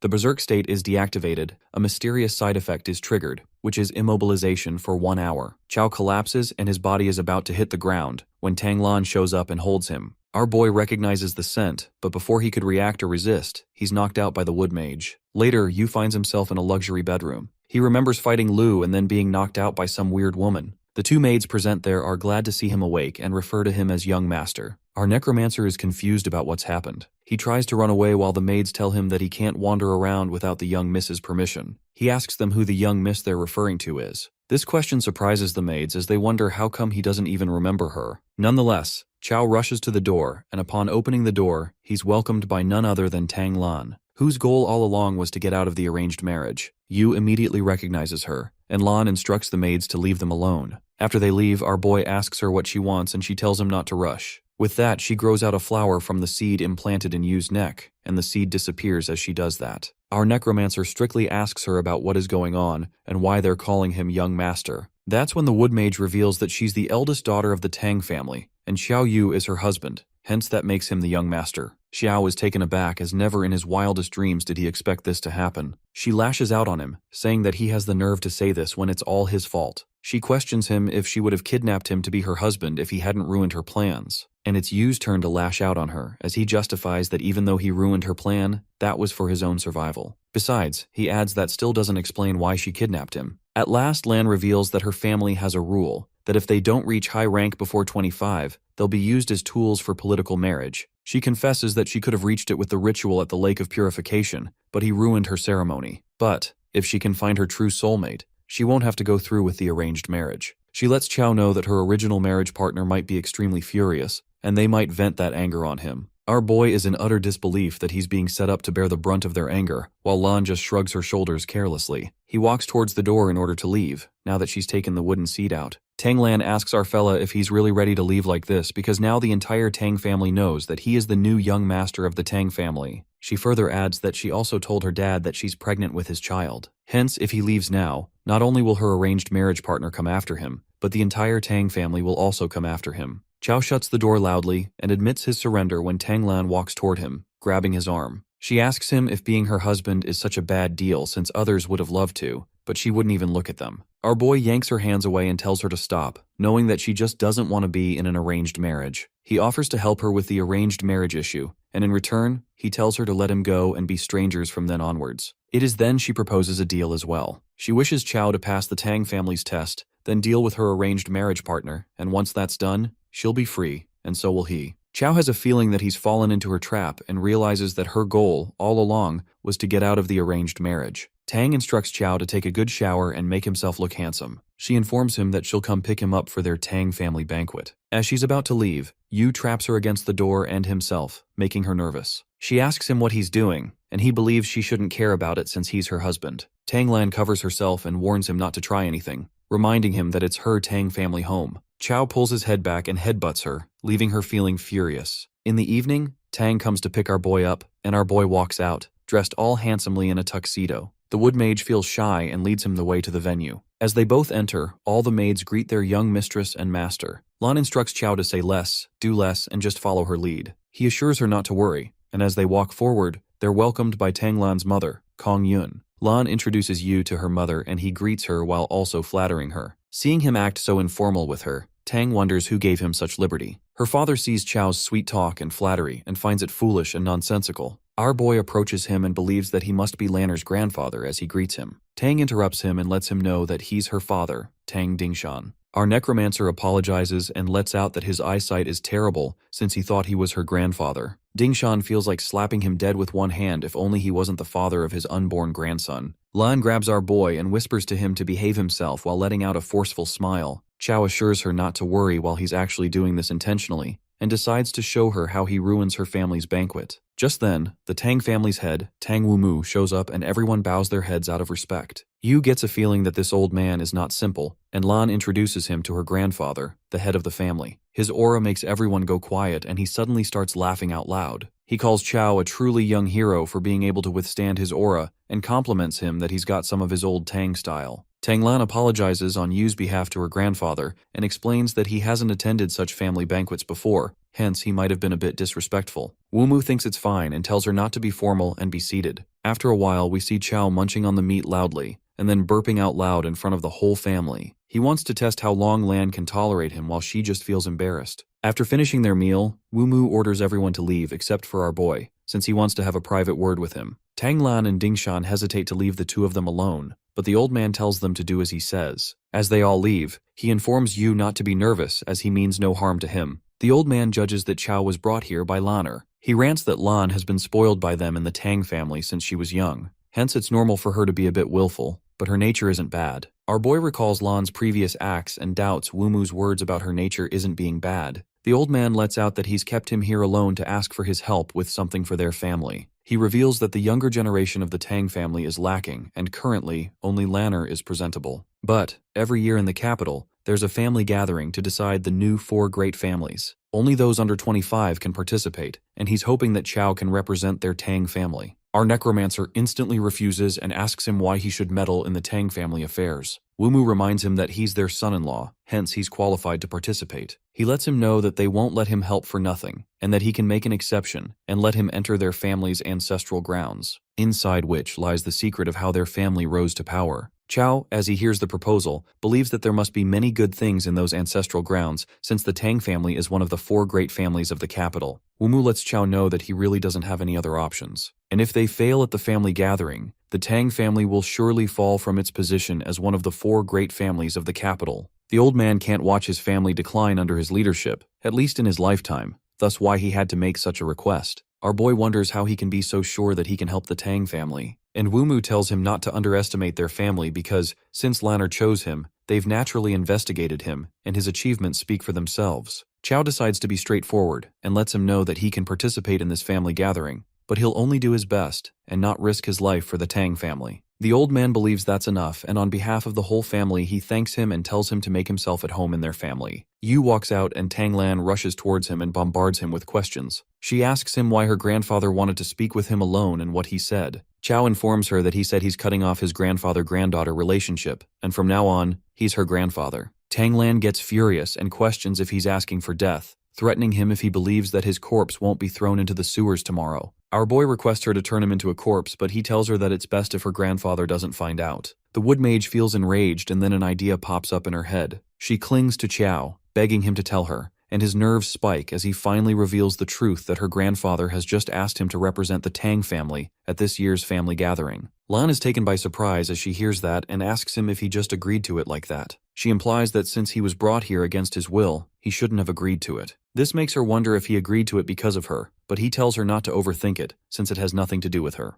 A few days later, at Chuanling Mountain, the four great families of the capital are gathered. The Tang, Qinji, and Xiao families. The Xiao family head, Tiance, mocks the Tang family that they surely have a big ego, arriving last for a grand entrance. Both the family heads are busy arguing when Qin Qianshui spots Yu's back, and it looks familiar to her. She shrugs it off, assuming that she's seeing things since she believes there's no way Chow could possibly be mixed with the Tang family's group. The family gathering judge, Jin Yixiu, announces to begin this year's family gathering, now that everyone's here. He asks the elites from each family to step forward, and that's when Qin sees Chow and realizes that it's really him. As they're about to begin, Tiance raises a question and lets out that he suspects our boy isn't actually from the Tang family. Wumu declares that this young man is his granddaughter's husband, hence he assumes that he's qualified to represent their Tang family in this gathering. The head of the Zhao gets furious and questions if he takes him for a fool. He believes that the Tang family grabbed just anyone to make up the numbers. The others butt in and start raising questions as well when they see the so-called husband and wife standing so far apart.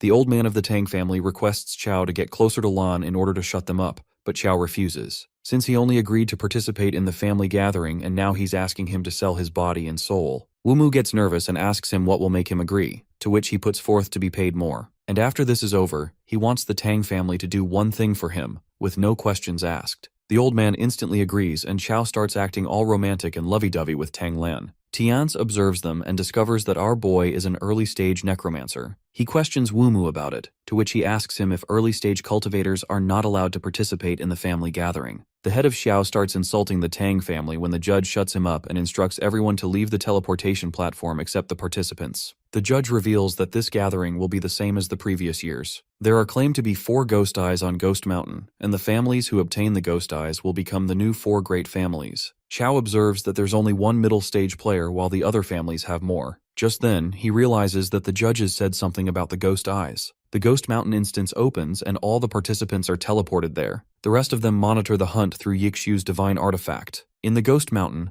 a participant named Tanger is exterminated while her family mourns over the fact that she had the potential to reach the last stage. It seems that before the ghost fog dissipates, anyone who enters Ghost Mountain dies. People are surprised to see that the Tang family has already gathered 4 people so quickly, and Wumu is glad that the heavens are still looking over their family. Just then, he witnesses something that makes him anxious. Through the divine artifact, he sees Tang Aotian, the only mid-level player in the Tang family, and 2 others cornering Chow Yu. Aotian tells our boy that he'll be listening to him in this Ghost Mountain since securing a ghost eye for the Tang family and maintaining their position among the 4 great families is their top priority. And as the only middle-stage cultivator, he believes he's the strongest and the highest DPS. Hence, naturally, he takes the responsibility of giving orders. The girl interrupts, saying Brother Aotian is their family's #1 genius. Therefore, no one will listen to a freeloading son-in-law like Chow instead of him. Our boy obediently agrees to listen to them and declares that he'll be hiding behind them. Wumu, on the other hand, feels enraged because he told his players before they left to follow Chow's lead. Aotian is in a hurry to obtain a ghost eye before anyone else as he leads them the way. As they're walking, Yu is busy contemplating what he should do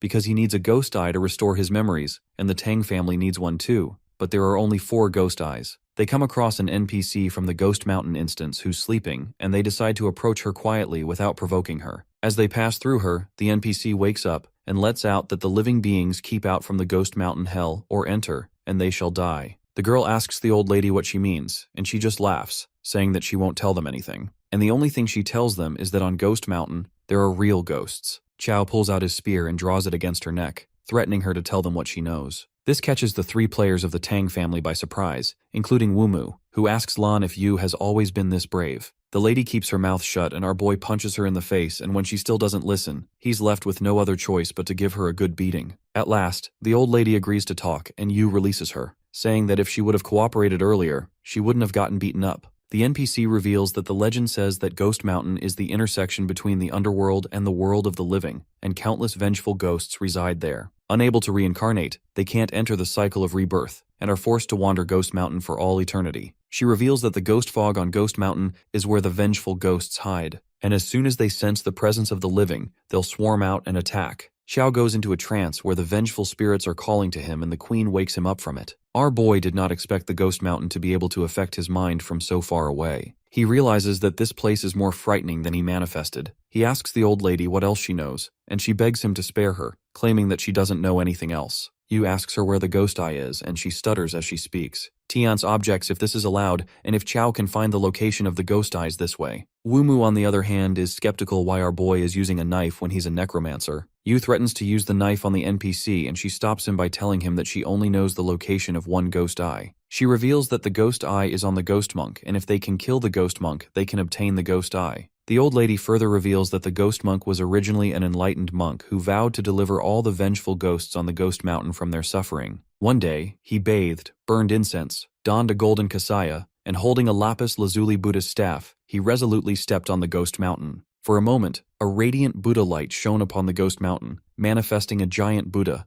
as if a true Buddha had descended. But not long after, the golden Buddha was swallowed whole by the ghost fog. Later, when people saw the enlightened monk again, he had become the ghost monk. The NPC lets Chao know that the ghost monk is always at the ruined temple on the Ghost Mountain. Our boy turns around to leave, claiming to trust the old woman and go to the ruined temple and investigate. As he does that, the NPC tries to attack him, and it seems that our boy already predicted it. He knew she wasn't being honest, and that being said, he slices her body in half. As he defeats her, his golden dragon crescent blade's deathly energy increases by 1 out of 100. It's revealed that when the deathly energy reaches maximum, the golden dragon crescent blade gains an additional enhancement effect, called the Ghost Slayer. Our boy discovers the way to gain the deathly energy while his teammates seem to be intimidated by him. The girl, Tang Long, asks Aochin if Yu is possessed by something unclean, while he just warns him to avoid doing anything reckless. Xiao gives them an evil smile and reminds them that they're all teammates. Hence, why would he do something like turning them all into deathly energy? This leaves the players of the Tang family stunned, and Aotian, in order to ease the situation, introduces the two others to our boy. He reveals the girl to be Tang Long and the other guy to be Tang Hu. With that, he suggests that they keep moving now that there are no other objections. As they're walking, they hear weird noises coming from inside the trees, and that makes them feel uneasy. Aotian, as their leader, instructs them to ignore those sounds and just pretend that they didn't hear anything. The people observing the hunt through the divine artifact find the middle stage player of the Tang family to be quite capable, even though he's a bit arrogant. Aotian believes that passing by without provoking these lesser ghosts is easier and better. The audience is all busy observing them when they spot Chao doing something at the back. Our necromancer appears to be hunting ghosts down in order to increase his deathly energy. The so-called team leader tries to stop him, saying that if he angers the lesser ghosts here, they'll all end up dead and dismembered. The ghosts appear and leap at Yu while he lacerates them at an insane speed. His deathly energy is maxed out in an instant, and the Golden Dragon Crescent Blade is rewarded with enhancement and receives the title of Ghost Slayer. The players of the Tang family are left shaken once again, while Wumu is impressed by Chao's strength being far beyond what he imagined. Our boy continues to chase a ghost, when Zhang Erhe, a Zhang family Taoist, burns them all with his treadfire. Chao is furious to witness his source of deathly energy being frittered like that. Erhe asks them if they're all right while the viewers are surprised to see him. It's revealed that he's a crucial NPC in the Ghost Mountain, and getting his help lowers the difficulty by a whole level. They find the Tang family to be lucky that they ran into the Zhang family Taoist. Meanwhile, Xiaotians is concerned if the Tang family will retain their position among the four great families again. Aodian thanks Zhang Erhe for his assistance, and he warns them about how dangerous this place is. The team leader explains their situation to the Taoist and reveals how they must ascend this mountain. Erhe understands his point and instructs them to follow him up the mountain. However, he lets them know that they still need to be careful since there are so many of them. He can't protect everyone. Therefore, in critical moments, they must rely on themselves. Tang Aodian is truly grateful for him as he believes that with his help, he's finally not afraid of Chao messing things up and dragging them down. As they're progressing forward, Tang Long gets frightened as there's no path around them. She asks Aochin if he's sure about going up this mountain, and he just reassures her that he's here to protect her. Chao gives them a look as he doesn't want them to be screaming for help later. With that, he effortlessly slices the trees blocking their way, and seeing such dense, deathly energy in his knife, Zhang Erhe couldn't help but ask Yu about what he does for a living. Our boy lets him know that he's a butcher, but this doesn't convince Taoist, who even gets more curious about him. As Yu cuts down a few more trees, they uncover a path, leading Aotian to realize that someone has already reached Ghost Mountain ahead of them, and that they need to pick up the pace. Just then, Erhe signals them to stop, and as they're wondering what it is, their eyes catch the sight of dead bodies of people from another family. This disturbs Long even more, and she's baffled as to what's on this ghost mountain. The Taoist preys upon the dead and suggests that they keep moving. As they are about to progress, they spot what seems to be a ghost devouring a human body. This catches everyone off guard except for our necromancer, who dashes towards the entity, not caring if it's a human or a ghost. He slashes it in half, and after seeing his boldness, Erhe finds him quite formidable. Long pleads to the team leader to go down while he tries to explain to her that they have to find a ghost eye first. Suddenly, they hear someone singing opera, and they all look around, only to find themselves in water. They're busy contemplating what's happening around them when Long spots a ghost behind Aotian, who's busy comforting her. The ghost disappears as he looks behind, but Long insists that there's a female ghost here. The Taoist uses the heavenly eye to take a look, and as he does that, the invisible female ghost injures his eyes without him being able to see her face. Chao looks around but doesn't find any ghosts, while Erhe utilizes the 7-kill ghost god order to attack the ferocious ghost.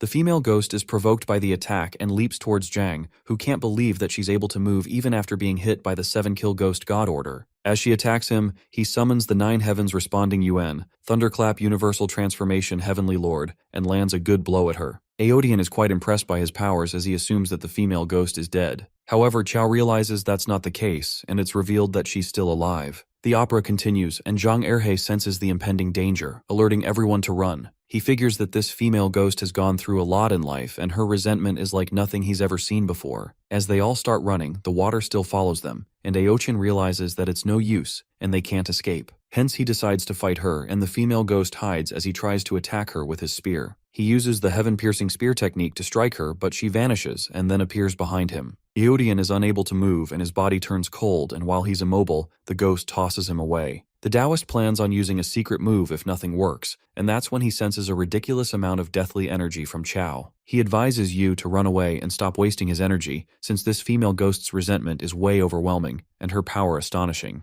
Our necromancer confidently remarks that times have changed and plans on showing him what it means to break 10,000 spells with one force. With that, he sprints towards the female ghost and strikes his spear at her, but she vanishes again. She appears behind Yu, but contrary to Aotian, he questions her why her face looks so pale. The female ghost is enraged, and that's when the silver lion helm is utilized. Our boy uses his gale boots to attack her while she's weak, and at the same time, she's hit with the dragon roar combo. The lady ghost runs for her life while Chao aims his spear at her, trying to hit her at least once. The audience is taken aback to see that our necromancer is the one chasing the ghost, and that makes them ponder what kind of a monster he is. Yu chases the ghost and tries to hit her, but she manages to escape. Zhang thanks Chao for his help, and Chao is thankful to him too, for weakening her. Aodian couldn't help but thank him as well. Meanwhile, Xiaotians questions Wu Mu if his son-in-law really is an early-stage player, doubting him. The old man of the Tang family gives him a glare and asks him if he needs to explain himself. Tiance realizes that Wu Mu has already reached the realm and is taken by surprise. Xiao's underling asks his patriarch if they should postpone their plans against the Tang family, now that it's revealed that Wu Mu has reached the realm.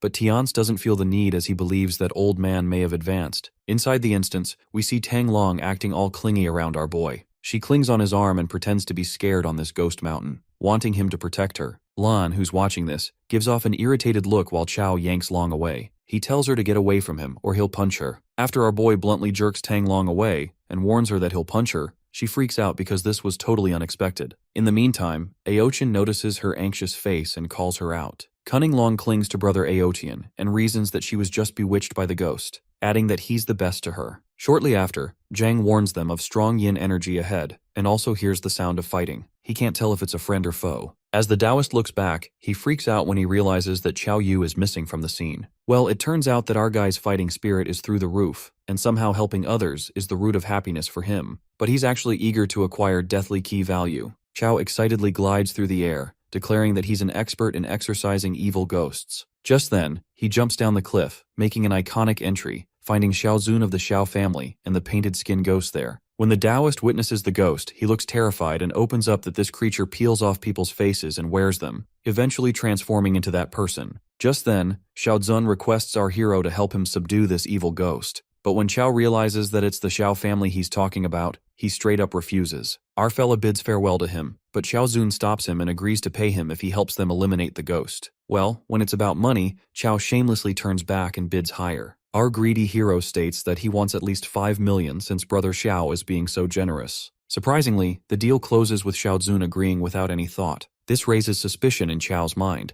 assuming that it might be a trap. That's when our boy proceeds with the spell, 7 Killings Ghost God Decree, and Zhang appears confused because originally, that's his spell. With that, our necromancer strikes the painted skin ghost with his spear, and Xiao Zun is taken aback. Even the 5 of them couldn't handle the ghost, but our boy is suppressing it alone. After that, Xiao Yu calls the Xiao members for help, and all the swordsmen join him to kill the painted skin ghost. Just after slashing that ghost, multiple red eyes begin to materialize. Smirking, Xiao Zun clearly knows this feeling and discovers that this painted ghost has a ghost eye on it. The boy gets ahead of himself and believes the heavens truly favor his family, but it turns out that someone else is also intrigued by the ghost eye, and it's Xiao Yu. Our boy is the one who truly feels favored by the heavens. Just then, the Xiao members leap toward the ghost. Xiao Zun commands them to rip open the painted ghost's skin since he needs to confirm something. They rip the ghost open, and the blonde confirms that the ghost eye is inside it. Xiao Zun gets delusional and daydreams that if he brings back the ghost eye, he'll become the family's main focus for cultivation. It is then that the boy requests Xiao Yu to help him kill the painted skin ghost, and even agrees to pay him 10 times more. Our fella goes first to cover for Xiao, who invokes his wolf to attack. Xiao's wolf attempts to bite off the ghost's head but is smashed away. That's when the ghost eye becomes apparent to everyone and clouds over them. The ghost eye is now exposed, and it ominously begins to expand its aura. Zhang and Xiao Zun have a bad feeling about this while watching through the screen. They assume the worst, thinking that the Zhao family members and the Tang family's son-in-law have been pulled into the ghost eye space. The bronze mirror cannot see what is happening inside the ghost eye space. Everyone anticipates that the Xiao family members are likely in danger, given that the ghost eye space is filled with rampant ghost energy. Inside the ghost eye world, Xiao Yu finds himself in a strange place when suddenly a woman approaches him. This beautiful woman finds the place truly eerie and asks Xiao Yu if he is willing to escort her to a safe place. Our guy agrees, but he asks for something in return. While our dude wonders what kind of trick she is trying to pull, the woman bluntly reveals that she has nothing to repay him with except to offer herself. She clings to Qiao, expecting a passionate romance, but our fella surprises her with a forceful punch. He justifies it by saying he couldn't resist slapping her. The woman tries to seduce Qiao and wonders if the young master doesn't like damsels in distress. Then that concubine changes into someone else and appears more appealing, flaunting her body. But our boy still doesn't show any interest, and the concubine is curious to know exactly what is hidden in Qiao's heart, considering he likes neither young girls nor mature women.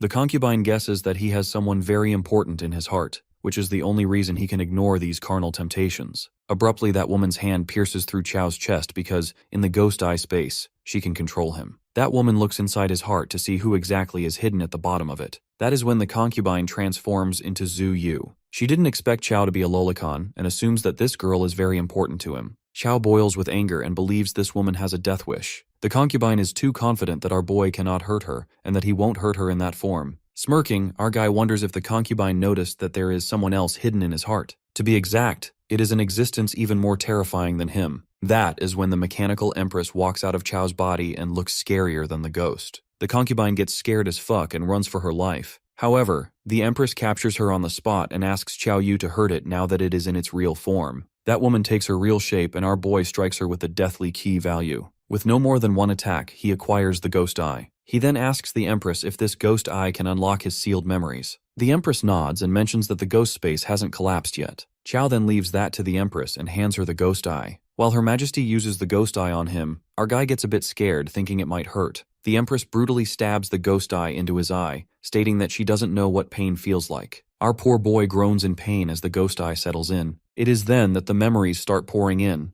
the memories of the pseudo-dungeon. There is a glitch in his memories, and he can see them only in fragments. Shortly, the ghost eye becomes ineffective, and the empress regrets to inform him that the seal on Yu's memories is stronger than anticipated. She explains that a single ghost eye is not enough. However, she assures our boy that there is more than one ghost eye.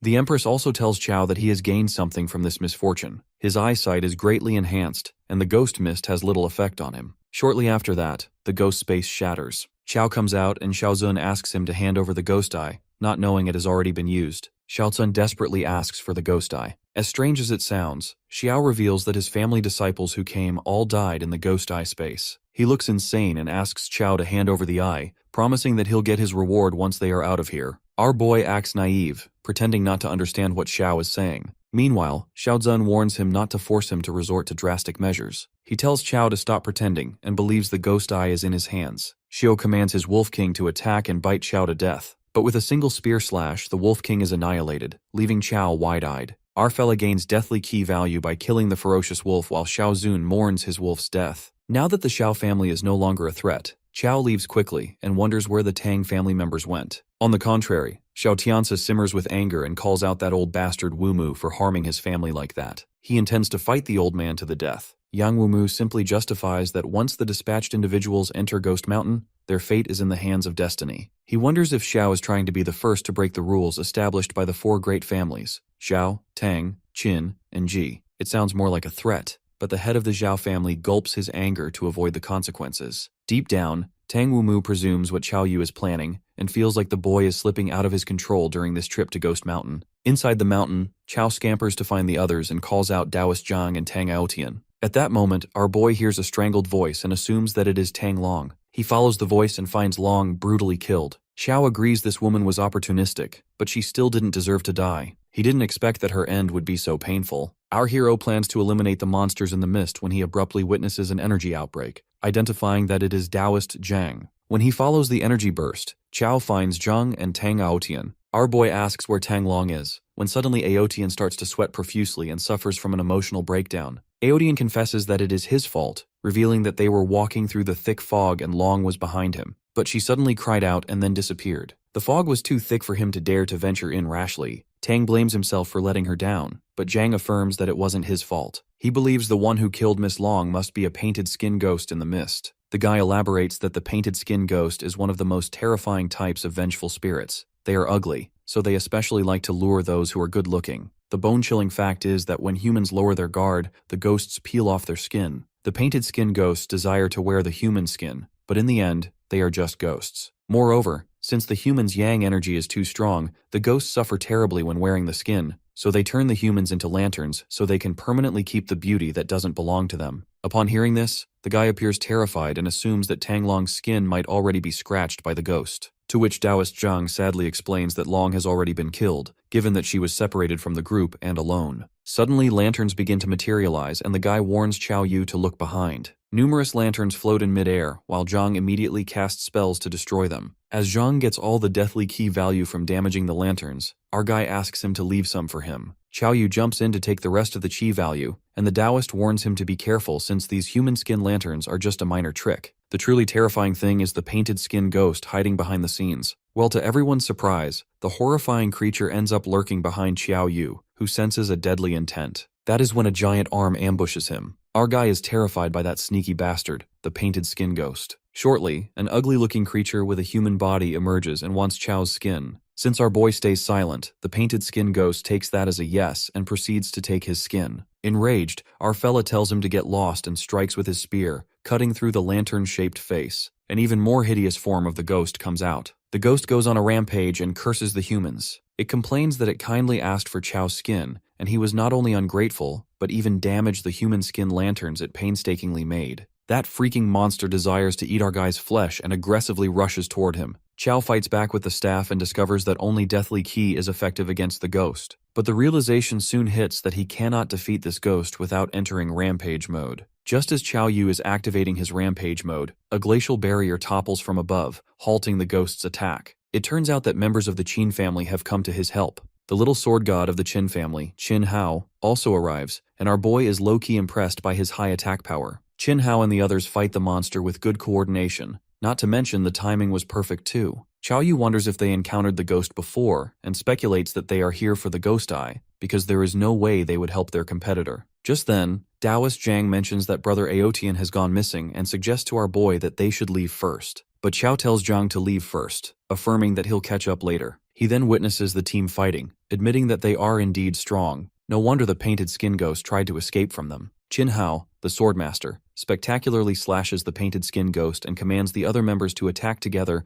and not let it open the ghost eye space again. With that, all the members strike together and successfully kill the ghost. As one of the members obtains the ghost eye, in that split second, it vanishes. Well, it turns out to be our cunning fella who runs after stealing the ghost eye while the others chase him. Our boy successfully acquires the second ghost eye and believes that the Ghost Mountain instance is inherently a competition. Also, they plotted against him first. Shinhao tosses his sword toward his teammate, and that sword helps him catch up to Chao Yu in no time. Our guy freaks out when he witnesses that the sword can even do that and stops running. The Qin member warns our dude not to escape and plans to hold him back until brother Qin Hao arrives. Right at that moment, we see two masked figures standing at a distance with their weapons. The anonymous group surrounds Qin Hao and his members. Qin questions the masked assassins, asking who they are and calling them out for breaking the rules of the Ghost Mountain instance. Deep down, Qin Hao observes that all these people are mid-stage, and if they attack together, his team is dead for sure. Tang Wumu and the others notice the masked group lying in wait in the mountain to ambush their juniors. It is clear that their behavior is no different from provoking all the families in the capital. On the contrary, Qin Hao asks the masked assassins what they want,